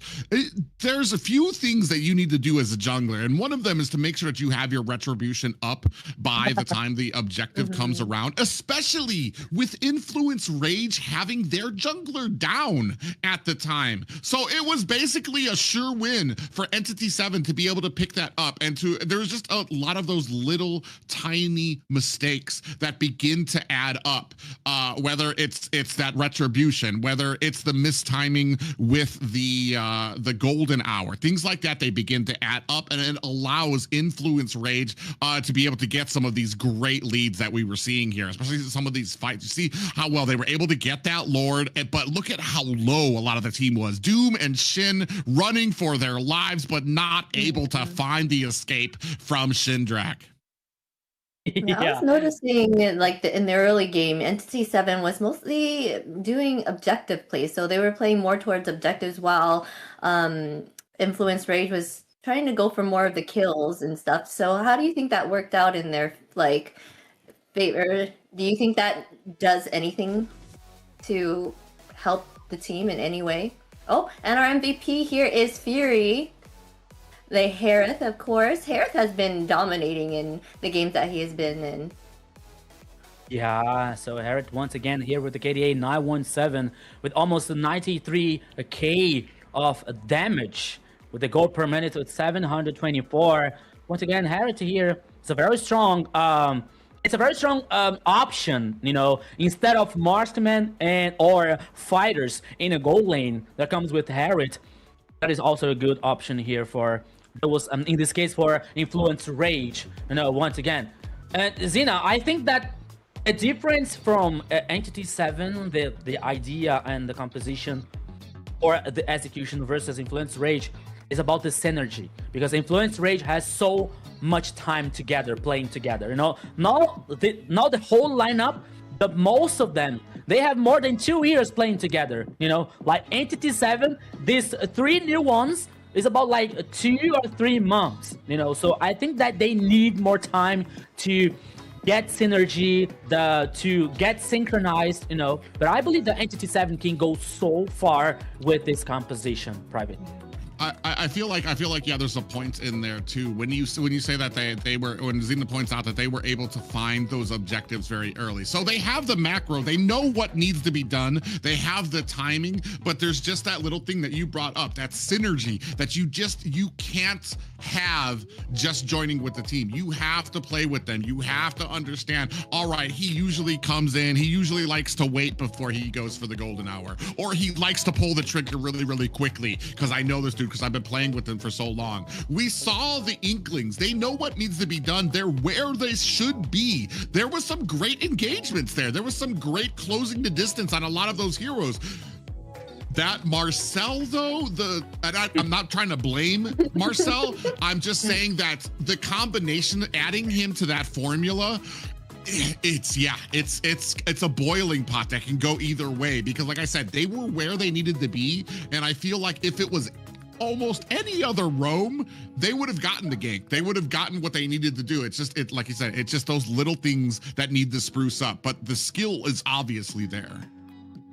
He's kind of a newer hero too. I feel like he still needs to be played more in this sense, and no one really knows how to utilize him correctly, so. You know what I'm doing, guys? It is dodging for Marcel. I'm dodging. Oh, Marcel, no, yep. That was Marcel in the first game, and you saw what happened. It was Marcel in the first game, and you saw what happened. Okay, he's very strong. I'm not.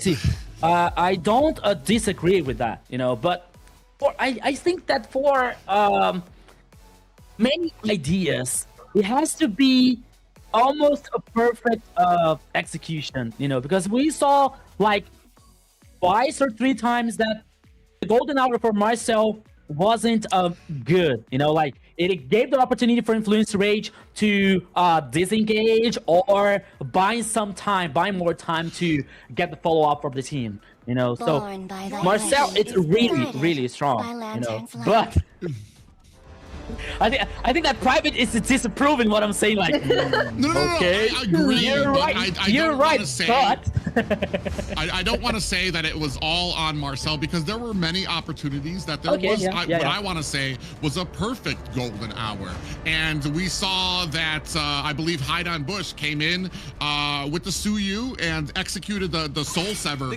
too early before the golden hour ended. That's not on Marcel. That was a timing issue on the jungler, who kind of jumped the gun and didn't realize that the ult was going to last just about 2 seconds more longer. So like I said, it's a big timing issue here when it comes to Marcel, but what this does mean is that Marcel is still 0% right now on the field for the AMER tournament. I mean, I want to say, where was it? In the MPLPH, Marcel had a pretty rocky beginning as well.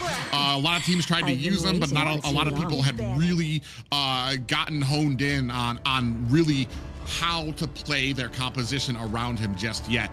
And here we're gonna go ahead and it is on, I want to say it is on Entity 7 here to go ahead and ban Marcel, because they're not going to be able to use him anymore. And Zushin taken off the board on the side of Influence Rage. Yeah. Mom, can I stay with you? There's a Marcel over there. Okay, don't worry, son. Like, that's no problem for us. Oh, just waiting out for the third ban here for Influence Rage. And always reminding you about the map features here. Now we're working with the Flying Cloud once again. And always reminding you guys, in the broadcast, during the live, send the like, share this live with the friends, with everyone. Call your friends to watch the AMER South that is going on fire. Yes. Make sure you hit that like. I don't know where it is. Call your friends to see Marcel losing once again. So sorry, Zena. No, it's okay. Go ahead. I'm just agreeing with you. Hit that like. Well, Boxy is going to go ahead and be picked up there by Entity 7. It's been one of those big priorities here in the South when it comes to picks. I don't even feel like it's had that many bans in the North. I think it's kind of put up there with the Fredrin. There's a lot of other things that I feel like North kind of prioritizes than when it comes to the Boxy and the Fredrin, but he does provide a lot when it comes in to a lot of these compositions. I think the last time we saw him, it's almost kind of hard to really kind of find out where his strengths were, because I think that was the game where there was also a Lolita on the enemy team, and I feel like on one side, sometimes some of these games can be hard to really understand. Was it the success of this pick, or was it the failure of the composition on this side? So here, though, we do have a decent early game for the side of Influence Rage. You got the Zeshian pickup, followed by the Gadakacha. Played for the first time today. Among the planes exists He's finally able to be picked up. Yeah, first time today.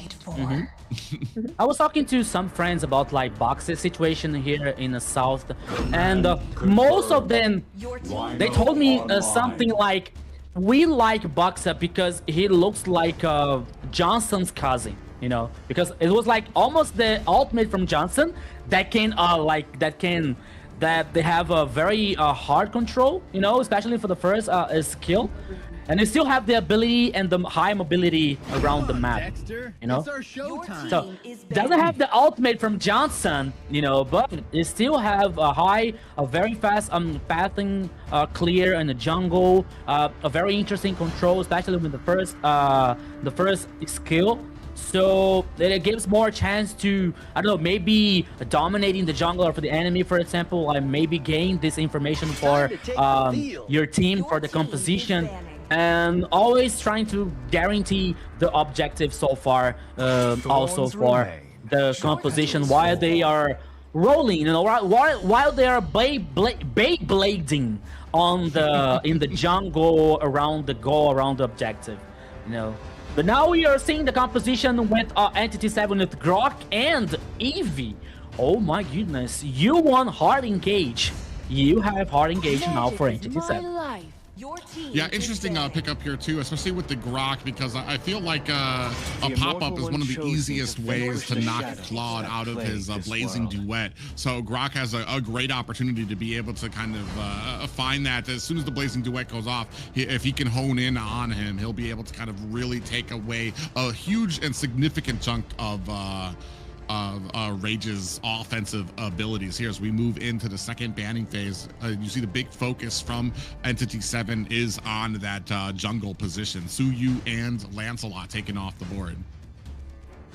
Yeah, Lancelot here is one of the comfort zones for Hotuns, and so it is taken out, finishing with Harriet. And now we're waiting for the fourth choice for Influence Rage.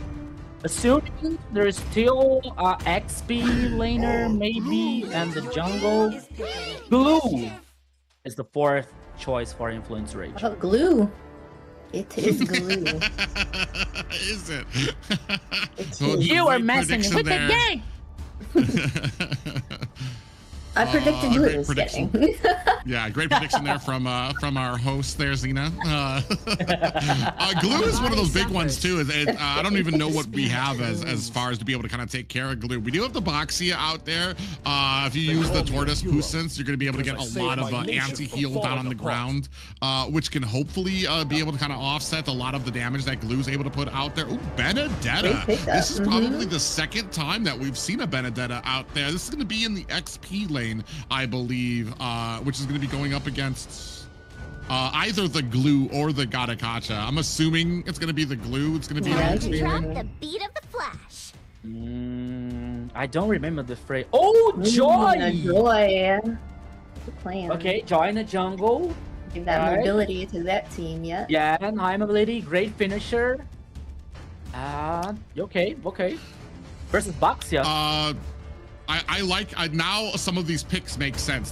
The early scoop up of the Gatakacha makes sense here now with the Joy getting picked up on that side as well. We don't really have a ton of CC that can actually take down the Joy before they kind of latch on to the back end. I'm gonna be very curious to see how this goes in there. If Akashi has like a wonderful, spectacular game, maybe, but I feel like there's a lot of boxes on the Entity 7 side to check to be successful here.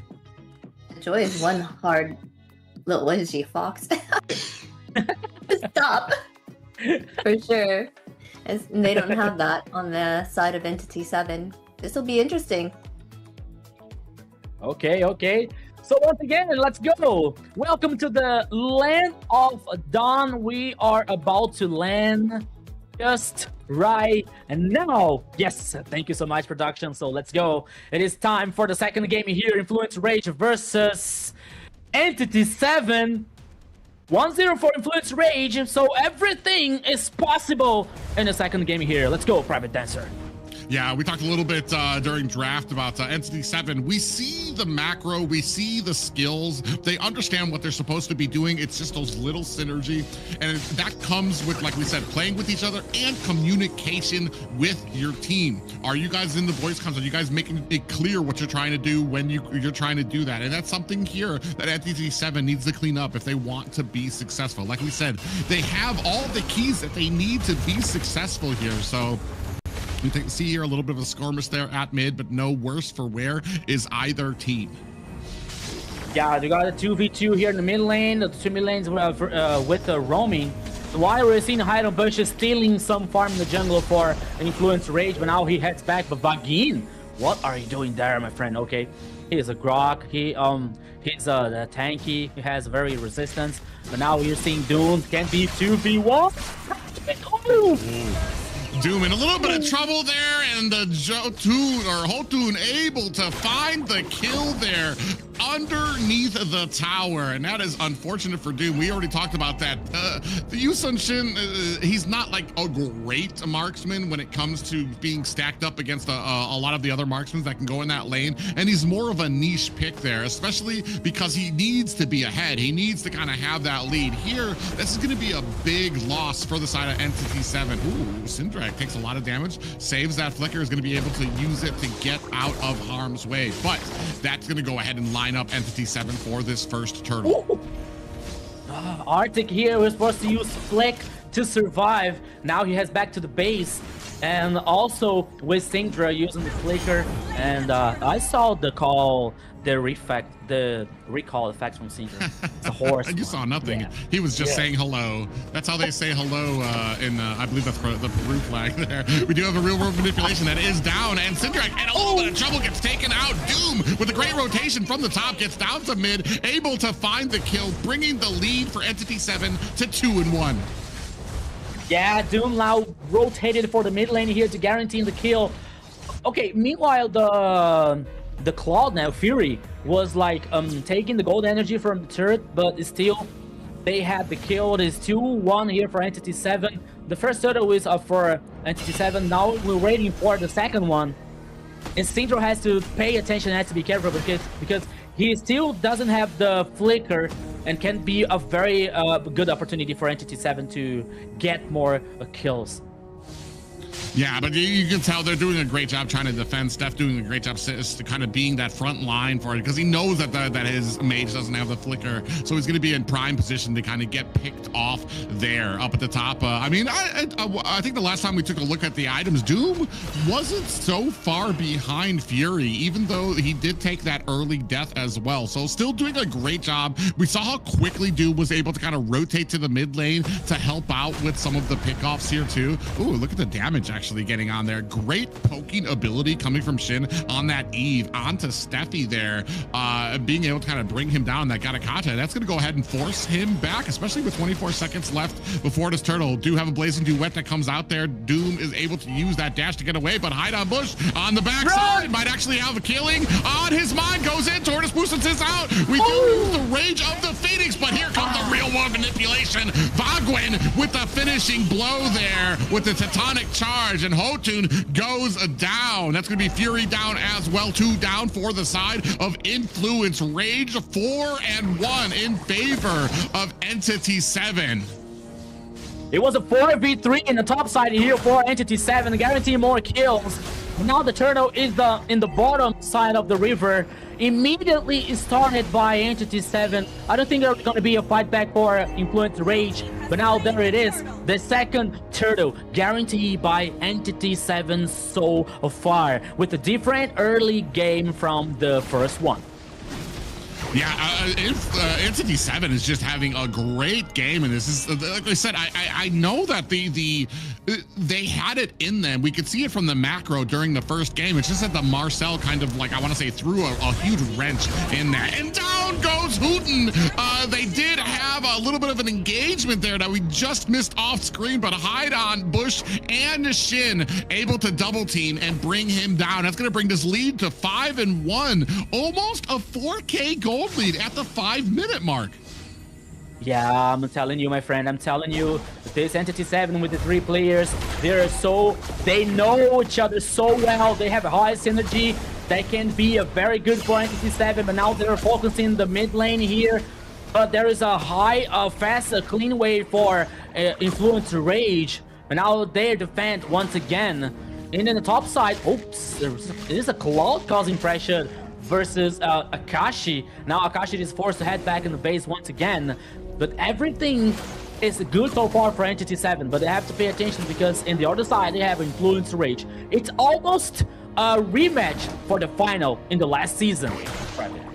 Yeah, it's really interesting here too, because you brought up that Akashi was up at the top lane trying to take on the Claude, and that's because the Doom is actually rotating around the jungle, trying to get fed on this use of Shin. Steffi actually in a little bit of trouble. You can see Hide on Bush actually kind of tinkering him down, and down goes the roam. Steffi is down. A real world manipulation came out. Maybe a little bit of a waste there. I feel like you could have saved that. It felt like Hide on Bush kind of had that underway. Fury in a little bit of trouble. Is going to use that BMI to get himself out of harm's way. The 3 members of Entity 7 decide against trying to go in there. Speaking of which, Akashi goes in, finds himself a kill, but gets taken out himself by Arctic. That's going to go ahead and leave a little bit of wiggle room for this next turtle. Hide on Bush going to be able to secure it without much contention from Influence Rage.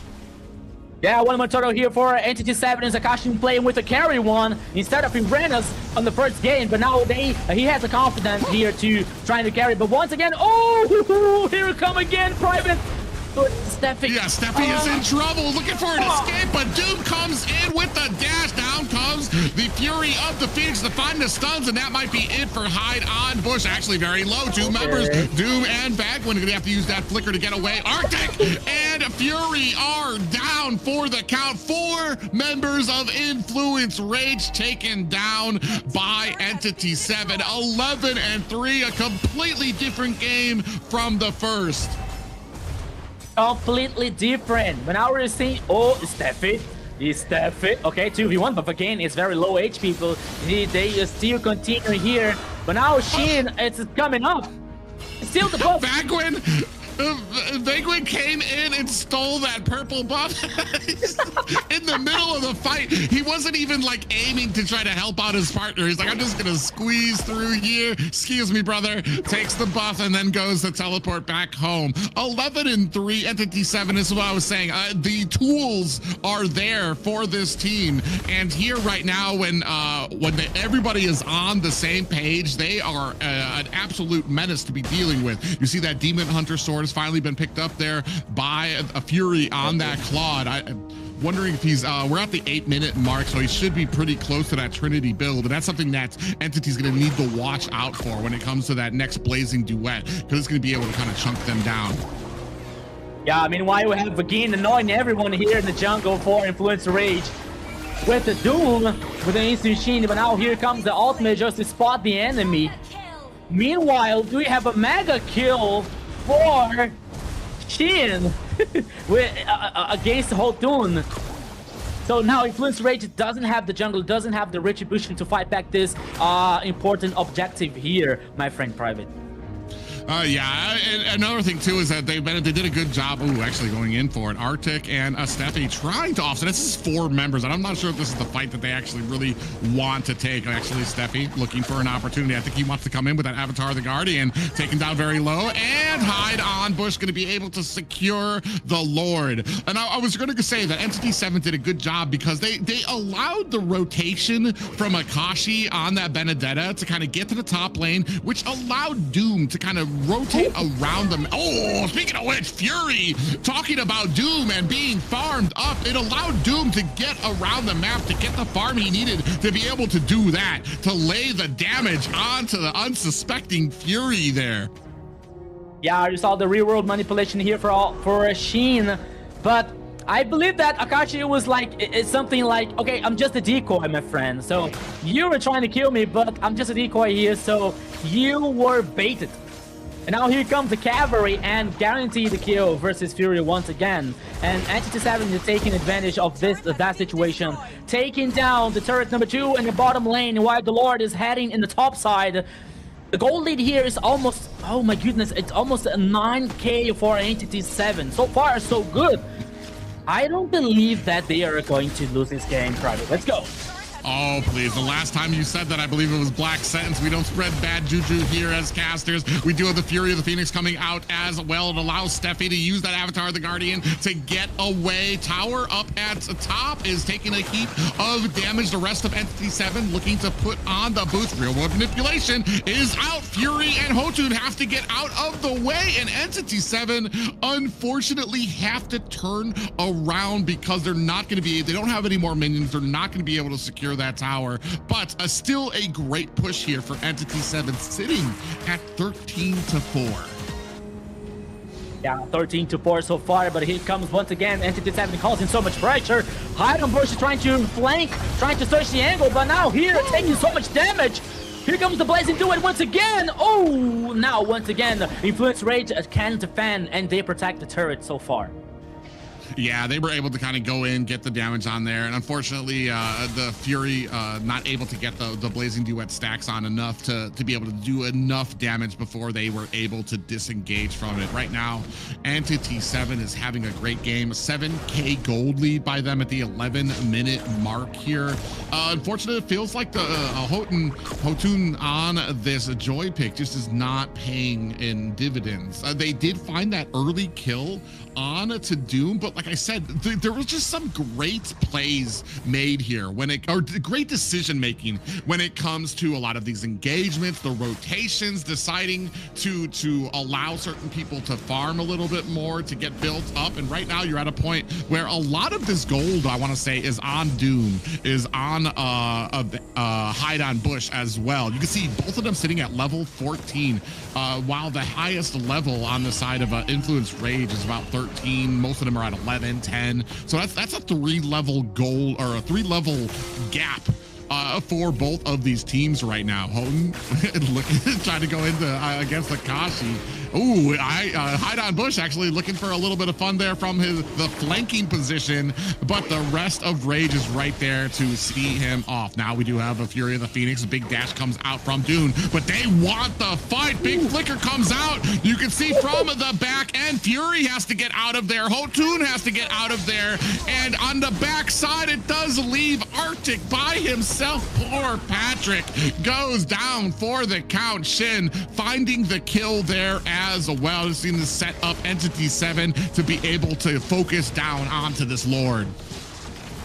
Yeah, so once again, the Lord is guaranteed. No fight back from Influence Rage, sorry. Guaranteed by Entity 7 once again. The goal lead here comes almost with a 9K for Entity 7. One more Lord. It's only the last line of defense of the turret for Influence Rage. Once again, Entity 7, they have the knife, they have the cheese, they have the cake to finish this game. So everything is possible since we saw today with the previous games, Private Dancer. Yeah, really interesting. Oh my God, I was gonna say that really interesting. I don't really see the gold lead there on the Yusun Shin. Doom still having a great game, so he's really getting a lot of value. He's only 700 gold up on Fury on the Claude, so just his items that he's getting, he's just got a better value for, like a better bang for his buck, basically, for what he's getting out here. Sitting at 3, 1, and 6. The big money makers right now are Shin on that Eve. Just has a huge lead when it comes across the map to Sindrek on the Zishin, or on the Zeshian. So real world manipulation comes out as well. That's to kind of zone out the rest of Influence Rage from this bottom tower, as Lord up at the top as well, actually doing a pretty decent amount of damage, looking to try to take down this high ground tower at the bottom. Already going to be able to find it. One more minion there down. Blazing Duet is onto the side of them. The rest of Influence Rage coming in, trying to put on the damage. Are they going to be able to find it? No worse for wear, but Influence Rage actually took a beating in that. Is going to have to return to base. Yeah, I think that the idea was very good, you know, but the difference, especially in the goal lead, it's very huge for Entity 7. So, yeah, it's still 10K. Yeah. So now they are trying everything here as possible, doing at all costs, trying to defend and searching for the angle, but nope, here we go again. Ooh. Yeah, you can see there right now. Oh, and Hotun is down again. 2 down for the side of Influence Rage. The rest of them beating feet, looking for an escape back to base. Have to go tail tucked between their legs. They do have minions coming out though, but so does Entity 7. You can see the actual lanes actually starting to stack up. A great job done by Akashi trying to get these lanes synced up. You can see all the lanes here synced up. Are they going to be able to find a close here? Entity 7 locking on, trying to clear out some of the minions, trying to lock on to Steffi's. They down to 50%. Does have that Revitalize out as well. Still a bit of minions out here. Real World Manipulation comes out, focusing down onto the core. They do find 2 kills on the side of Influence Rage. 1 traded back to Bagwin, and the rest of Entity 7 gonna have to looking for an escape. We do find another kill. Down goes the Bagwin. 10% auto attacks there from Doom are able to clench this for Entity 7. Victory! A different Entity 7, the second game here, guaranteeing the victory, all leading for the last and once again decisive game here in the first day of AMER South. Xena. Everything is even. 1-1 here. 1-1. Entity 7, they did the same thing. They were going towards objectives, but this time they got their kills and they were able to actually take it and snowball that game. I feel like we're beating a dead horse, but you pointed it out. This is the same target and objective focus we saw from the first game. It's just here in the second game they were successful with those pushes. They were able to kind of get to the backline. They were able to get a lot of that farm up there. A 10k gold lead. So a great game here by Entity 7, and I feel like this gives them a nice a bit of a sigh of relief, because I know, like we said before, they weren't satisfied with their performance last season. So here now they're looking to make a statement. And I know that first game, definitely not what they had in mind. This second game, definitely and absolutely, it felt like a completely different team, Rico. Yeah, it was a completely different, especially because of the composition they had. They have more options, to take the actions, to dominate the pace of the game. We're talking about like Vagin with Grok with a very hard engage one. We're talking about Hide on Bush with a Boxer in the jungle, like with a fast pathing, clear path, not only for his jungle, but also for the jungle of the enemy, as we were seeing in the very first minutes. And now we're seeing like Fury trying to escape here, but at this point, Entity 7 were so confident, they were so like playing together, there was given no chance for Influencer Rage to get back in the game or survive somehow, so everyone was so good, everyone was so playing well in the Entity 7 composition, especially Akashi, because we saw Akashi in the first game play with Iranos. Okay, we can say that Uranos is very annoying, especially because of his sustain, and he can buy more time for a possible team fight, for example, or splitting up. But now Akashi were playing with Benedetta. There was kind of it's more like a carry for him, So we can see that he was more confident, because once again, as I told you guys, Akashi was a former gold laner. He wasn't a XP laner, so he changed he role swap for this season. So I think that Akashi left out the gold lane, but the gold lane didn't leave Akashi, or something like that, But now we were having the MVP on the second game. It goes for Shin, the mid lane here, playing with EV or IV 709 with the KDA 103,000. Wow. Of damage. Xena. Yeah, that's a lot of damage. Yeah, it seems like Ivy has been a big factor in both the games, right? Ivy was chosen in the first one, and now it's chosen this time around. So Ivy is really a great pick in these drafts. Yeah, Shen a big MVP there. MVP for those luscious locks, too. He belongs in a shampoo commercial. Some beautiful hair he's got there. Not just that, but the damage raining down on to Influence Rage here was just huge. An integral role to their success here. We talked about all the different pieces that were starting to come together for the side of Entity 7. And that is definitely the foot that they wanted to kind of press forward. And we saw from a lot of those highlights, like I said, this is no different than we saw from Entity 7 in the first game. They were able to get to the side lanes. They were able to get to the objectives first, but this time they didn't have to jungle around the timing for a Marcel. They knew exactly how the Eve works, how to trap people, how to get on with the Boxia in there, and they executed to perfection. And there's going to need to be a big, I want to say a big turnaround when it comes to Influence Rage if they want to be able to kind of get over this hurdle. That is what you want to see if you want to be one of the better teams here in AMER South. Yeah, and it was a very interesting situation because, as I told you guys, there was three players. There are three players in Entity 7. There was for the old lineup for Black Sentence, and there was a player in the Influence Rage lineup that it was also a former champion in the Black Sentence last season, and it's Steffi, because Paquito, the old roaming, now it's in Alpha 7, and now Steffi is the new acquisition for Influence Rage, you know. So as we talk about like synergy and time enough to Entity 7, I think that we can also say something like that with Steffi and the lineup for Influence Rage, because they were used to play with Paquito, now is with Steffi, with two different play styles. You know, like Paquito is more aggressive. Steffi is more like, okay, I have to check the situation. I have to see what I'm going to do next. So I think that they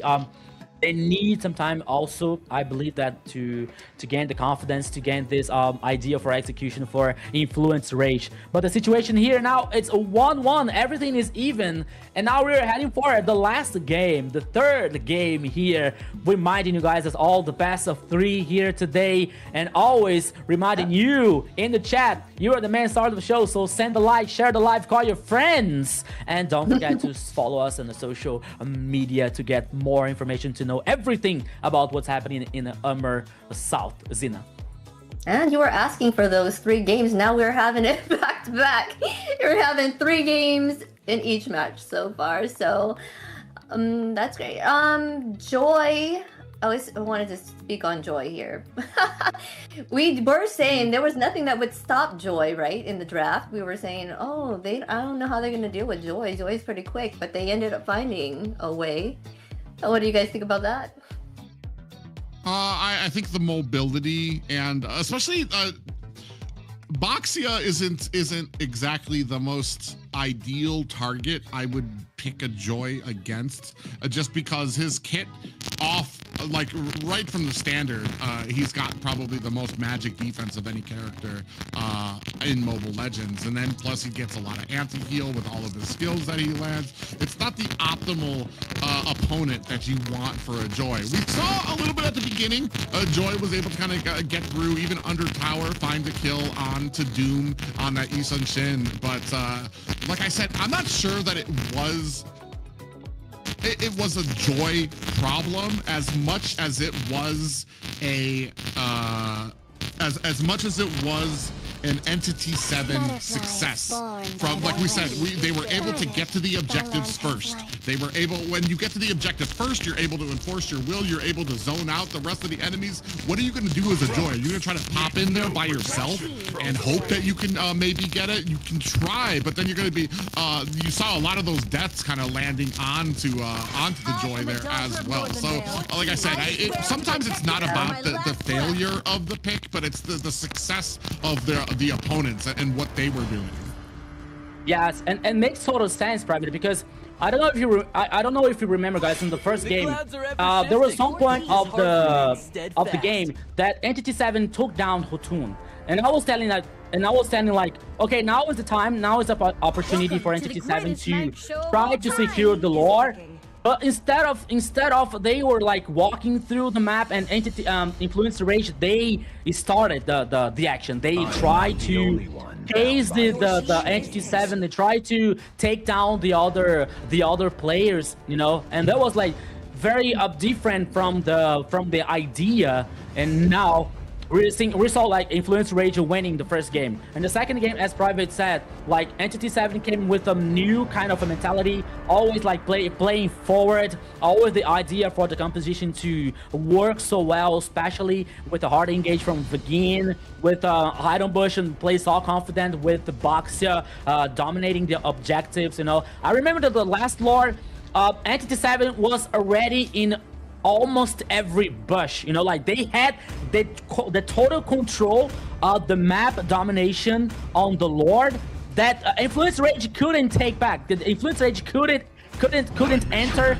They couldn't fight back for the Lord, you know. So they were well executed. They were so well in the second game that makes all the difference for Entity 7. And now we're ready for the third game, once again with Flying Cloud. Let's see what happens. Let's see what happens instead of like, because of now, once again with this banning, Marcel, Boxia, and Sora for Entity 7. And Influence Rage comes with Harley, Freya, and Azunshin on the first phase of ban. And Entity 7 starts with Obvious. Influence Rage respond with Hylos and Carry. Yeah, you still have that Fredrin open for the side of Entity 7. I don't believe they were actually picked it up yet, so that's still an option for them. I like the Phoveus. Interesting that you kind of go with the Phoveus with the I'm happy. I'm not gonna lie. I've talked about this before. One of the things I really kind of miss is the fancy, flashy assassin plays where you kind of get in and out and have all these great killing moments. And Lancelot, the Hayabusas, Ling, who I can't even remember the last time I saw a Ling. So Lancelot here is going to be very interesting to see. I was going to talk about the Phoveus pickup. The interesting to me to have a carry on the other side, especially because of how Phoveus can kind of lock on to the backside and dashes kind of really help out his kit. You do have the Hylos, which means you're kind of going to be looking at a very high engagement type of composition here. Guinevere picked up here for the side of Influence Rage now. Yeah, I just have one thing to say about Lancelot. Beautiful dad. Jokes aside here, guys. We're seeing now Guinevere for Influence Rage, probably in the jungle here to trying to do something against Lancelot, you know, because when we talk about objective, it's very hard to steal an objective from Lancelot, you know, because they do the second skill. They feel he is like invulnerable and he gets the retribution, and it's also very easy for Lancelot guarantee the objectives here. So I think that Guinevere comes to somehow counter or trying to neutralize this facility for Lancelot to guarantee the objectives. But now he comes with another phase of banning Louis as the fourth ban for Influence Rage, and Selena for Entity 7, Zena. I'm just kind of surprised. These are different bans, and so I'm kind of like, okay. But I guess I don't know. I guess they are trying to stop the Louis from them having Louis. The fact that they have the chip and the Louis together, that's a lot of transportation. So they're like, yeah, let's stop that, right? That's a lot of transportation. Nice. It's like it's 2 moving vans. And the Selena taken off there because Selena can use her mines to get vision on the area, so they'll be able to get like a little bit of an advanced warning when a chip is coming in. So that's a good ban coming out from the side of Entity 7 there, but it is going to go ahead and leave a lot of some of these prime picks open. Yeah, but now we have to talk about like the first the mid lane choice for Influence Rage, because okay, we still have Arsa, we don't have Kimi, we don't have Louis or Selena. I think that we still have Farsa open here, but I don't know if it's a good idea for Influence Rage, because on the other side we have, as you said, Private, we have Ovios, and now we have Lancelot. They have a facility and as an easy way to get back in the back line, the flank, for example, to neutralize some kind of ultimate from Farsa. So the Night Skies from Esmeralda is the fourth choice for Influence Rage. Yeah, so I mean, you gotta a pretty decent amount of magic damage on the side of Influence Rage right now. We'll see how it kind of works out there. For me, the big question is how Entity 7 is going to handle the chip, and are we going to be able to kind of use those portals to our advantage? He really kind of shines, I've talked about this before, shines into that laning phase when you can kind of catch people off. Well, I mean, depending on how the compositions roll, he shines when you can catch somebody out and you can get the entire team to basically swarm onto them. We've seen Guinevere before. We know that this one's not going to be a roam Guinevere, so it'll be able to shine, especially when it comes to getting some of those items. So that's going to be the jungle for them. Zeshion and Bruno picked up for the side of Entity 7. And Bruno's gonna come in the early with his bursty damage and against the carry, trying to shut her down early on, right? Yeah, I mean, like Bruno has a strong early game here, and it comes well from the mid and late game, but not so strong as carry. But yeah, at least it's another one with a very interesting mobility here with Zetian. But now let's see what happens from the last choice here for Influence Rage. Assuming the mid lane. I don't remember the phrase from this hero. Yeah. Oh, I mean, I like the hero, but I don't think that it is a good idea for Syndra in this game. Banking on that vision.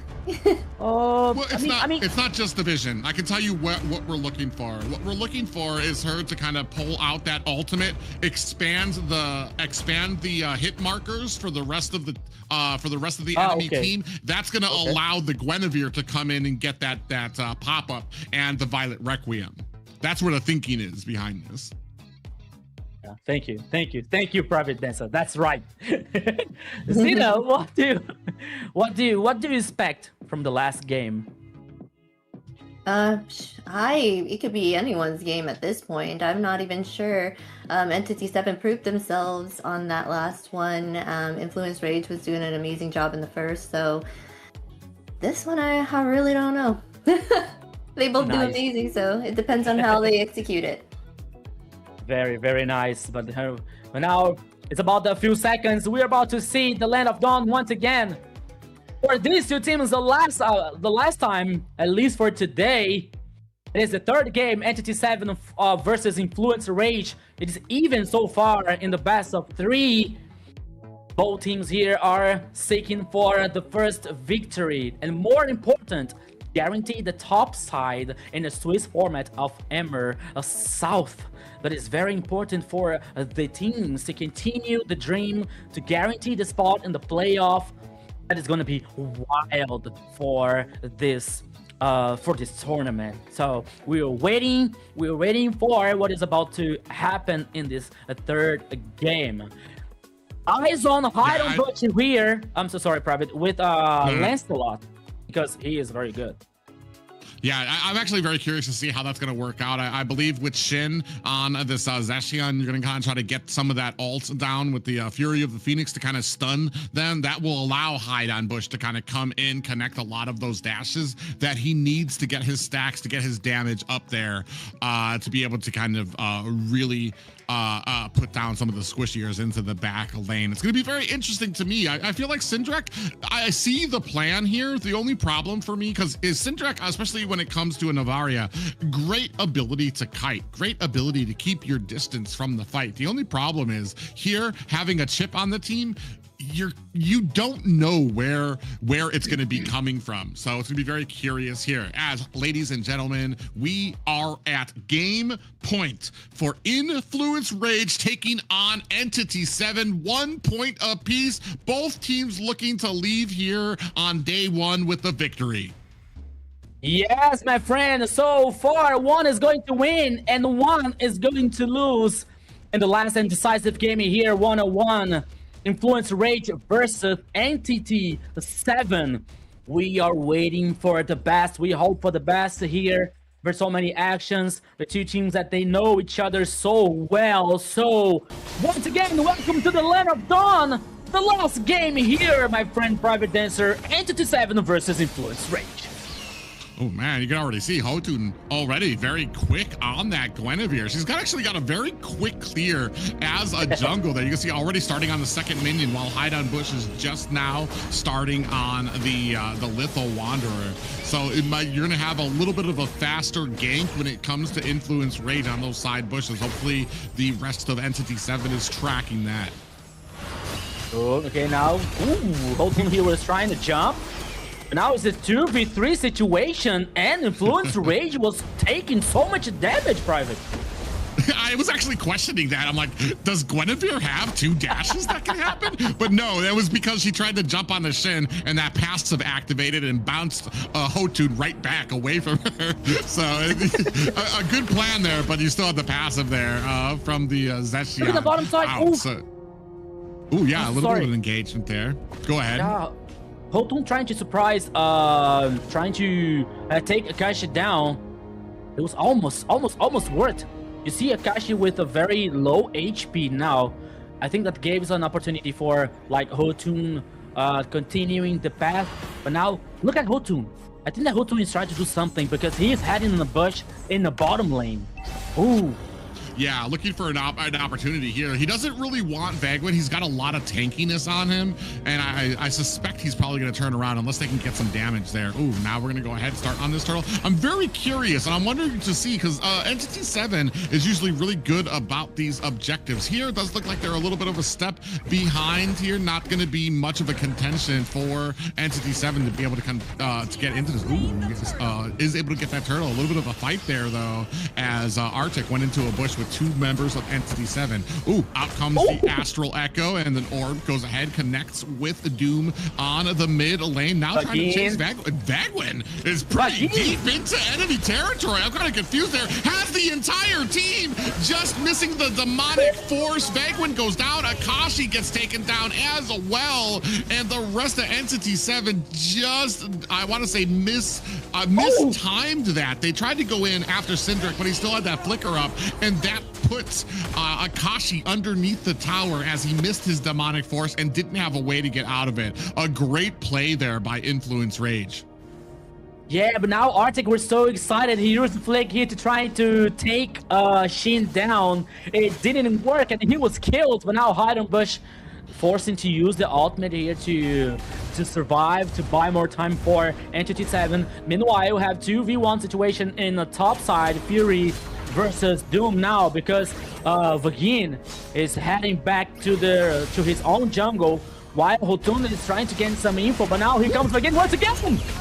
Yeah, big flicker and a pop-up follows into the demonic force. But the glorious pathway was out, but it was not able to help Hotun, who does take a death there. 0, 1, and 2 for the jungler for Influence Rage. That's gonna tie things up here for Entity 7 at 2 and 2 apiece.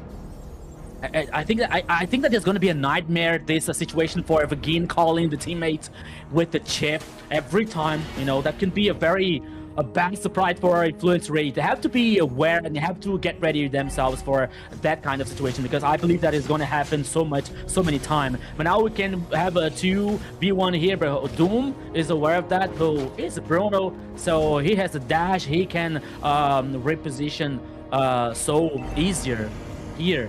And now we're heading for another turtle, my friend Private. It is in the bottom side once again, and once again it started immediately by Influence Rage. Yeah, they're gonna go ahead and start this, and this time it doesn't look like Entity 7 is gonna go ahead and try to contest this. Hotun actually able to scoop it up. We did see a Violet Requiem come out there. Vagwin actually able to get away. Akashi being chased down by 2 members, and no worse for wear as Entity 7 does. Ooh, look for the engage. Vagwin came very close to eating an Astral Orb. It's like a goalkeeper, right? Yeah, it's fine.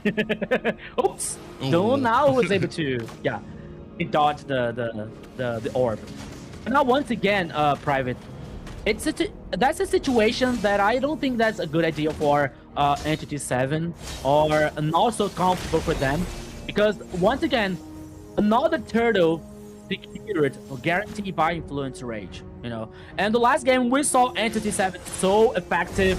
They were so present, especially in this objective, you know, guarantee And now we see that, okay, they're just like giving them the objectives. Now they're just giving up. But now here comes Hunger Games. Yeah, and this to your point, especially here, I want to say Entity 7, it's because they realize a lot of the players on their team, a lot of the characters here, they're going to need items to do well. Akashi's like the only real early game that you want, and he's going to have a hard fall off in the mid and late game. Shin's going to need some items. Vaguen's going to need to get some damage up there. Doom needs to get a lot of that items to get that spike through the mid and late game. But now another big fight there. Fury actually gets taken out. A hide on Bush, finding the connecting pieces there. Akashi's going to go ahead, cut off Syndrek, comes in with the demonic force. Another one. Flicker has been exposed. Shin in trouble. Steffi goes down as Akashi able to find a kill onto Syndrek as well. Arctic uses the flicker, might not be able to get away. Is able to find a little bit of speed. Oh, I was about to say, is that minion worth it? Is it really worth it, Arctic? Because he was about to eat a full 4-man team coming from the side of Entity 7. Don't worry about a thing, because every little thing is gonna be all right for Entity 7 because they had a plan. Once again, like with the dive in the top side here, guaranteeing more kills for them. And now, because I said so, okay, now the turtle not getting the proof stat, now controlling by influence rage. Here comes the ultimate for Syndra. Here we go again, Private. Oh, and Syndrak able to scoop up the turtle. Now the rage is going to go ahead and turn this around on Entity 7. Vegwin in a little bit of trouble, looking for an escape, is going to be able to squeeze out as an astral orb is dodged, and Akashi actually eats that for his teammate. 5-3 right now for Entity 7. That's going to be another turtle for Influence Rage. And right now, I mean, a great job by the side of Influence Rage. You saw the plan out there. Astral Echo came out from Syndrek, and then came in the jump coming from Hotun, and then the Violet Requiem. The problem is the follow-up from the rest of the team. They just don't have the damage that they need to be able to stop this onslaught. Vagwin, as I say that, I mean, 4 people on 1, that's going to be enough damage for anybody. Yeah, I mean, Influence Rage here took the opportunity because Vagin doesn't have the ultimate available. But now they're taking the chance to take pressure on the mid lane. Oh, Private guarantee you 1 more kill for Fury. Actually, it's the first one. It's the first for Carry. They didn't take down the turret, but still, they had the kill, they had the chance, and they had the advantage. Yeah, it's very surprising here.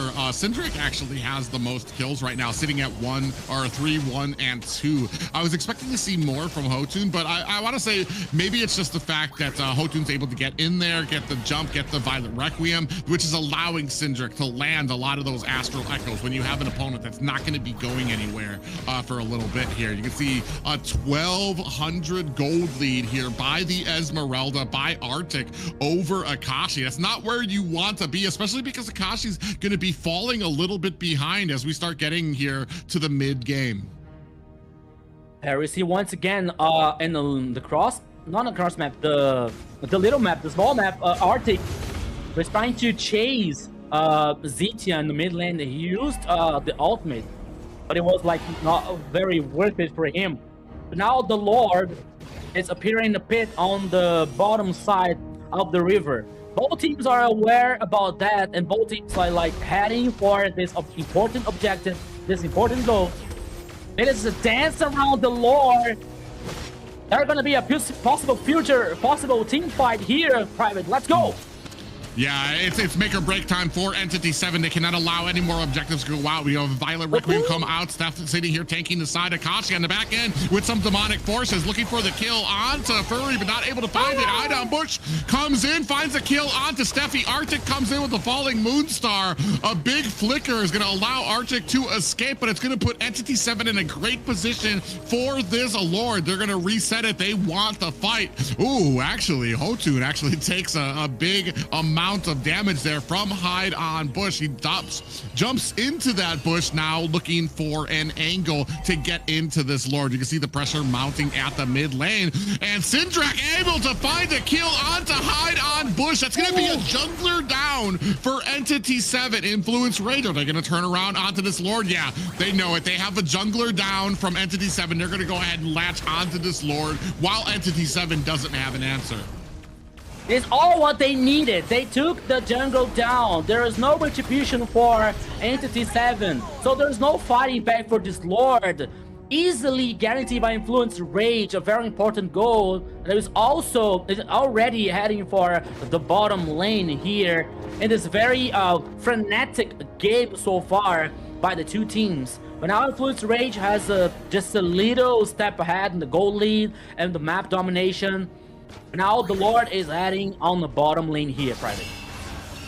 Yeah, Lord heading down at the bottom, and I want to say Influence Rage has a lot of space on the map here. They're going to be able to take down this tier 2 at the bottom. You can see the rest of the troops coming in through the side, looking for a flank. Glorious pathway has been laid down onto Akashi. Has the Astral Echo, big pop-up lands. Is it going to be enough? Down goes Akashi. Fury with the damage. Shen coming in for reinforcements, but it's not going to be enough. Lord still has a decent amount of health. Entity 7 able to finally chunk it down. Hotun is right there though, trying to put on the damage. Look at the Astral Orb starting to land. Almost takes Shen down to 50% by itself. While on the other side of the map, Fury able to find themselves another tier 2 tower, and we are left at only high grounds for Entity 7. Yeah, only the high ground for Entity 7 here. Influence Rage, like growing up more this advantage, especially in the map. Only in the last line of defense for Entity 7. There's so much time for the next Lord, so it gives a chance for Entity 7 to farm something to get, buy more time to get the next items here to try to fight as equal versus Influence Rage. One more time, we're seeing now the items here, like the Has Claws, the Berserker Fury, and the Malefic gun for Bruno. While Carry has the Corrosion Sight, Golden Staff, and Demon Hunter, and almost closing the fourth one. I believe that is going to be also the I don't know if it's the Malefic War or that could be also the Has Claws, but I don't see much. I don't see many times Has Claws for the Carry. But the fact is, now only 40 seconds remaining from the next Lord here, and Influence Rage trying to gain this info. And while Hidden Bush was like pushing the minion wave in the top side, but now he's heading back to the base, and it gives the chance for Influence Rage to dominate the jungle, dominate the river for the next Lord. But it's still there in the bottom side here, trying to maybe find someone lost, maybe trying to pick off someone here. That could be very, very interesting for them. Yeah, and right now, Entity 7 Influence Rage looking for an opportunity. Lord is about to be up in 3 seconds. And for right now, I feel like the damage is just not there for Entity 7. Doom really hasn't come online yet. I think he just got his Malefic gun, so he's going to be able to get some of the space. As I talk about that, Arctic in a little bit of trouble here, takes a big damage. Astral Echo is out. They spot Shin. Hotun looking for it. Shin able to use the flicker to get away. Is that going to be the turnaround that they need? Glorious Pathway is out. Doom takes down Hotun. Arctic in trouble, gets taken down with the demonic force. That's gonna be 2 down for Influence Rage, but they just are not in a position to be able to take this Lord just yet. They went from heaven to nightmare in a question of seconds here for Influence Rage, but now it comes again, fighting the back line, and they're searching for the remaining players for Influence Rage. Now Hidden Bush trying to, he was taken down. Here comes Private. The idea was good, but execution, no. Yeah, they tried to come in there. They really wanted to get on to Fury and Syndrek, but they just were not able to follow through. And unfortunate for Hide on Bush. 4 and 2 right now on this Lancelot. Now we're at an angle where you can see Bagwin gets caught. He's able to get away though, but he might be in a bad spot between a bunch of team members. Does have that ultimate out there. Bagwin goes down. Fury able to find a kill. Doom able to take down Syndrek. That's going to be 3 members down for Influence Rage. Big stun lands, the demonic forces out already. Doom dives underneath the tower, able to find the kill onto Fury. And now Doom has has hit that power spike, hit that damage, and is trampling all over the rest of Influence Rage. It's just Steffi and Arctic here left to try to defend here. Shin comes in, putting the damage onto Arctic. You can see Steffi, Glorious Pathway is out.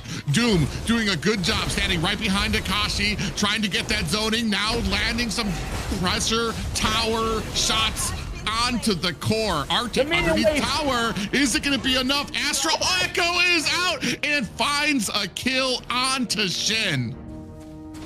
My goodness, what a sniper now from Syndra, getting Shin down.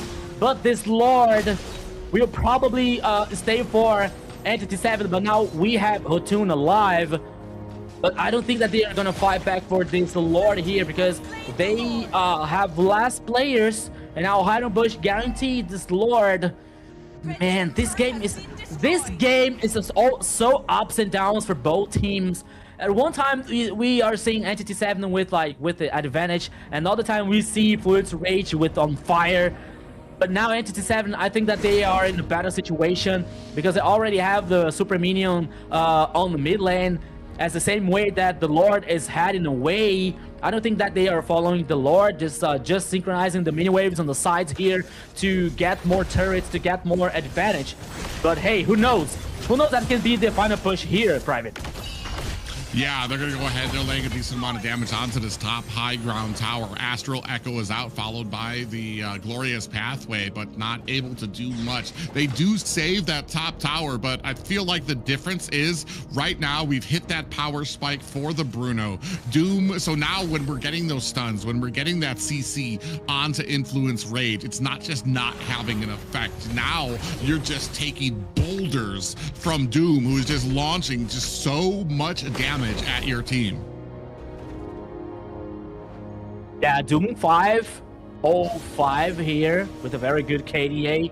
It was a very effective during especially with the team fights here. Guarantee the kills for Entity 7. And now Entity 7 has a very good chance, a very good opportunity here for finish the game. But let's not forget about Carry on the other side with Fury and Syndra with this skill shot, especially with the orb here that can make all the difference for Influence Rage. But they have to be aware, especially with Vagin, with Chip, that he can call the teammate at any time if he wants. So it's a very complicated situation for Influence Rage.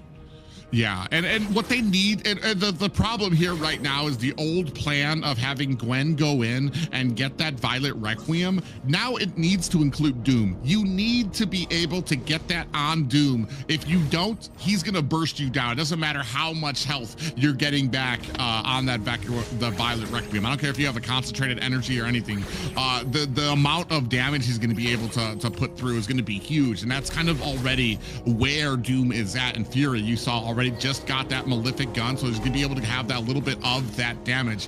I just feel like Doom does, when it comes to burst, Doom has this huge amount of damage that he can do to some of the squishiers, whereas Fury's job is kind of to get into the tankier ones. And while the tankier ones do go down, it takes a little bit of time with the speedy light wheel to get a bunch of attacks to kind of land on there. You will eventually be able to take them down, but just I don't feel like it's to the effect that a Bruno can do damage there as well. 14-10 right now. Entity 7 looking to set up for this next Lord. Ooh, Astral Orb does hit Shin, followed by a lot of damage there. We do have the Glorious Pathway has been laid out, so now they're not going to be able to have it, but they don't care because they see Hide on Bushes at the top lane. They know he's not going to be able to close the distance as well, so they know that the rest of Entity 7 at the very least is a player down for this fight.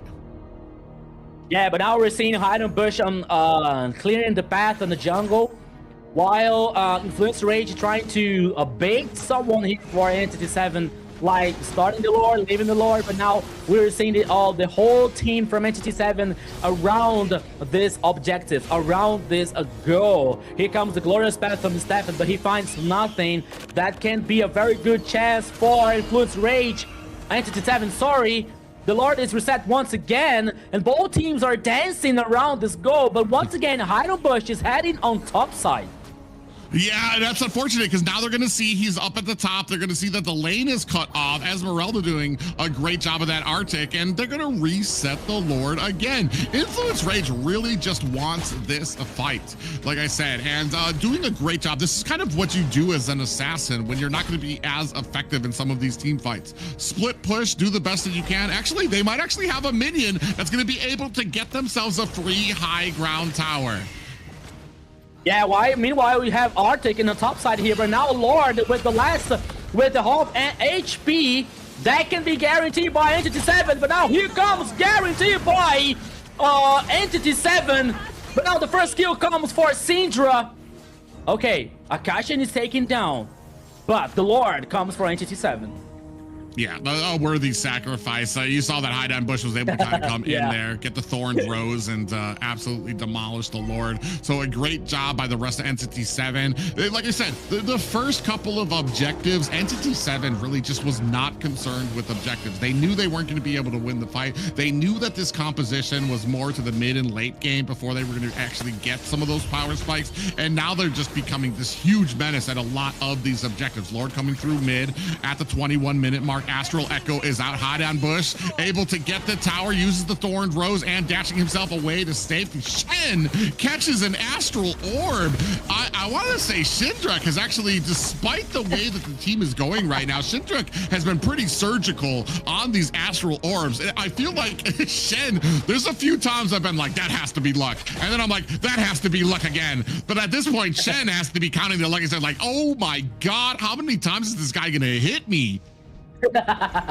Yeah, I mean, like, Syndra is one of the reasons that Influence Rage didn't lose this game yet. Because of this skill shot, because of this this ultimate that can spot the team, you know, and debuff somehow, and it is very important for Influence Rage so far.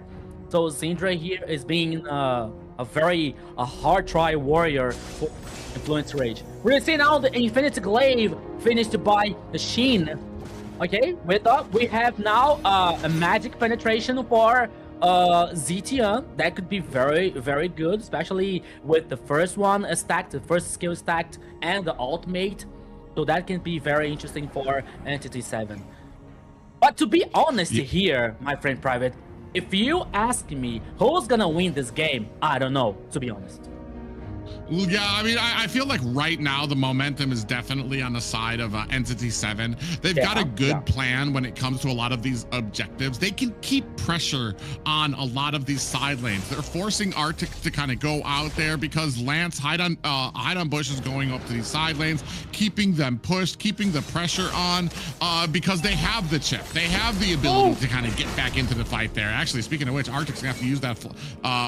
Glorious Pathway is out after the flicker coming out from Arctic. Akashi might be in a little bit of trouble here. Ooh, catches a big pop-up there. Here comes the Demonic Force. Thorned Rose just for measure. Oh, big pop-up lands on the backside, but Vagwin's going to use that Purify to get out of harm's way. A big Astral Orb just narrowly misses Akashi, and Shin is looking to try to teleport there, but he was right in front of Arctic, who checked that bush, and now they're going to have to teleport a little bit later with Lord up at the 23-minute mark. Yeah, 24 minutes of game so far here. The next Lord is up on the pitch on the top side of the river. And now both teams are aware of that. But meanwhile, we're seeing Arctic versus Hide on Bush in the bottom lane fighting for the minion waves. But we are seeing Doom approaching the Arctic. He can be in trouble. That could be 2v1. We are not seeing, but in the little map, you can see that. But Arctic is buying some time. Arctic is buying so much time for Influence Rage here. But now Hide Bush has to run against the clock because he has to try to guarantee the objective. But here, wow! Shen comes in with the Fury of the Phoenix, able to scoop up the Lord, even without Hide on Bush in position. Now they've turned it around. 3 members down on Influence Rage's side. Syndrak and Fury alone as the Lord pushes in mid. Entity 7 looking for their first win on week 1, day 1 of the series, and they get it in the 3rd game of the series. Shin, you are my hero because what did you do in the last team fight? Guarantee the Lord for NCT 7. Hey, once again, why Retribution? Why we have Shin and Zetian? Xena. Wow, Shin stealing that Lord at the end gave them that win for sure. They were doing a great job defending and then also offensively, so that could have gone either way. But at that point, that was a factor to changing that whole thing. Yeah, there were so many answers on the side of Entity 7 as we moved into the late game. And I was actually kind of questioning it too. I'm like, Lancelot, hide on Bush is nowhere able to kind of get and close in on this fight. You had the whole of Influence Rage right there. And then you had the Fury of the Phoenix come down and a great play there by the Mage. It just Shin just did a great job with that ultimate and then being able to come in there. 4, 1, and 11. Yeah, 25 minutes of game here is one of the longest one. There went for Entity 7. We've seen a very good job, especially from Chin and Doom with Bruno, guaranteeing not only the kills but the confidence for Entity 7 to always play forward, always playing aggressive. Akashi once again doing a good job with Foveos, trying to stack somehow and trying to look for the angle, not making, for example, Fury comfortable with the carry or Hotun with the Guinevere. Because as we see, this confidence was so far that we saw Heidenbush. Okay, Heidenbush tried to run through the Lord as fast as he could, but the result was Shin guaranteeing the Lord, stealing the Lord for Entity 7. You know, it tells a lot about the confidence of the team. Because if we don't have Heidelbush, you have the other players that is also so good. Not only like stealing the objective, stealing the Lord, because this is not happening every time. But we see Entity 7 as playing confident and knowing that everyone do the role so well, so that's why they feel comfortable of like that kind of situation with Heidenbush so far from the Lord. Yeah, and that's just the amazing thing from them too. As we take a look at some of these replays here, the damage that's going on to Shin it's like Shin was getting caught every single time from those astral orbs coming out from Syndrek. But like I said, as this got later and later, it just felt like Entity 7 really had the best game plan when it came to all the damage that they were able to output onto Influence Rage here. You saw it, especially as Bruno came online. There's a reason that it was getting banned out by Influence Rage. There's a reason they didn't want to see it out there. Ooh, and you saw that astral orb that was able to take down Akashi. Big damage coming out as well. And this, I believe, was after the actual Lord steal coming out from Shin. Yes, Shin was doing an amazing job giving the team vision as well as being a part of the team fights. Just giving that CC. Oh, our MVP is Doom. That massive damage at the end came in clutch. He was able to not even die at all. His positioning was on point. Yeah, an Immortal. A Highlander here for Entity 7, 607 from KDA. 90,000 of damage. Again, I was confused about 90k or 90,000 for here for Doom. There comes out for MVP that once again he played very well with Bruno. Not only like guaranteeing a very strong early game, but especially with the mid and the late game here, stacking the first skill, to causing much damage from against the enemies here. So it was a very important. I think that Shin also deserves here a mention because he was very good, especially of course in the last team fight, guaranteeing stealing the Lord for Entity 7. I think that if he didn't steal the Lord, maybe the result could be different. Maybe the result could be in favor for Influence Rage, But once again, Shin played very well with Zetian, another hero here that can be very prioritized with ban or pick in AMER South. Yeah, it's because it's just like a huge ability to really offset the enemy's capability to be taking that Lord, which we saw from that last hit there. Another thing too, I feel like whoever's making the shot calls for the team did a great job too. It just kind of allowed a lot of those early objectives to go. They're like, dude, we're just not at a point. We're not going to be able to fight this. We need to get to that late game, especially to the detriment of the Phobias, who I feel like took the biggest hit in that early game to be the only, I feel like the only real source of anything, of any type of offense in the early game to just keep Entity 7 above water until until Doom was able to get the items that he needed, until the Zeshion was able to get the cooldowns and everything that they wanted. So just great overall decision making from that team. And what for me, big takeaways so far are that Zushin is worth a ban. Marcel, maybe not. I feel like that was a huge. I feel like Marcel. It's just the difference. It's so crazy to look at that first game. It's just a completely different team of Entity 7 than we saw from the last two. Yeah.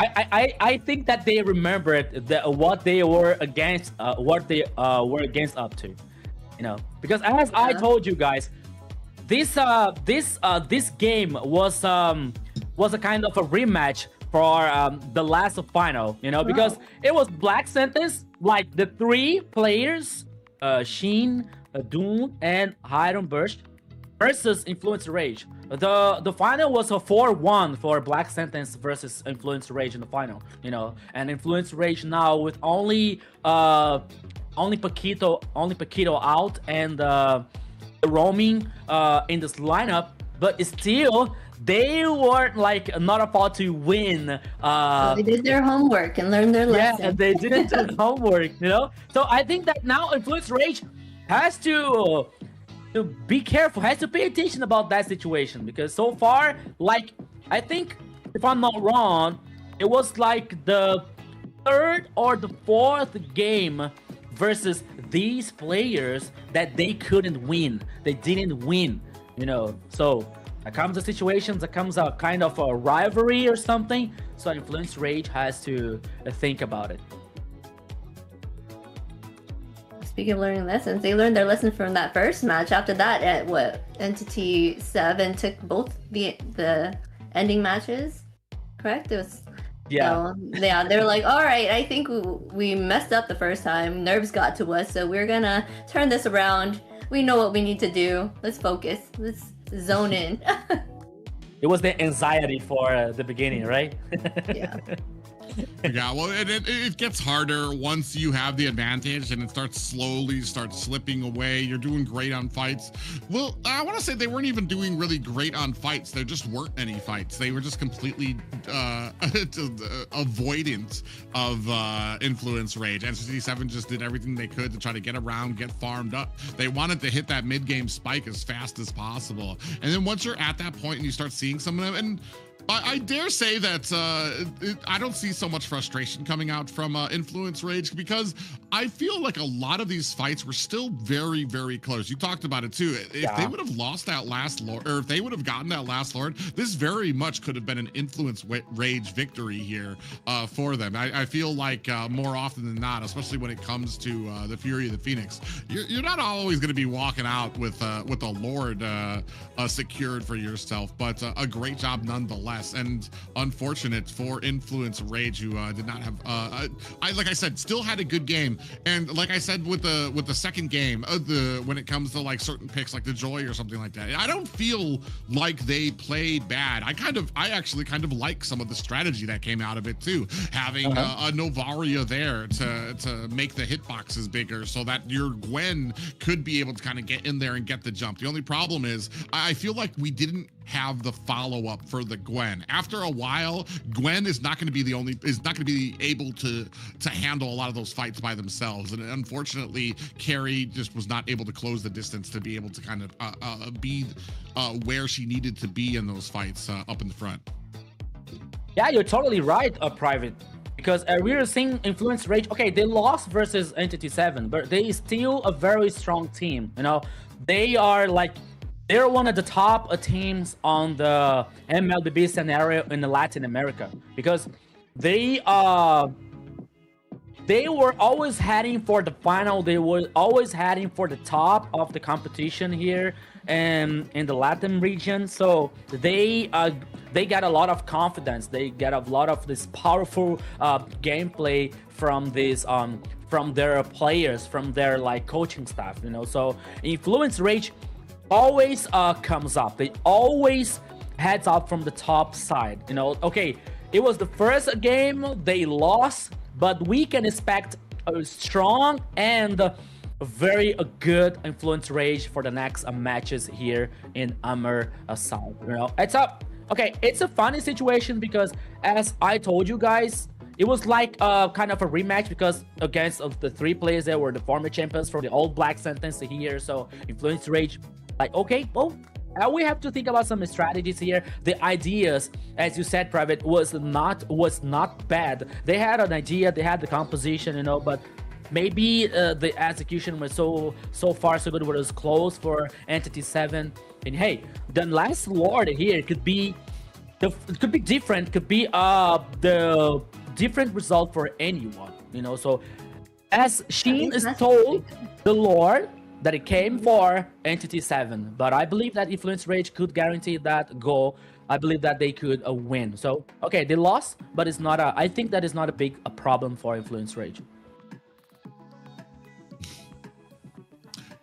Yeah, I mean, it's for me, it's a great gameplay by all. And I'm kind of wondering where we go from here. We've seen a couple of picks kind of coming out there for the niche.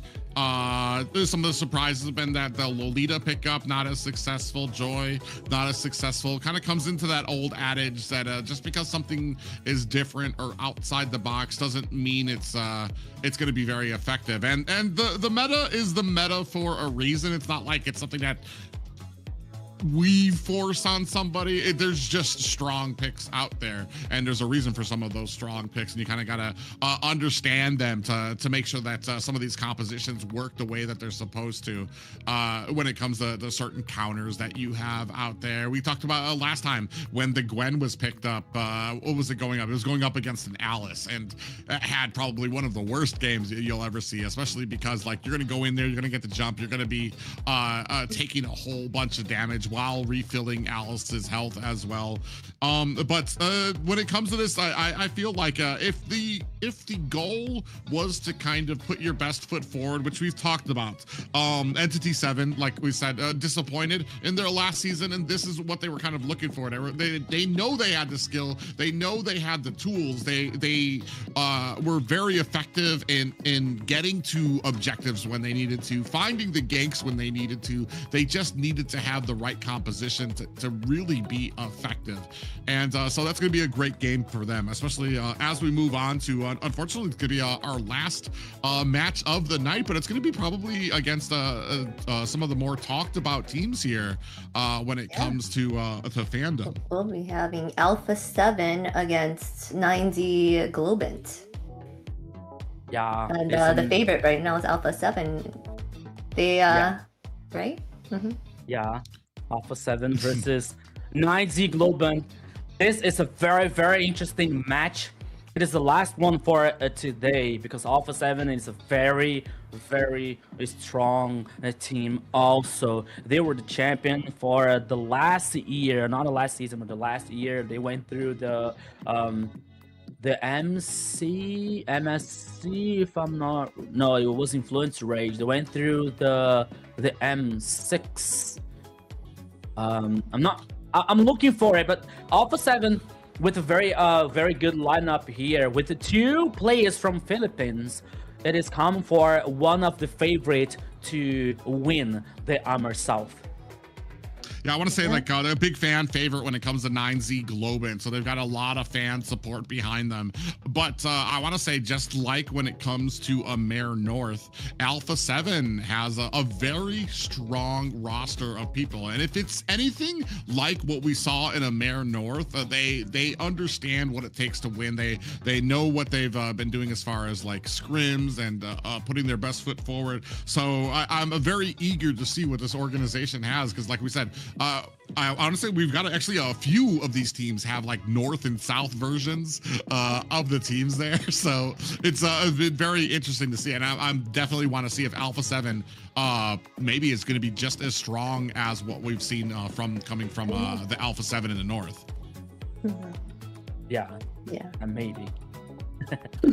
Yeah, they did pick up really strong players in the North for sure. Everyone knows them. Was it best player Shark, right? They're in the Alpha 7, so I am looking forward to seeing what Alpha 7 has to offer here in the South. Yeah. It is something like North say, hey guys, represent us nice, represent us well. Because in the AMER North, I believe that they won the 2 games, right? They were like 2-0, if I'm not wrong, from Alpha I believe 7 North. they 2-0'd both of their games on Thursday and Friday. Yeah. So always reminding you guys that AMER North, it is up to Thursday and Friday, and AMER South is on Saturday and Sunday here, the best tournament ever. So we're just waiting to introducing you guys the lineup for the 2 teams on the last match for today. That is Alpha 7 versus 9Z Globant. Alpha 7 remember, guys, make sure to like and share this stream, yes. And subscribe if you have not yet. Remember, hit that subscribe button if you haven't. Be sure to check out all of our social media as well. We're on Twitch, X, Instagram, Facebook, YouTube, TikTok, whatever K is. Yeah, why not? Why not?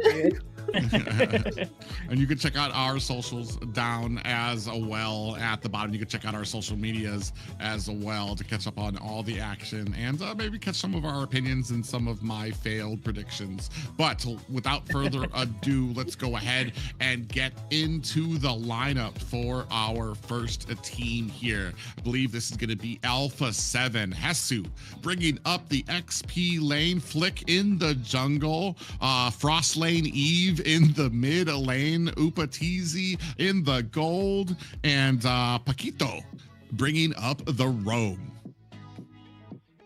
Yeah, so that is the lineup for Alpha 7, and now we're seeing the lineup for 9Z Globant. That comes with Chino, an XP laner, Luizinho, the jungler, Feshin, the jungler, also Gusta Lagusta, the gold laner, and Alberto Crazy in the roaming. I believe that Feshin is heading on the, let me check. Oh, it's a mid lane actually. It's okay. I was like, okay, nope. Oh yeah. I was a bit confused. What is the mid lane? I saw the goal lane, the sign, okay. But 9Z Globant here, Azina and Private. It's a very curious team, you know, because, for example, we have Gusta Lagusta. He's a gold laner. He's a champion from the old RRQ Akita that won the MPL 4 times in a row, and now he is in the 9Z Globant. You know, so 9Z Globant, it's a very good lineup.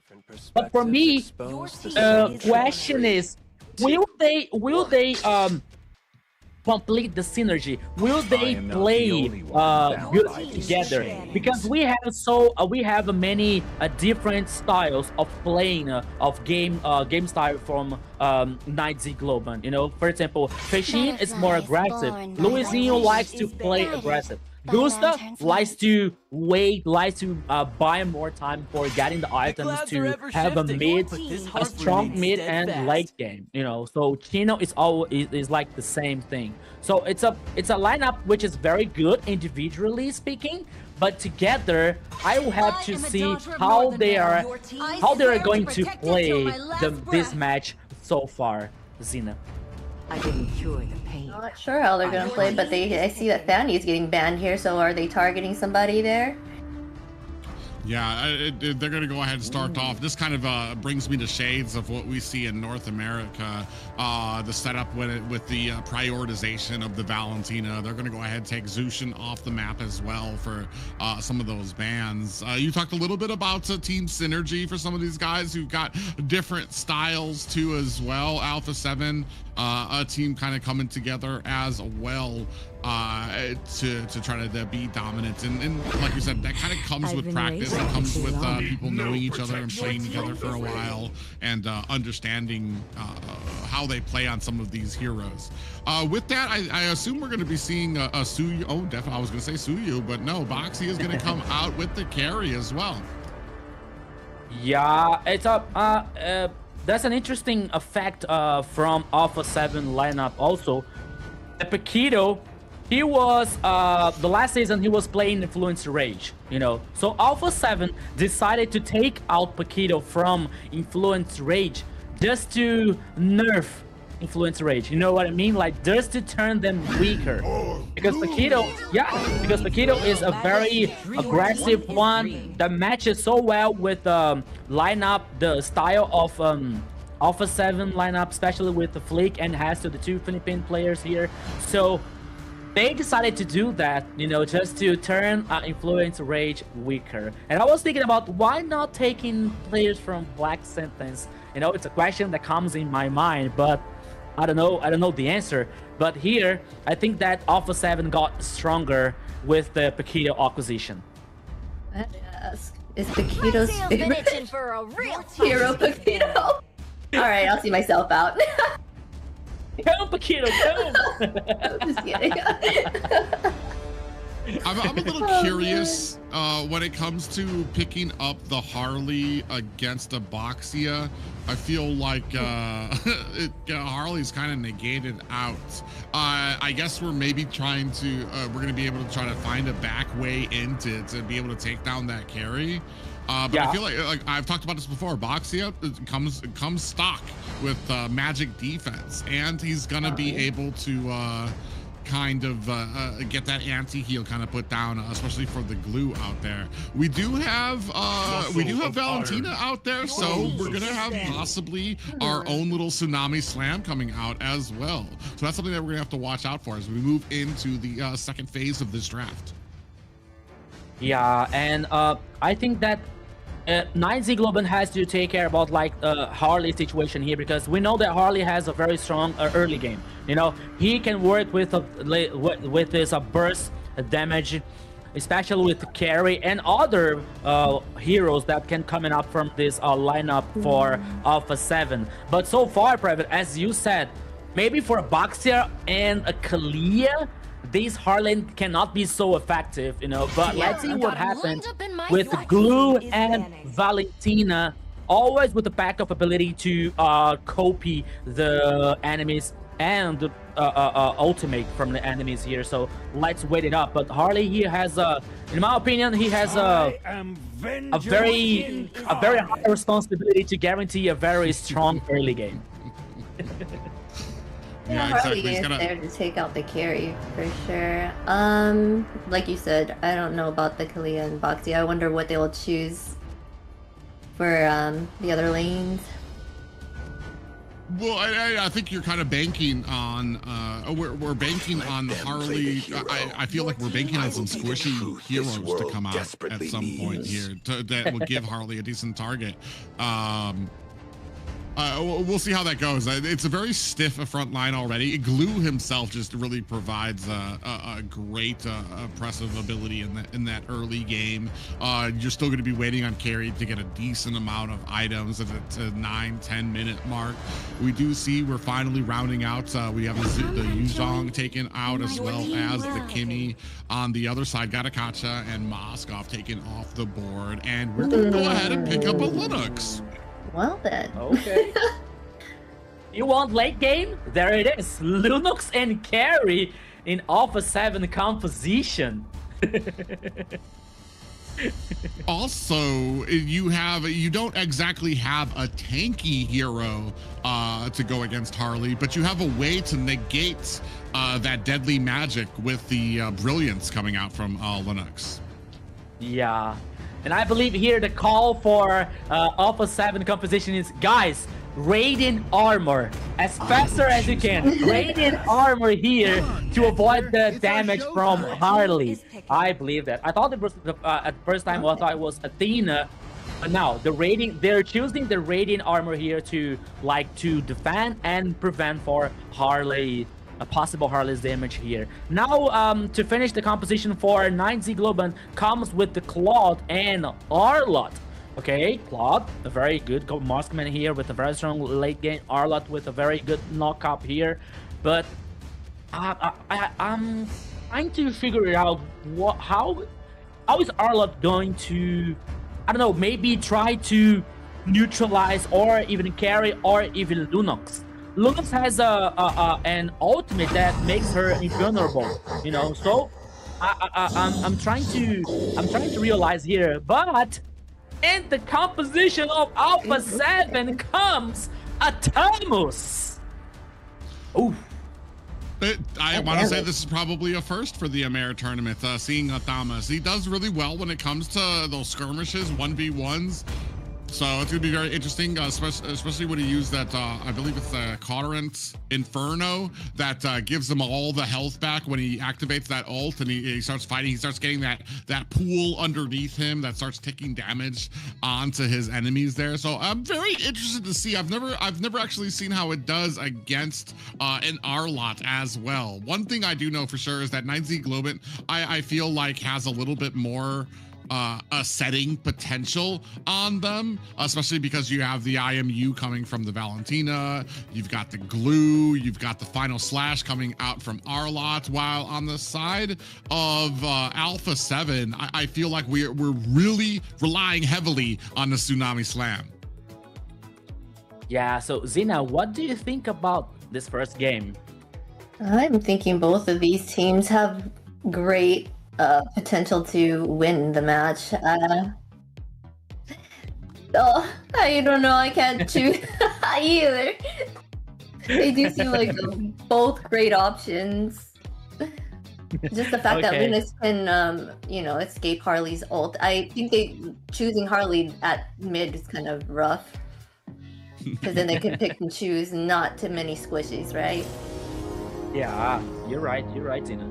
So, let's go, my friend Private Dancer, because this is the last match for today. Welcome to the Land of Dawn. 9Z Globant versus Alpha 7. I'm seeing some people making a mistake in the chat. I mean, wait, Alpha 7?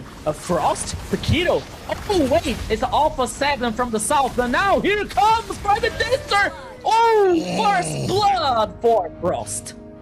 Yeah, Albo crazy already. Alpha 7 starting things off with a bang, even having freshen on that Valentina with all that damage in the early game. It's still gonna go over to Frost, Frost Lane Eve, who's gonna go ahead and scoop up that first blood for Alpha 7. I don't even think it was a full minute yet, and that's just showing you the aggression that comes from this team. Yeah. That's their style. Alpha 7 always play aggressive. Always. They always like to have a very strong early gaming. Always trying to dominate the goals, dominate the objectives. So I think we are gonna see so much of their play styles here. But now the first turtle heads up in the top side of the river, and as we are seeing Alpha 7 dominating the pace. But now here comes Hesu. Okay. Oh, okay. You saw them trying to get into position for it, but not able to kind of close the distance just yet. Freshen comes in, puts some damage out. Ooh, Flick with a little bit of tried to go in and backed up very quickly. So not much of a contention coming up from Alpha 7. We've been seeing this before. A lot of teams, if they don't feel like they have or not Alpha 7, I want to say not much contention from 9Z Globant there, and that usually comes from them not really appreciating the kind of power spike that they have just yet. Louise and Ho does have the Harley, but I mean, by himself, he probably could have gotten taken out there. Tsunami Slam is out there. Paquito in a little bit of trouble. Takes some deadly magic, but no worse for wear. Still underneath enemy territory. Chino gets taken down to about 25% health and is going to have to return to base. Yeah, we've seen. Oh, he changed his mind. He's heading for the turret in the top side with the half of the HP. He already used the regenerating, but now he's fine. He's fine in the top side here. But meanwhile, Alpha 7 is trying to get this info, especially in the river. You're seeing Flick trying to do the golem, but Aboro crazy. Oh, didn't. Yeah, they're still kind of dancing around this. So we do have the one kill on the side, and I feel like 9Z Globant's still doing a good job kind of keeping up some of the farm here. Not really falling behind just yet as we take a look at some of the items. A little bit about 300 gold lead for the side of Alpha 7. I got kind of confused. I almost thought that it was the other way around because I believe it was 9Z Globant who took that first death really early. We do have the Tsunami Slam coming out there as well. And down goes Elbow Crazy again. Yeah, Alberto Crazy here was crazy enough to get killed once again and guarantee and taking this opportunity for Alpha 7, guaranteeing the second turtle. And hey, come on, man. You get 2 kills for Lunox. Hey, she wants to have a very comfortable late game, she wants to have a very comfortable game here to get in the late game so comfortable. So 2 kills for Lunox maybe might not be a good idea for 9Z Globant so far. Yeah, and the problem here too is I feel like Glue's gonna have a rough time in the mid lane against something like a Linux, against something that's got a lot of AoE damage it can do, against something that can get a lot of AoE healing off, especially if the Glue has a bunch of the minions out. That's gonna just be a huge amount of healing. Here we have the Brilliance coming out now. Oh, a nice little stack there, followed by a Tsunami Slam. Chino looking for an escape. Is he gonna be able to find it? Gets tossed back onto the back line and taken out by Paquito. What an aggressive play once again for Alpha 7. But now guarantee the kill for Paquito. Yeah, he is the roaming. He's the roaming play here. Somebody is gonna say, okay, kill for the carry, but what matters here is Alpha 7 once again playing forward, trying to dominate the actions. Once again, on the top side here, we saw like Luizinho. He isn't comfortable here with the Harley because he is not having a very interesting early game. He's not dominating the objective. The 2 turtles so far for Alpha 7, 20 seconds for the third one. So they have to do something to at least to reduce the gold lead here that comes for Alpha 7. Almost a 3K in a row for Alpha 7. Yeah, 3K here at the 6-minute mark, so it's about 500 every single minute as they keep on stacking up. Now going to make a little bit of a fight here at the Little Wanderer, deep in enemy territory. Albo is going to be in a little bit of trouble as the rest of Alpha 7 looking for the engagement. Chino on the backside gets a final slash. Is that going to be enough? Brilliance is out. Is it going to be able to take anybody down? Paquito is going to go ahead, catch a quick ride home. Still 0 and 3. Nobody worse for wear just yet. You can see Freshen coming in, looking for a little bit of an engagement, but there are 4 members from 9Z Globant on the backside. Paquito comes in, looking for an angle to get in here. Big pop-up does land onto the 9Z Globant, but Luizinho able to find himself a good, successful retribution on that turtle. They're still going in for the engagement here. Paquito on the back end fighting up with Chino. Finally, both teams able to disengage. Yeah, at least like the third comes for 9Z Globant. They are able to secure at least the last one here.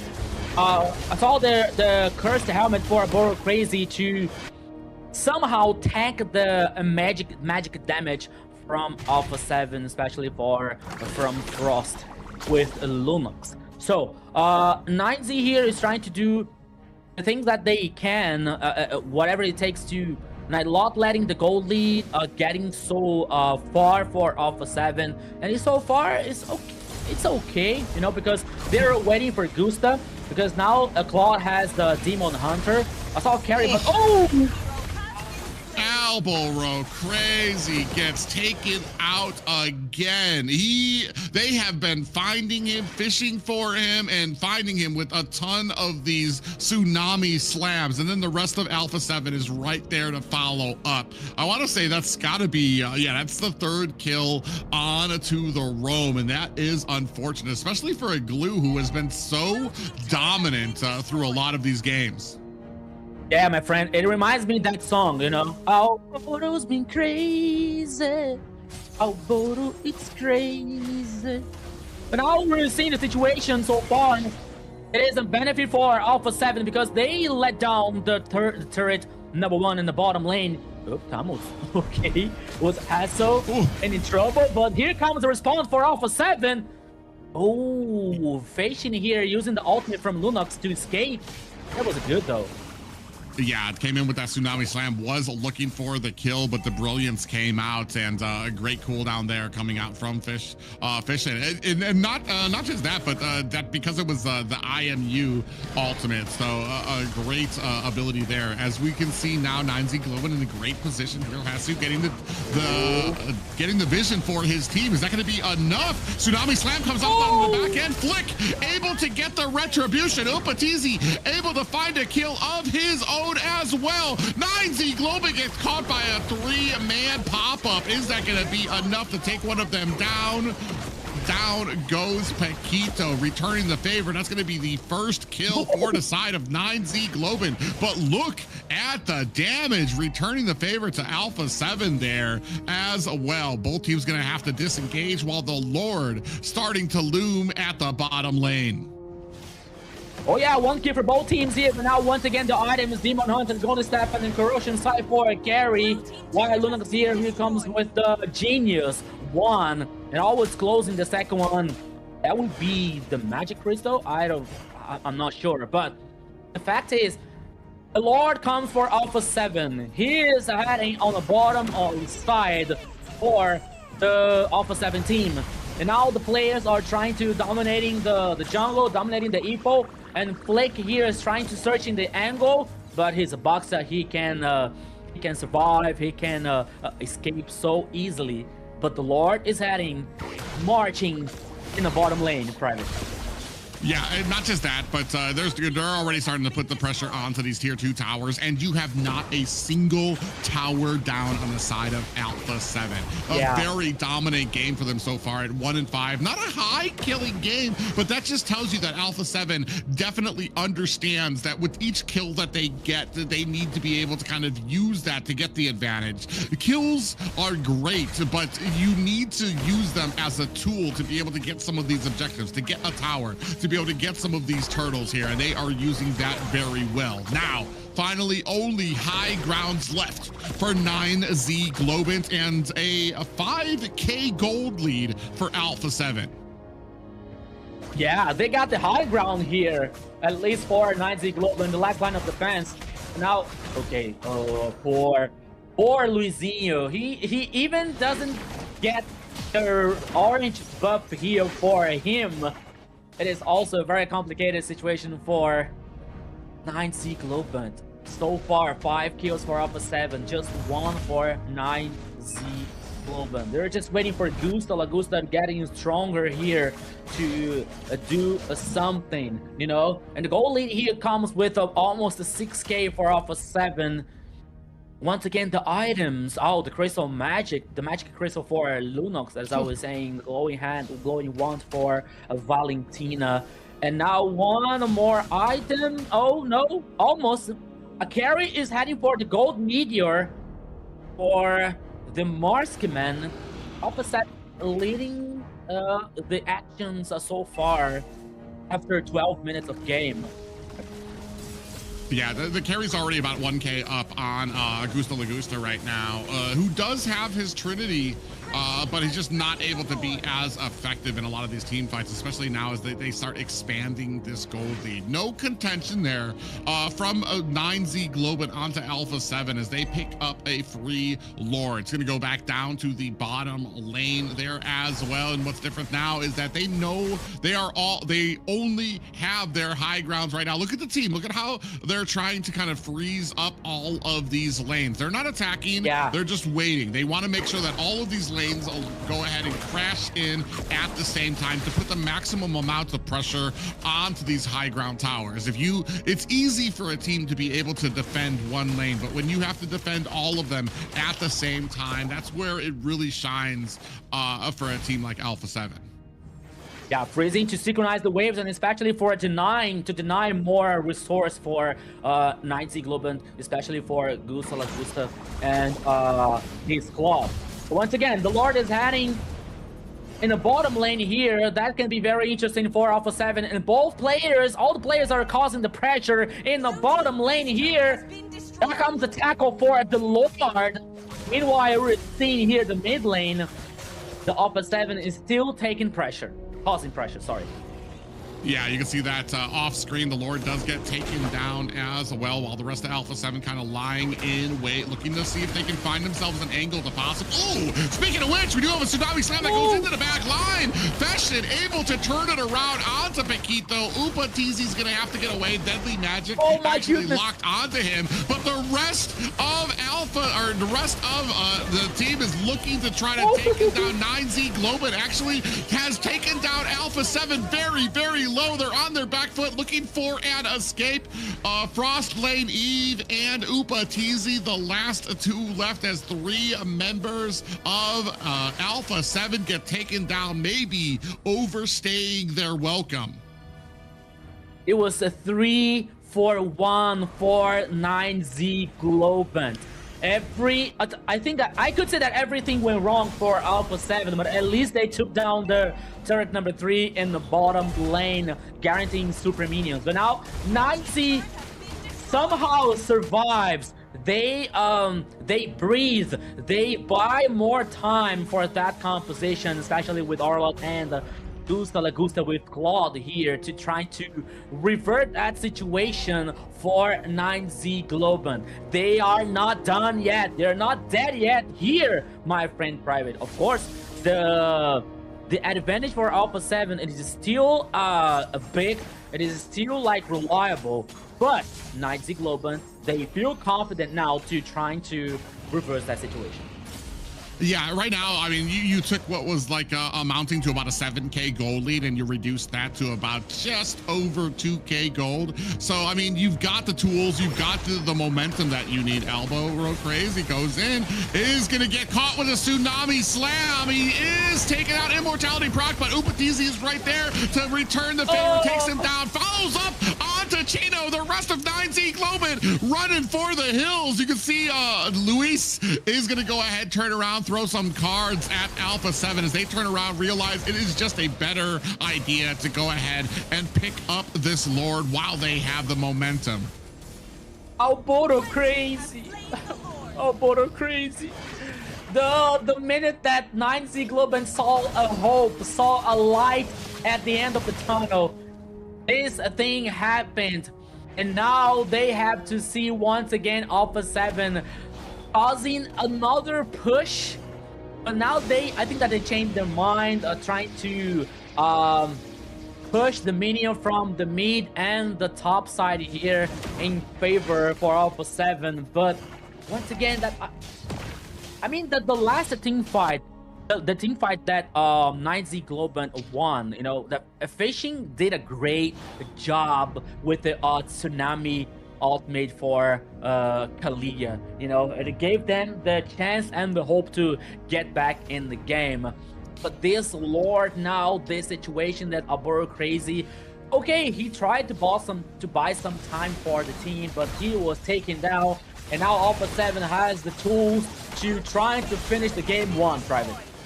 Oh, yeah, Lord coming down at the bottom. They are able to make short work of that mid-high ground tower. Now looking for the minions to try to take down this final high ground. 9Z Globant does have to go ahead and pay some attention to this Lord. They do. Minions coming in through the mid lane as well. Another Tsunami Slam lands onto Alburo Crazy. Is that going to be enough to take him down? He does use that ultimate to try to get away. Short work of the top lane high ground tower as well. And 9Z Globant's core is bare and alone right now. No towers to protect it as Alpha 7 disengage. Yeah, Alpha 7 choose to play safe, choose to head back, you know, not trying to do some kind of overextend in here that could benefit 9Z Globant. Now I see once again at this point of the game, especially the Monster Man here, the gold laner are the full build, you know, like with the gold meteor and the malefic gun for Claude, and also Winds of Nature and the malefic roar gun, sorry, and the gold meteor for carry, you know, so they're all Tsunami once again. Alburo Crazy is just a glutton for punishment. Got caught again by the Tsunami Slam. Upatizi takes a whole head full of deadly magic, but it's not enough to take him down. Meanwhile, two more members of Alpha 7 trying to push onto Gusta Lagusta, who's able to find himself an escape. There are two members down for 9Z Globant and a 20-second time limit before they're going to be able to be back up. Meanwhile, you have a Lord that is due to be back up in 12 seconds. I don't know if they're going to actually be able to beat it as they come in onto the core. Minions are, as they tower lock immediately. Alpha 7 with a quick finish on to this game. That was wide for Alpha 7 versus 9Z Globant. It was a good match. It was a good game for between the two teams. But as we were saying, Alpha 7 always dominating the pace, always dominating the actions here. That led the victory for Alpha 7 in the first game. Zina. That Glue pick, they totally drafted against it. I mean, Lunix can't latch on, Glue can't latch onto Lunix, and the fact that the other two, Boxy and Thamus, are too tanky, they're too mobile for him. It was just a bad draft for Glue, all in all, so that was sad. There's bad drafts, and then there's kind of the amount of times that Glue got caught. Yeah. And I want to say that the problem with it is that every single time Glue kind of went for the split, had all those minions behind it, you had a perfect opportunity for Kalia to go in, get the Tsunami Slam, and drag Glue back. Because with all of those minions, you had a Lunux that was just dealing so much damage to it and making short work of it. I don't think the Glue even realized what had hit them as many times. And we're going to go into the highlights, but I want to say, we're going to go into some of the stats, but once we get to the highlights, I want to say 90% of those are going to be watching Alburo Crazy just get absolutely dished into by the enemy team here. As we take a look at some of these stats, 4-0-5 for Frost Lane Eve, and then Upatizi on the carry did a great job, even 5-0-2, even with, I want to say, Louisenho was actually able to close the distance, get to the carry, but carry did a great job of strafing, dodging to the side to be able to dodge a lot of the damage coming out from that deadly magic. Yeah, you're totally right here from the first game for Alpha 7, my friend Private. And once again, Luizinho, I think as we were talking about, like when we saw the Harley choose the Harley pick. Okay, Harley, he has a very interesting early game with the burst of damage, with the magic burst damage here, but he has to choose very well the focus, the target here, you know. And what Alpha 7 did was like to read and neutralize this kind of situation, you know, because we saw like, okay, Luizinho was not able to pick off, was not able to take down, even carry. So as we saw, the Upatizi was like he didn't die in the first game, you know, especially with carry. You had the Harley on the other side, but still Alpha 7 knew what they were doing, knew how they were handling that situation. So it was so far so good for them in the first game. As much as Fei Xin tried so much with Valentina and also Gusta La Gusta with Claude, but they couldn't resist the pressure. They couldn't resist the aggressive playing style for Alpha 7 in the first game. But now we were talking about Upatizi. Upatizi is the MVP here with carry, Zena. Yes, carry here. It's the carry like you always say. And so carry here takes the MVP with 502 KDA, 60.5k in total damage, and 739 GPM.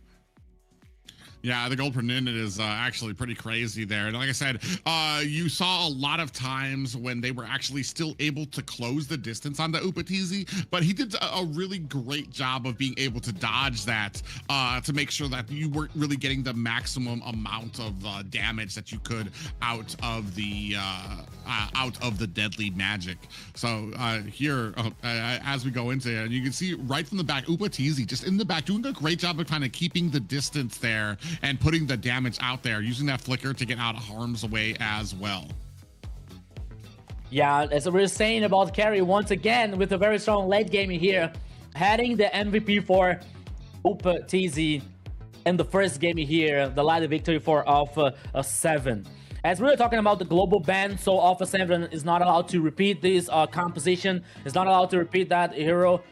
Instead, 9Z Globant can pick these heroes, you know. So let's see what's going to happen in the next draft phase here for Alpha 7 versus 9Z Globant. As we were saying, Alpha 7 taking Paquito from Influence Rage, and Paquito was he matched so well in this aggressive play style for Alpha 7 here, especially with Kalia that gave them so many options, that gave them so many opportunities to pick off, especially with the ultimate and the combo that came through the execution. So it was very good for Alpha 7 in the first game so far, Zena.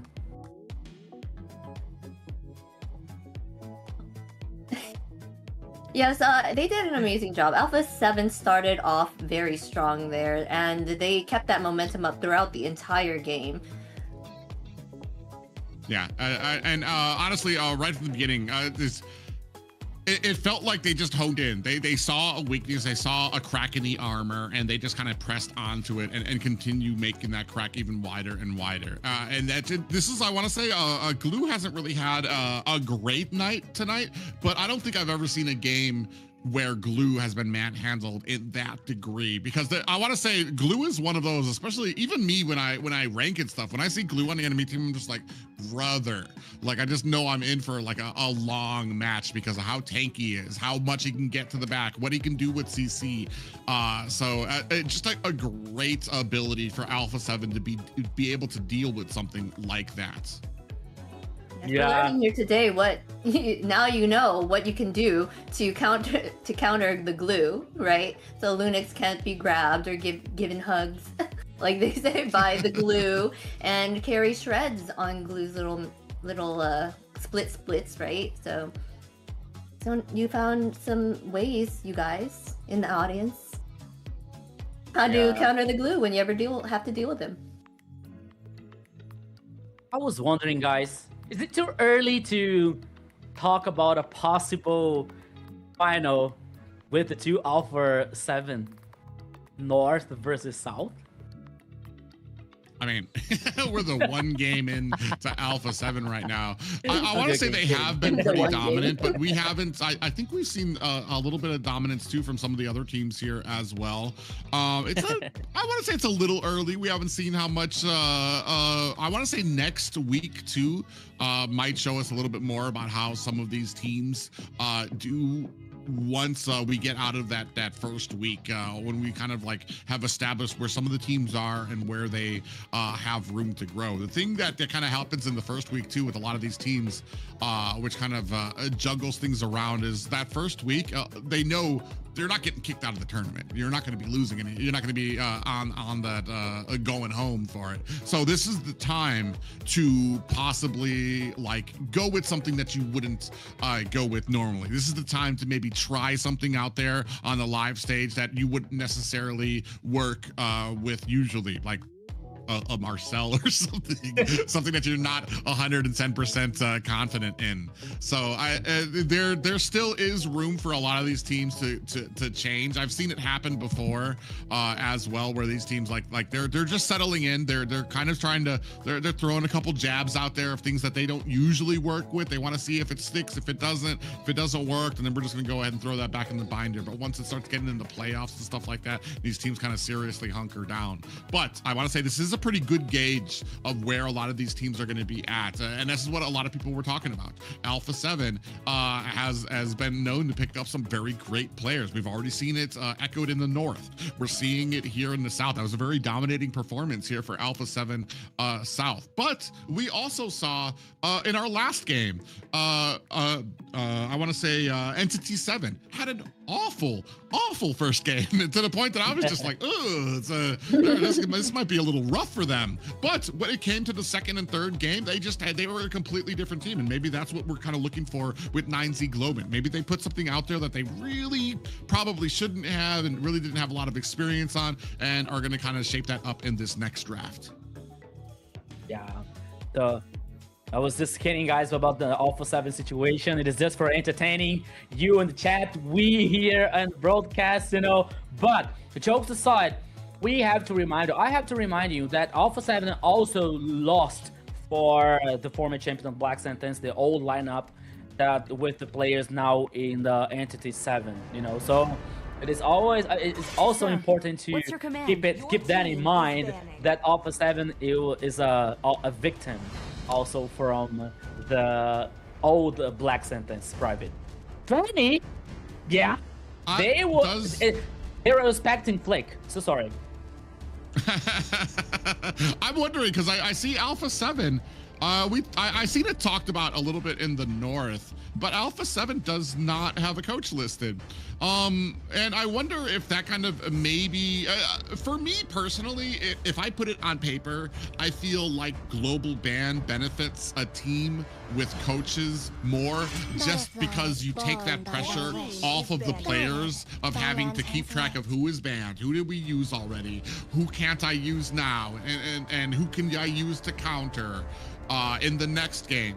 But I want to say, when it comes to a player understanding their own role and being able to make their own decisions on what they can best perform with, what they know how to do with on their own. Sometimes a coach can maybe get in the way of that, because a coach can kind of like, this would be the ideal composition. And sometimes maybe that might not take into consideration what a lot of these people are very comfortable playing on. So maybe that might be something to consider here as we're moving into this second game. They are for sure target banning that Fanny. So they're really afraid of this. Yeah. But you guys want to know a funny fact? One of the coach that also worked in Alpha 7. I swear to protect it. Now it's in the 9Z Globant. Cabral. He did a great job in Alpha 7, and now he is working on 9Z Globant. He was a coach. If I'm not wrong, it wasn't in the last season, but the last year he was a coach for Alpha 7, Now Alpha 7 is working with no coach so far until now, but let's see what is going to happen through the tournament. Now here we can see the banning phase with Fovios and Valentina for 9Z Globant. And we're seeing now Alpha 7 guaranteeing the banning for Freya and Zushi. Freya with a 100% of a banning these days. They just left open Sora, and Valentina is banned. The clouds are ever shifting. Wow, I'm totally going to pick that up for sure. Oh, there it is. There it is. I saw them kind of hesitate on that last ban. I think they noticed that Sora is open, but where does the priority land for this team?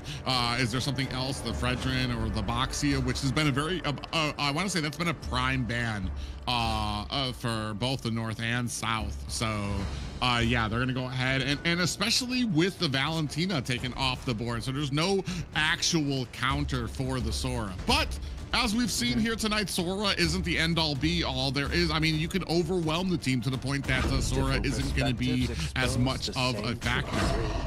3, 2, 1. Okay, but now the response for... Oh, you see Marcel now.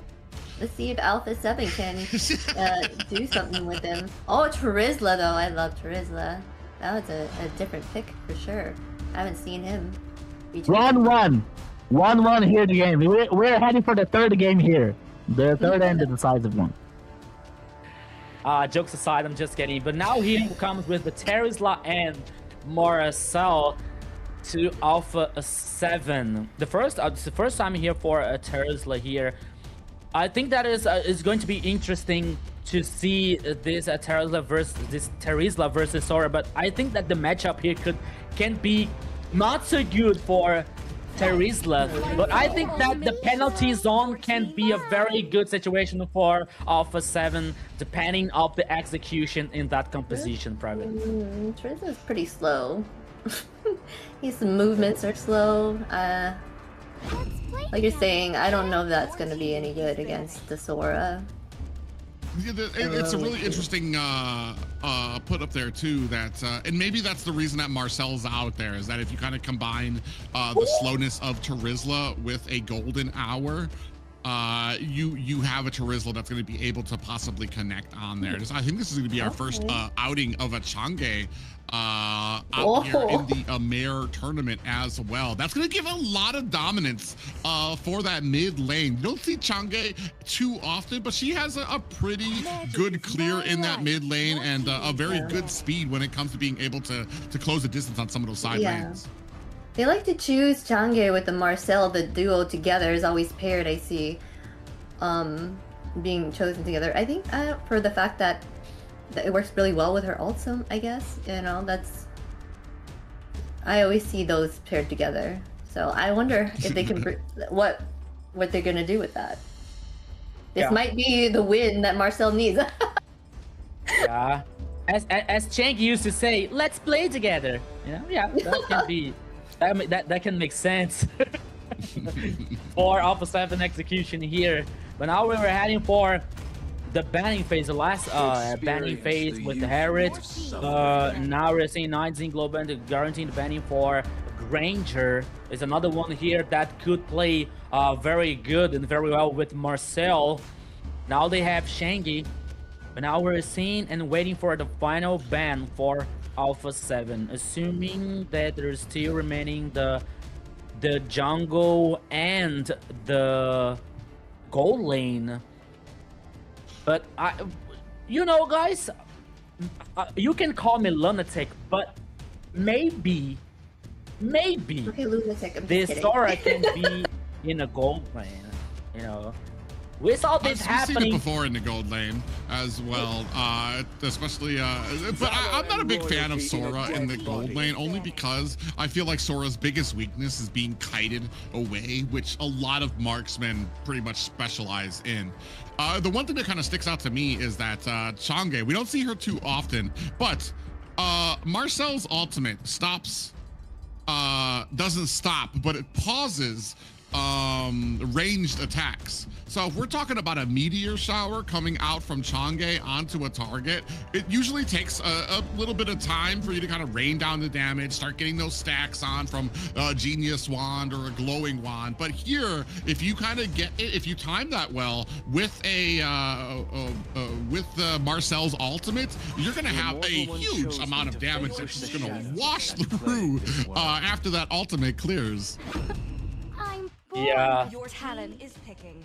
Okay, I'm listening and hearing a Guinevere here that can be, I think that it could be for, yes, it goes for Alpha 7, so that we have a higher possibility here for being the jungle for Flick, and now we're waiting for the final choices for 9Z Globant to finish that composition. I was also thinking about like they could ban Suyu here for 9Z Globant, and that's what happened. They didn't want to see that hero on Flick's hand. Alpha 7 already, they also banned Leomord here, another jungle possibility pick. And now let's see what is a 90 Globant about to choose to finish that composition? I don't know. I am sovereign of the abyss. Yeah, I was gonna say this Fredrin is definitely an option. Oh, there it is. And oh, look at we're gonna that. switch positions tomorrow. You're gonna be wearing the fancy jacket. Oh, it's tomorrow, Fredrin's you know, open. Lily? Oh, wow. And as they go ahead and pair that up with the Obsidia as well. Still waiting. I mean, I'm going to assume that the Guinevere is going to be the jungler for the side of Alpha 7. We're just waiting for that. I guess the Goldbane. I was going to say the Marksman there. Oh. Yep, and that's going to be the Claude coming out there as well. So it's going to be very interesting. We've talked about this before. Is this going to be the match that gets Marcel out of the 0% win rate? Hey, the pair might do it. Yeah, let's see if it is going to happen. It is a second game here. Alpha 7 versus 9Z Globant. This one can be anyone's game for sure. Both of their lineups are really good, and I like the fact that they have Marcel with the Changi, and they have Sora and Fredrin on the other team, Hilda, to kind of give that early game kind of harassment. So, hey, this might be a fight. A big fight. That might be a fight. That might be everything here. In the second game from 9Z Globant versus Alpha 7. Everybody, once again, welcome to the Land of Dawn. For this, that could be or could be the last game for today. 9Z Globant versus Alpha 7. It is 1-0 for Alpha 7 so far. So let's go, Private Dancer.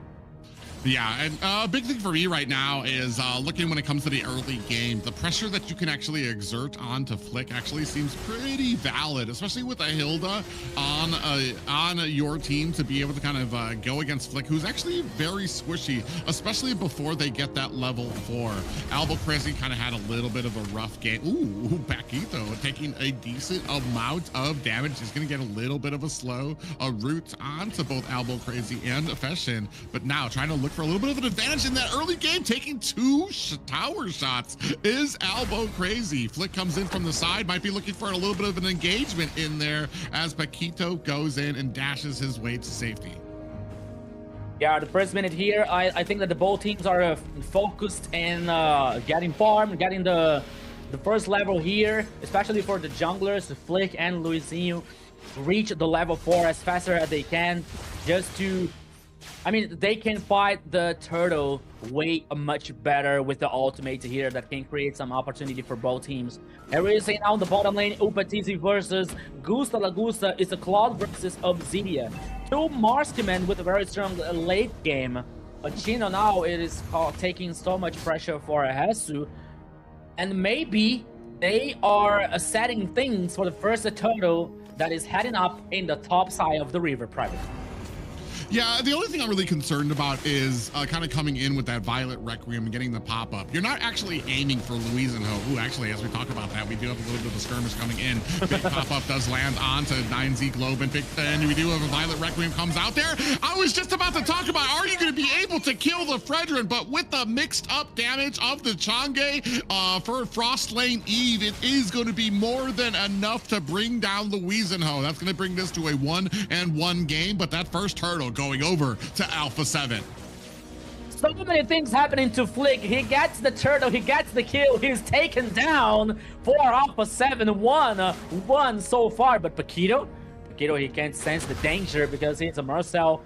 At this point of the game, and with the very early game, Marcel is not so resistant. He's not so like tanky or something like that. So he has to take care, he has to pay attention of that situation. But now he heads back to the base.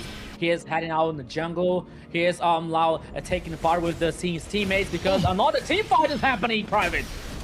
Another Violet Requiem followed by a big pop-up there, and the meteor shower coming up from Frost Lane Eve. Frost Lane, was that a Sky Piercer I just saw Frost Lane Eve get as a first item? I didn't see, actually. I didn't see, to be honest, but Sky Pierce. I mean, I think that even if you let roamers do Sky Priest, they do. It's something very insane. Oh, meteor shower. Okay. Just to cut in the grass, I guess. Yeah, just getting a little gardening work in there, I guess. Especially with I guess the cooldown, not a big difference for Alpha 7 here, but they are at a pretty commanding. I don't want to say commanding. It's about 1K, but you're at about the 4-minute mark, so it's pretty early to be getting a lead. Paquito goes in, does put a little. Oh, actually catches in with the golden hour, and look at the damage from the meteor shower. Followed up by the big Violet Requiem coming in from Flick. Paquito's gonna have to go back to the safety of the tower, but this is what we were talking about. Getting that golden hour plus the meteor shower and the damage from Flick is just too much. On the back end, Flick in trouble. Chino finds himself a target, and now Alpha 7 is without a jungler and without a retribution. All for nothing. All for nothing. All the execution for Alpha 7 in the mid lane, that was a very, very good. But Flick, it's surprised. Cake was taken down, and with no retribution, it is so hard and it's so difficult for Alpha 7 to fight back the turtle. As we see now, once again, the items here, Corrosion for Obsidia, and the Demon Hunter for Claude. Once again, 9Z Globant trying to fight as even with Alpha 7. Yeah, I like the game plan here. I feel like the Terizla, I'm gonna have to see where we're wanting to slot it in. Terizla is losing to Chino on this Sora, and that's allowing Sora to rotate in the enemy jungle and surprise Flick when he was just trying to get a minion in his jungle, and that's unfortunate when it comes to this kind of composition here. A little bit of a feistiness here at the mid lane as Paquito diving in between two members, trying to get a little bit of that slow there, keeping Alboro crazy at bay here underneath the river. You can see Gusta Lagusta waiting for an opportunity. And no worse for wear is either side on the map. 2 to 3 right now, just narrowly ahead is Alpha 7. Yeah, you said it. Sky Pierce for Changi here, the first item for Frost La Neve in the Alpha 7. You know the funny fact here, the people in the chat are not happy with the Changi choice here, but so far it's working well with this idea of execution of Alpha 7. But now here comes the trying to get that golden hour, misses it, does find the Violet Requiem. Is that going to be a kill? Down goes Sora. Chino is down. We do see another meteor shower trying to last some damage there. A great wombo combo there comes in the form of a great ultimate coming from Hesu, and then the Violet Requiem coming in from Flick. So you got the penalty zone, and you got another pop-up coming in from Flick. So you have options. I guess I see the use because you have that small pop-up that comes with the penalty zone. Speaking of which, a big ultimate coming in from the backside. Upatizi spraying on the damage onto the backside, but Alpha 7 might have bit off a little bit more than they can chew. Are gonna have to turn away from that jungle, but not without securing themselves a turtle. That could be very worse for Alpha 7, especially with that missed golden hour in the turret, you know. But everything went the opposite. You know, a lot of things went well for Alpha 7. They guaranteed the turtle, then now we're taking down the turret in the top side here. But they have to take care. They have to be aware about, like, especially that execution, especially with Marcel here. So, okay, so far, everything, or at least a lot of things, or most of the things are good and are happening for luck for Alpha 7, you know, but they have to, like, I think that they have to be more careful about that. Yeah, there's just little things that they're kind of losing out to. Right now, they still have all of their towers. We're able to go ahead and take one down up at top. You can see that Sora Chino is going to have to go ahead and clear that out as well. Still 60 seconds left before the Lord comes out. A 2 and 4 lead, so this isn't completely out of the hands of 9Z Globant just yet. Just under a 2K gold lead for Alpha 7 here at the 8-minute mark. Flick and Paquito waiting for an opportunity. Oh, they do find it, and the Violet Requiem mixed with the Meteor Shower, but is missing a lot of the targets. On the backside, Upatizi comes in with a blazing duet. Is he going to be able to take out Gusta Lagusta? He is not, and on the backside, Alpha 7 spraying on damage to 9Z Globant, which is going to go ahead and open up this tower on the bottom side for Alpha 7. Yeah, another turret here for Alpha 7. They were taking the action once again. They were trying to take down the players for 9Z Globant. They didn't do that. They couldn't do that, but the result is still positive for Alpha 7, letting down the turret in the bottom lane. And now the focus might be in the mid lane here to try and take it down, but the Lord, the first one, is on the pit, is on the bottom side of the river, and both teams now are aware. But so far, Alpha 7, I think that they have a better domination of the situation. Yeah, but you can see right there, Hesu on the Terizla is up at the top having to clear lane. So they do know that this is going to be basically an uneven fight. That they're going to try to go in on. Ooh, Paquito does go in, finds 2 members, is able to kind of land on that stun with his passive. Taking down the Lord to about 50% is 9Z Globant. Alpha 7 looking for an angle, looking to go in. Does catch themselves a little bit of a golden hour. Frost lane comes in, does find a little bit of damage with the Violet Requiem flick. Looking for an escape, is able to get away, but in comes Frost Lane. Eve is able to find themselves a kill onto it. I'm not even sure who got that Lord. It looks like it was 9Z Globant, but it does cost him a little bit of a kill and a tower. Gustav, oh, here comes once again here, Private. Luizio is in trouble, but he's a fragile. He's a resistant one, but my friend, you know who stole the Lord? It was Gusta Lagusta with Obsidia. You know, like, I think that Flick missed the retribution, and it was for 9Z Globant so far. But now the Lord is heading in the bottom lane, but with the Changi and the Meteor Shower here, at least the minions buffed can be cleaned by Alpha 7. A little bit of a hello there coming out from the Paquito. They were going to go ahead and try to close the distance onto this Lord, or 9Z Globant was going to try to close the distance on the Alpha as they dealt with this Lord. Oh, he's going to be able to charge there, put some damage onto that tower there at the bottom. Alpha 7 has to deal with it. They do lose a bottom tower. It's going to be the first tower. I believe it's the first tower of the series for Alpha 7, as they actually, I think they had all of their towers up in the last game. You can see here with the Meteor Shower, Albaro Crazy actually did something very, very smart there. He tanked most of that Meteor Shower so that Frost Lane Eve was not going to be able to clear that mid lane as easily with just the Meteor Shower. So that allowed some of the minions to go in there, at least start putting a little bit of damage onto that mid lane, start getting them some type of macro in these lanes. Yeah, we saw also the glowing one in Frost's hand, you know, just a little bit of like this top healing and guaranteeing the burning for that situation. But now here comes the Paquito. Meteor Shower once again, Private Dancer. Oh yeah, we do have a penalty zone that comes out there. Upatisi finds a kill onto Chino as they continue on their flick. Takes a decent amount of damage. He's going to be able to dash their way to safety, but the Obsidia is doing a great job. Gusto Lagusto actually put on a huge amount of damage that did back off Alpha 7 from getting a huge amount of momentum on their side. They're only going to be able to walk away with 1 kill on their side, but the gold lead is expanding to about 4K with a few, I want to say 30 seconds left until the next Lord comes up. They do have another Meteor Shower comes out, and they catch Albaro Crazy again as Flick takes down a tier 2 tower up at the top.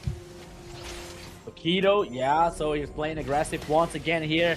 I was wondering, how long is the ultimate from Changi, the cooldown, you know? Because I think that it is, I think that is like 7 or 8 seconds, because it is so fast that he can spam the ultimate so many times and yeah, no at the bottom lane. Yeah, Upatizi just dove in with that BMI to be able to take down Gusta Lagusta. That's going to be a big point of damage that you are not going to have as 9Z Globant, especially for this Lord coming up as Alpha 7. You can see them already starting to set up there, while Hesu in the mid lane doing his best to kind of keep the rest of the team at bay. Now looking to go ahead, set their sights onto this tier 2 tower as they clean up that Lord easily with no contention from 9Z Globant. Ooh, that's a little bit of a missed golden hour right there. Another meteor shower comes out underneath the tower. Look at the damage coming out. Black Shoes activated by Feshin as the rest of Alpha 7 disengage. Yeah, nothing for 9Z Globant, my friend. No Lord, no purple buff, no jungle resource, nothing to 9Z Globant so far. Alpha 7 once again playing so aggressive, while the Lord is heading this time at the top side. But Hesu, what are you doing there?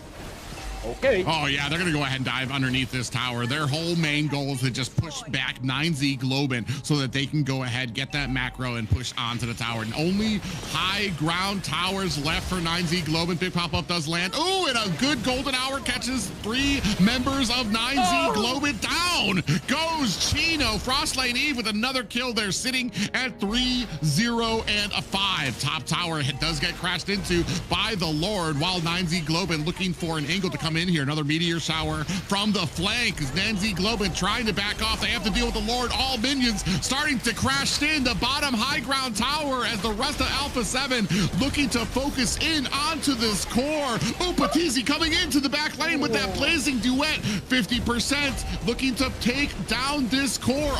They're very low. Is Alpha 7 going to be able to continue to do it? 20% damage coming out from Gusta Lagusta, and backing away is Alpha 7 very wisely. As you can see, a lot of them taking almost down to about 10% and living to fight another day, even with the core down at 20%. Yeah, the base here for 9Z Globant is so injured and is so damaged. But now they can't defend. They are able to defend the base so far, but there is no line of defense on the turret. You know, there's no high ground. There is no protection. The only that remains for 9Z Globant here is the hope, is the magic for reverse that situation so far. 35 seconds remaining for the next Lord, and Alpha 7 has all the advantage here. Only one turret taken down by 9Z Globant. And we can see Flick here dancing with the recall, you know, like, okay, we are so confident so far that we can do this kind of thing. So we... Okay, 9Z Globant here has to wait for, like, a mistake for Alpha 7. You know, not only one mistake. It's a couple of mistakes, actually. Yeah, they need to wait for a meteor to land on the side of Alpha 7 and take out most of the members there right now. They have been executing, especially when it comes to this Marcel, who they had a great game plan to come in onto him to be able to kind of match up that damage, especially when it comes to Frostlane Eve. Albero Crazy taking a little bit of damage there as Paquito comes in there trying to put on that slow. Albero Crazy just doing the best that they can to try to get some vision onto this Lord. But Alpha 7, they're dragging it out. They want this fight to happen. They want to get this engagement with 9Z Globant, but they're not taking the bait just yet. You can see them getting it down to about 50%. Paquito comes in, puts a little bit of a stun there onto Luisenho from the back end. Oh, we have a golden hour that just missed. Oh, Chang'e. Oh, but Luisenho actually gets out of the way of that. So they're going to be able to pull out this Lord and reset it once again. Oh, it's down to about 50%. I don't know if they actually realize from the side of Alpha 7 that this is actually getting very low. Albero Crazy taken very low, down to 25%, down to 10%. Is that going to be enough? Looking for the flicker on the back end. Luisenho gets taken down. That's going to be the retribution for 9Z Globant as the rest of Alpha 7 looking to engage onto them. Chino down for the count as the Lord goes to Alpha 7 on the back end. It's It's just Fashion alone against 4 members of Alpha 7. Albaro Crazy, Gusta Lagusta alone to try to defend this core. And ladies and gentlemen, a clean sweep for Alpha 7. And a clean sweep, a clean victory for him. He deserved it so much. Marcel with almost a 0% of win rate. It was with almost 0%, but now he got the first victory, at least for today. Xena 2-0 for Alpha 7. That unstoppable pair, the Chang'e with the Marcel. It came in clutch, now you know. For him to get his win, he needs to be paired up with a Chang'e. I want to say this composition that kind of came out, there were a lot of question marks on our faces when we saw it. Terizla came out, Chang'e came out, Marcel, who hadn't had a great game. But all of this really kind of just fits so well together in this just as ingredients. The Terizla able to get the penalty zone, which would hold somebody kind of in the same spot, also acted as a pop-up that would help activate the Violet Requiem coming in from the Guinevere. Having the Chang'e on the team, who teamed up with the Marcel, meant that you had this huge amount of damage that was just stacking up, waiting to lay onto somebody. And if that didn't get the job done, right after the golden hour ended, the Guinevere was able to come in with the jump and find a Violet Requiem as well. So just all of this just kind of meshed so well together. So a great job there by Alpha 7. And in all these things, it doesn't work. We still have the Blazing Duet from Opatizi to cause damage in the back line of the team fight, you know. So yes. Alpha 7 came through a very good plan, Xena. Yes, they were really good on setting everything up. Like you said, all of them worked together. They had that synergy, and they used that to their advantage. Yeah, as we take a look at some of the stats here, 6-0 and 5 for Frost, Elaine, Eve there, 2-0 and 3 for Upatizi, even Paquito on that, on the Marcel, 0-0 and 10. Hesu acting as the secondary support there, 0-0 and 10. Just everybody kind of executed on a level that just absolutely overwhelmed 9Z Globant. Yeah, and we're seeing the highlights here.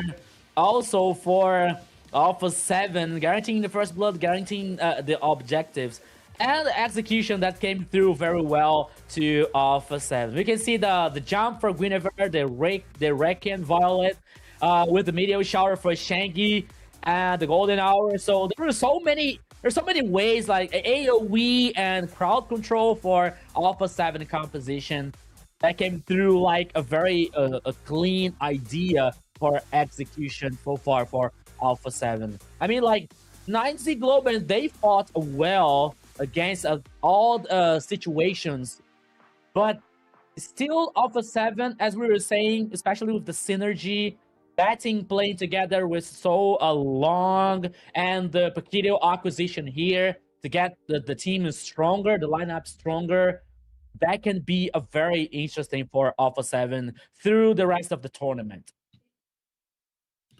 Yeah, honestly, the more I think about it, the more I love this composition, because there were just so many boxes that helped each player in there, whether it meant CCing them so that you could either get a jump or a meteor shower, or the damage that could come out. It just, everything kind of worked out so well that there just was no way for 9Z Globant to get ahead. And unfortunately, it really kind of turned off to Albaro Crazy to try to tank all of that in the front line. But as we take a look at the MVP, it's no surprise, Frost, Lane, Eve gonna go ahead and scoop that up, 6-0 and 5 and 624 gold per minute. Yeah, the Chinese came in clutch, right? The pick that no one thought to see. Especially with the first item as in his Sky Pierce here, like, okay, what a surprise for everyone. But it's still so bad. There was a few people in the chat that say, hey, Changi is a bad pick here. Why picking Changi?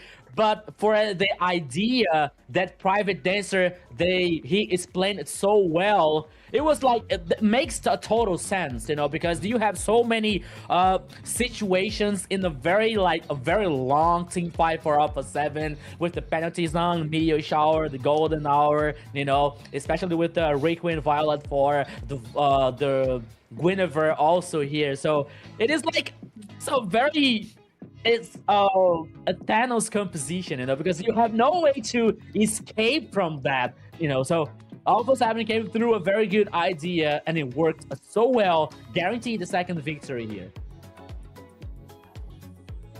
Yeah, Yes. I mean, I'm kind of speechless with how well that went. Alpha 7, I mean, we kind of talked about how strong they were, and I want to say, taking a look here with when it comes to AMER South, one of the stronger teams here that we've seen. At least one of the more dominant victories here we've seen in the series that we've watched here tonight. So hats off to them to continue that winning way, especially with the creativity when it comes to that draft, with their ability on these drafts and the ability to find the counters that they need, even for a lot of those picks that a lot of us have been kind of scratching our heads like, how do you actually deal with this? And it feels like Alpha 7 is well on the way to just always having that answer, not just having that answer, but executing to perfection.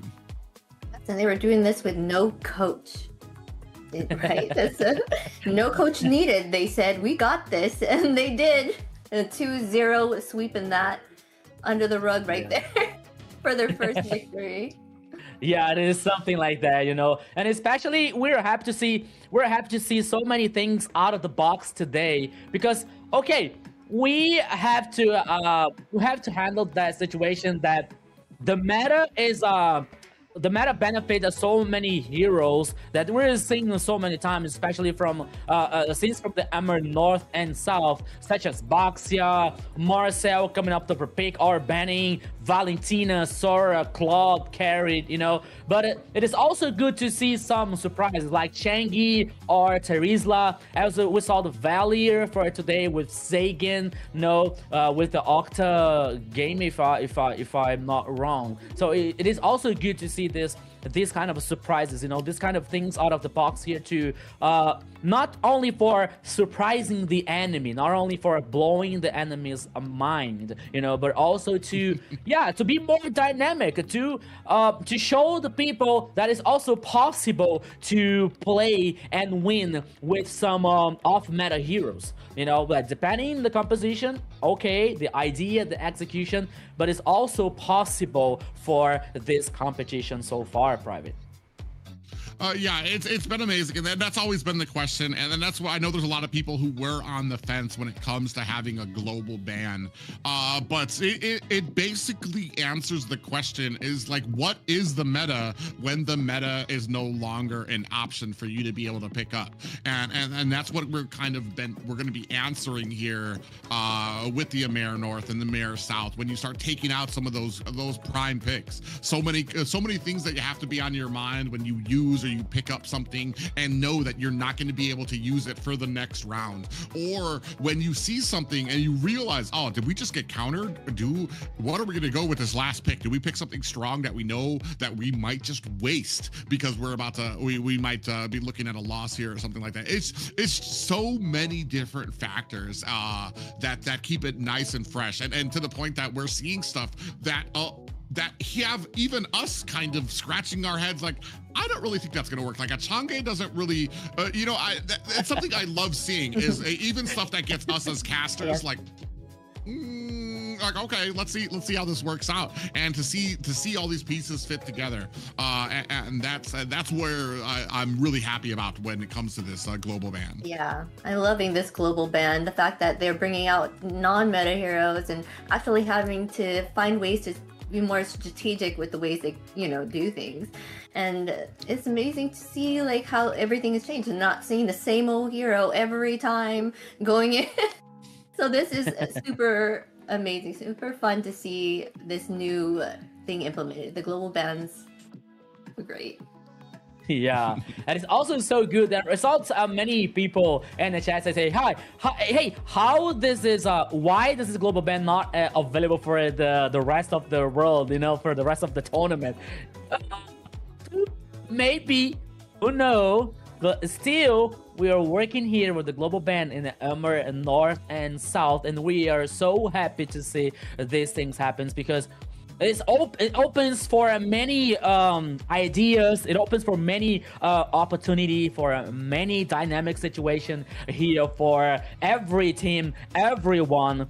Especially when you're seeing like the team is thinking about some heroes out of the meta, out of the situation that can have a good execution. So everything is possible with the global ban. So it is very, very, very good to see these things happening. Private. Yeah, I'm very excited about all the matches that we had here tonight. A great introduction for people like me who are mostly people like me and Xena who come from the North America side of it and don't always have the opportunity to catch the fire and the intensity that happens here in the South Americans as well. But I mean, a great showing and some great and strong teams here. Yeah, and Xena, talking about the good thing, here comes the let's talk now. Let's chat with the winner from the last match for today, and there it is, Jesus, the XP laner for Alpha 7. Thank you so much for joining us in this conversation, my friend, and congratulations for the winning. Welcome, my friend. Hello, thank you so much. Thank you. Can you hear me? Oh yeah, loud and clear. Okay. Xena, do you have a question for Jesus? So you picked the Charizla. What was the thought process on that whole situation? Why the Charizla? Me and my team discussed about it, and I just picked it. That. Do you play Charizla often, or is it one of the heroes that you play a lot? I would say so, yeah. Yeah, Charizla is really fun to play. I enjoy playing him as well. Super tanky. Yeah, super tanky and slow. Yeah, slow, very slow. That's what I was saying earlier. I'm like, he's very slow, but he gets the job done. It's okay. So with the global ban up here, first of all, that's we've all been hearing us yammer on about it. The viewers have been yammering on. As a player, how do you feel about the global ban as compared to normal bans as a pro player? For me, my experience with global ban is very good, and I'm enjoying it a lot because I can use many heroes on our practices and in the tournament also. So I would say the 3 seasons that I have been playing with global ban is so fun and so interesting because we always use our I would say brain or... Yeah, you have to be more strategic and think how it will work. Yeah. Okay. Jesus, we have to talk about the Alpha 7 lineup because it seems that you are competing with no coach so far. Is that right? So yes. How are you doing that? How is the calling? For example, in the second game, who was the idea to combine Shangy, Marcel, Terizla? It was the whole team, and it was shot caller for that.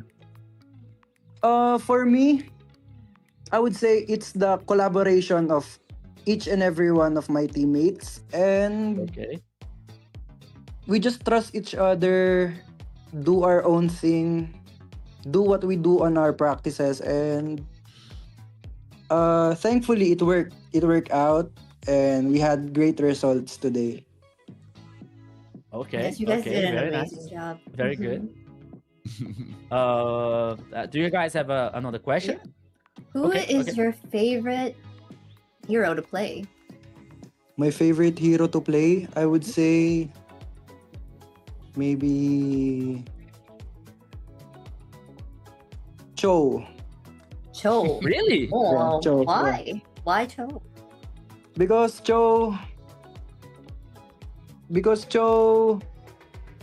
is so fun to play. Like he has so many dash and different possibilities on what you can do on that hero, and I like it very much. Yeah, he can get across the map pretty quick, right? Yeah. Yeah. Yeah, it's really interesting because I want to say you guys had some of the more unique drafts and options, especially coming from a team that doesn't have a coach, which I feel like really speaks to your guys' ability to communicate with each other on a level that, because like that's usually where the coach comes in, because everybody's got these differing opinions, everybody argues like, oh, this will work, no, this will work, or that is. But for you guys to be able to kind of find some of these unique compositions that work and everybody's listening to each other, it's almost like a what do we even need a coach for? Like, are you guys actively searching for one, or are you guys pretty trustworthy in your guys' ability to do well here? For me, I would say now we just have so much trust in each other, and yeah, I think that's what makes a good team. Just trust in each other, even if you do or don't have a coach. Okay. That's what makes a team super strong. Yeah. So yeah. Hasu, I have a question. This season you have a new teammate, right? Yeah, that is Paquito. Yeah. So I want to ask you about you guys. How is now working with him? How is the synergy? Is he a good teammate? You know, is he crazy like you guys? So how is everything with Paquito? I would say Paquito is a very good player, very hungry, you know. Okay. And he fits well with us because we are very hungry too. And we want to prove something, not just for everybody, but within ourselves. We want to prove that we can, you know. Okay, nice. And you guys are. You're doing an amazing job right now. You guys are at a 2-0 right now. And without a coach as well. Do you think a coach would hinder you guys if you guys did get a coach? Because then your decision will come from what your coach will say, right? So sometimes the strategy you guys come up with, the coach would probably say no to. So I think if we add a coach, like it will be a help for us because it will be another brain for the team, you know. And I think it will not affect, or it will not affect us badly, you know. Okay. So if we ever add a coach, it will be just a positive addition for us. That's a spectacular mindset to have with it. Whereas I want to say a lot of teams, it takes a little bit for them to kind of warm up to another person's ideas. Whereas you are just like, oh man, that's another brain to add to the pool that we have here. Is there anything, any shout outs you want to give out, or is there anything you want to say on your side? I just want to say hi to my family and hi to my teammates also. And we just do good. And shout out to you guys. Thank you for doing a wonderful job. And as always, thank you so much, guys. Thank you so much. Yeah, a final question, Hasu. Do you have last season was some rivalry, Alpha 7 versus Influence Rage, but now do you have another team to take care, to pay attention? For me, I will just say what happened last season is no more. And for us right now, this season, we're just fighting against ourselves, and we try to improve, or we try to beat our former selves, and we will just take it day by day, whoever the enemy is. Awesome. That's a great answer. Hasu. So, Hasu, once again, thank you so much for joining us here in that conversation. Thank you so much, guys. Congratulations on the first win, and we hope the best of luck in the the next of the competition. So thank you so much, Hasu. Thank you so much, guys. for Bye-bye. Good night. joining us. Bye, Bye, Hasu. Okay, so there it is. Hasu, the player for Alpha 7, one of the Filipino players. Yeah, thank you. I don't know about you guys. He said we were doing a great job, so. Oh yeah, I'm pretty satisfied. Yeah. It was like, okay, thank you so much. Very humble. I'm not gonna lie. I am. It's very endearing to find a team that I feel like they're just on another level when it comes to kind of understanding, and then the openness. Maybe this is just I've been in North America too long, where we get it's basically like the wild west when it comes to a lot of teams on if there's going to be fighting, if there's going to be drama, if we're going to be able to cohesively get a team together for a while. Now I think things have settled down. We've got a lot of sponsors now. We've got teams. We've had a lot of growth. But to hear the way that these guys kind of respond to each other with open minds, and even the possibility, like there wasn't even a hesitation to we know what we're doing, we don't need a coach. It's just like, no, adding another brain in there, bro, that would be wonderful. That'd be like, it takes stress off of us to kind of think of these things as well. It's very refreshing to hear. Yeah. So the first date is done, Zina. What do you think about it? About the whole situation with the coach? Yeah, no, I mean about everything that happened in the first day as we saw the results so far. I think it was amazing. Yes, the results here. We have Octa Gaming taking their first match 2-0. Then we have Dreammax against Infinity, and the Dreamax taking that win right there. Match 3, we have Influence Rage against Entity 7, or was it? Oh no, was it Rockstar? Yeah, Entity 7, right? Yes. Yeah, Entity 7. Okay. Yes. Entity 7 and Entity 7 taking that on Alpha 7, clean sweeping the end there. The games were amazing. I liked it. There was a lot of back and forth between most of the matches, like with the second match and the third. I like that, there was that fight, and you can see that it could be anyone's game later on. They're learning as they go, right? Yeah. Seeing how they can draft against it. Mm-hmm. Yeah, and if today wasn't an answer, I'm very excited to see what kind of games we're gonna have up tomorrow as well when it comes to a lot of these winners and a lot of these losers when it comes to kind of the Swiss tournament format that we have here. Yeah, today was amazing. It is only the first day, and we are now expecting and we're waiting for.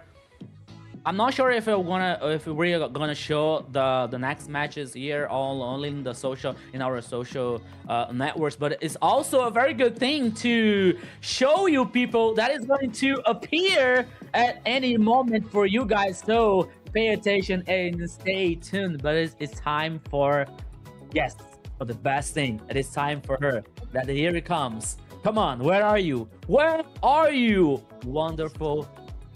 Where are you? My production is working. We are waiting. Anyways, Marcel though. Just speaking about Marcel. No, Marcel. Yeah. Why are you talking about Marcel? Why okay, not? He won a game.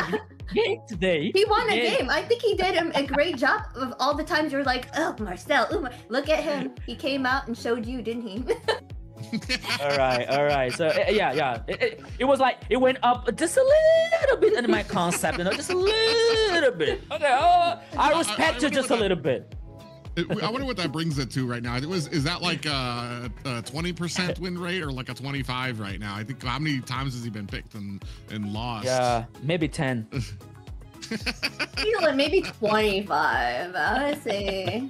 Maybe 25 now. It'd probably raised it up like by that much. But I feel like it's the combo that, right? That actually did it for him. But I still at least for agree today, with right? you. He's kind of hard to gauge because the fact that he can be a bad factor to the team, for the fact that he could freeze you too and mess you up. But one thing that is obvious is that there needs to be a level of synergy in the team to make him cohesive. And that's one thing is like when we sit here and we talk about like, oh, teams mistiming his ult or mistiming damage that's going to go on to the Marcel, and then when you talk to the players of Alpha 7 and you're like, oh, that makes sense. How much in tune they are with each other. And it's like, okay, that makes sense of why they could make Marcel work to the level that they did when it comes to being able to get that golden hour with the meteor shower, with the violet requiem, or with the penalty zone. They understood that it's something that they had worked on. These guys are in each other's heads. So, and the trust that they have when it comes to, and be confident to be able to use them, just on a level that we have not seen in South or even North as well. So crazy. Yeah, so now Zena, we are talking about the tomorrow's schedule. All right. And for tomorrow's schedule, what do we have here? I'm really bad with logos, guys. This is looking like a rematch. We're gonna be going back in time to have Octa Gaming taking on a Black Sentence as well. Yeah, so, okay, there we go. There we go. We were changed before my like, well, there we go now. Okay. What's that first logo, guys? Against Dreammax. The Octa Gaming. The Octa Gaming. Octa Gaming against Dreammax. 9Z Globant against Influence Rage. Entity 7 against Alpha 7. Black Sentence against Infinity. What do you guys thought on this? It's gonna be wild, actually. Right, Private. You understand the logos, you got this. But yeah, I'm very excited to see, especially as we move on with the Swiss stage, where it kind of pairs. I feel like the goal of it here is to show us the more competitive matches. The winners go against winners. The losers go against losers. I hate saying losers, but like you know, the ones who lost the match, they go up against another people who lost the match. So it's more like so you go up against another team that has that didn't fare as well, so you go against somebody who's kind of even with you, and it kind of keeps these very competitive matches. Yeah, tomorrow is gonna be wild. I think that tomorrow is gonna be more excited for today, especially because of that, as you said, Private, the winners are going to face each others, and the teams who lost the game today are going to face also, you know. And by the time for the winner, the situation can be just a little bit better, because if they lose, they're not in a bad situation. But for tomorrow, for the team that is going to lose, oh, now it's a life, or that can be a life or death situation. Right? Yes. All right. And remember, guys, for you to come watch us on the social media channels here. We're on Twitch, X, Instagram, Facebook, YouTube, TikTok, and make sure you check out MLBB Esports. Kick. That's right. If you guys missed any of the action, if you guys didn't find the North, or maybe missed some of the North matches, you guys can go ahead, keep track of it at MLBB Esports. You can keep up with all of the tournament info that you need. Keep up with us too, as you can see some of our info down at the bottom as well for some of our social medias. But like he said, you can keep it up to date with everything that's going on with the AMER tournament. Yeah, guys, so you can follow us everywhere, every place, man. Maybe you can take a picture of a screen of our here 3, you know. Maybe you can repost us on Instagram, for example. Yeah, it is up in Brazil. It's like we do something like that, you know, like we give some time for the people to take a screenshot of the screen like that, you know. The people take the screenshot and they tag us on the Instagram, you know, and it's like we like to repost them on our social the social media. You know, like it is very, very interesting and it's very good also. So guys, you are the main star of the show. You're in the chat, you're in the live, the broadcast. Send like, share the live, call everyone for tomorrow, Zina, because tomorrow we have so much fun and action about to happen. Yes, looking forward to it. Super excited. We still have day 2 coming up of the South. So be sure to stop by and check it out. And make sure you do follow our socials, okay? Because Private likes to give his thoughts on who thinks he's gonna take the win, even though he did a horrible job of it this time around. But I'm just kidding. I'm just kidding. But usually he gives really great tips for sure. So and Rico as well. Yeah, ladies and gentlemen, like I said, if you guys thought the action today was great, you can stay tuned tomorrow as well at the same time as we go on to day 2 of week 1 of the AMER South tournament. It has been an absolute honor to cast alongside Zina and Rico, and especially to see all the stars here in the South America MLBB scene. Yeah, so I think that, yeah, what's next? Thank you everybody for coming. Okay. Okay. Okay. Take care. Bye, guys.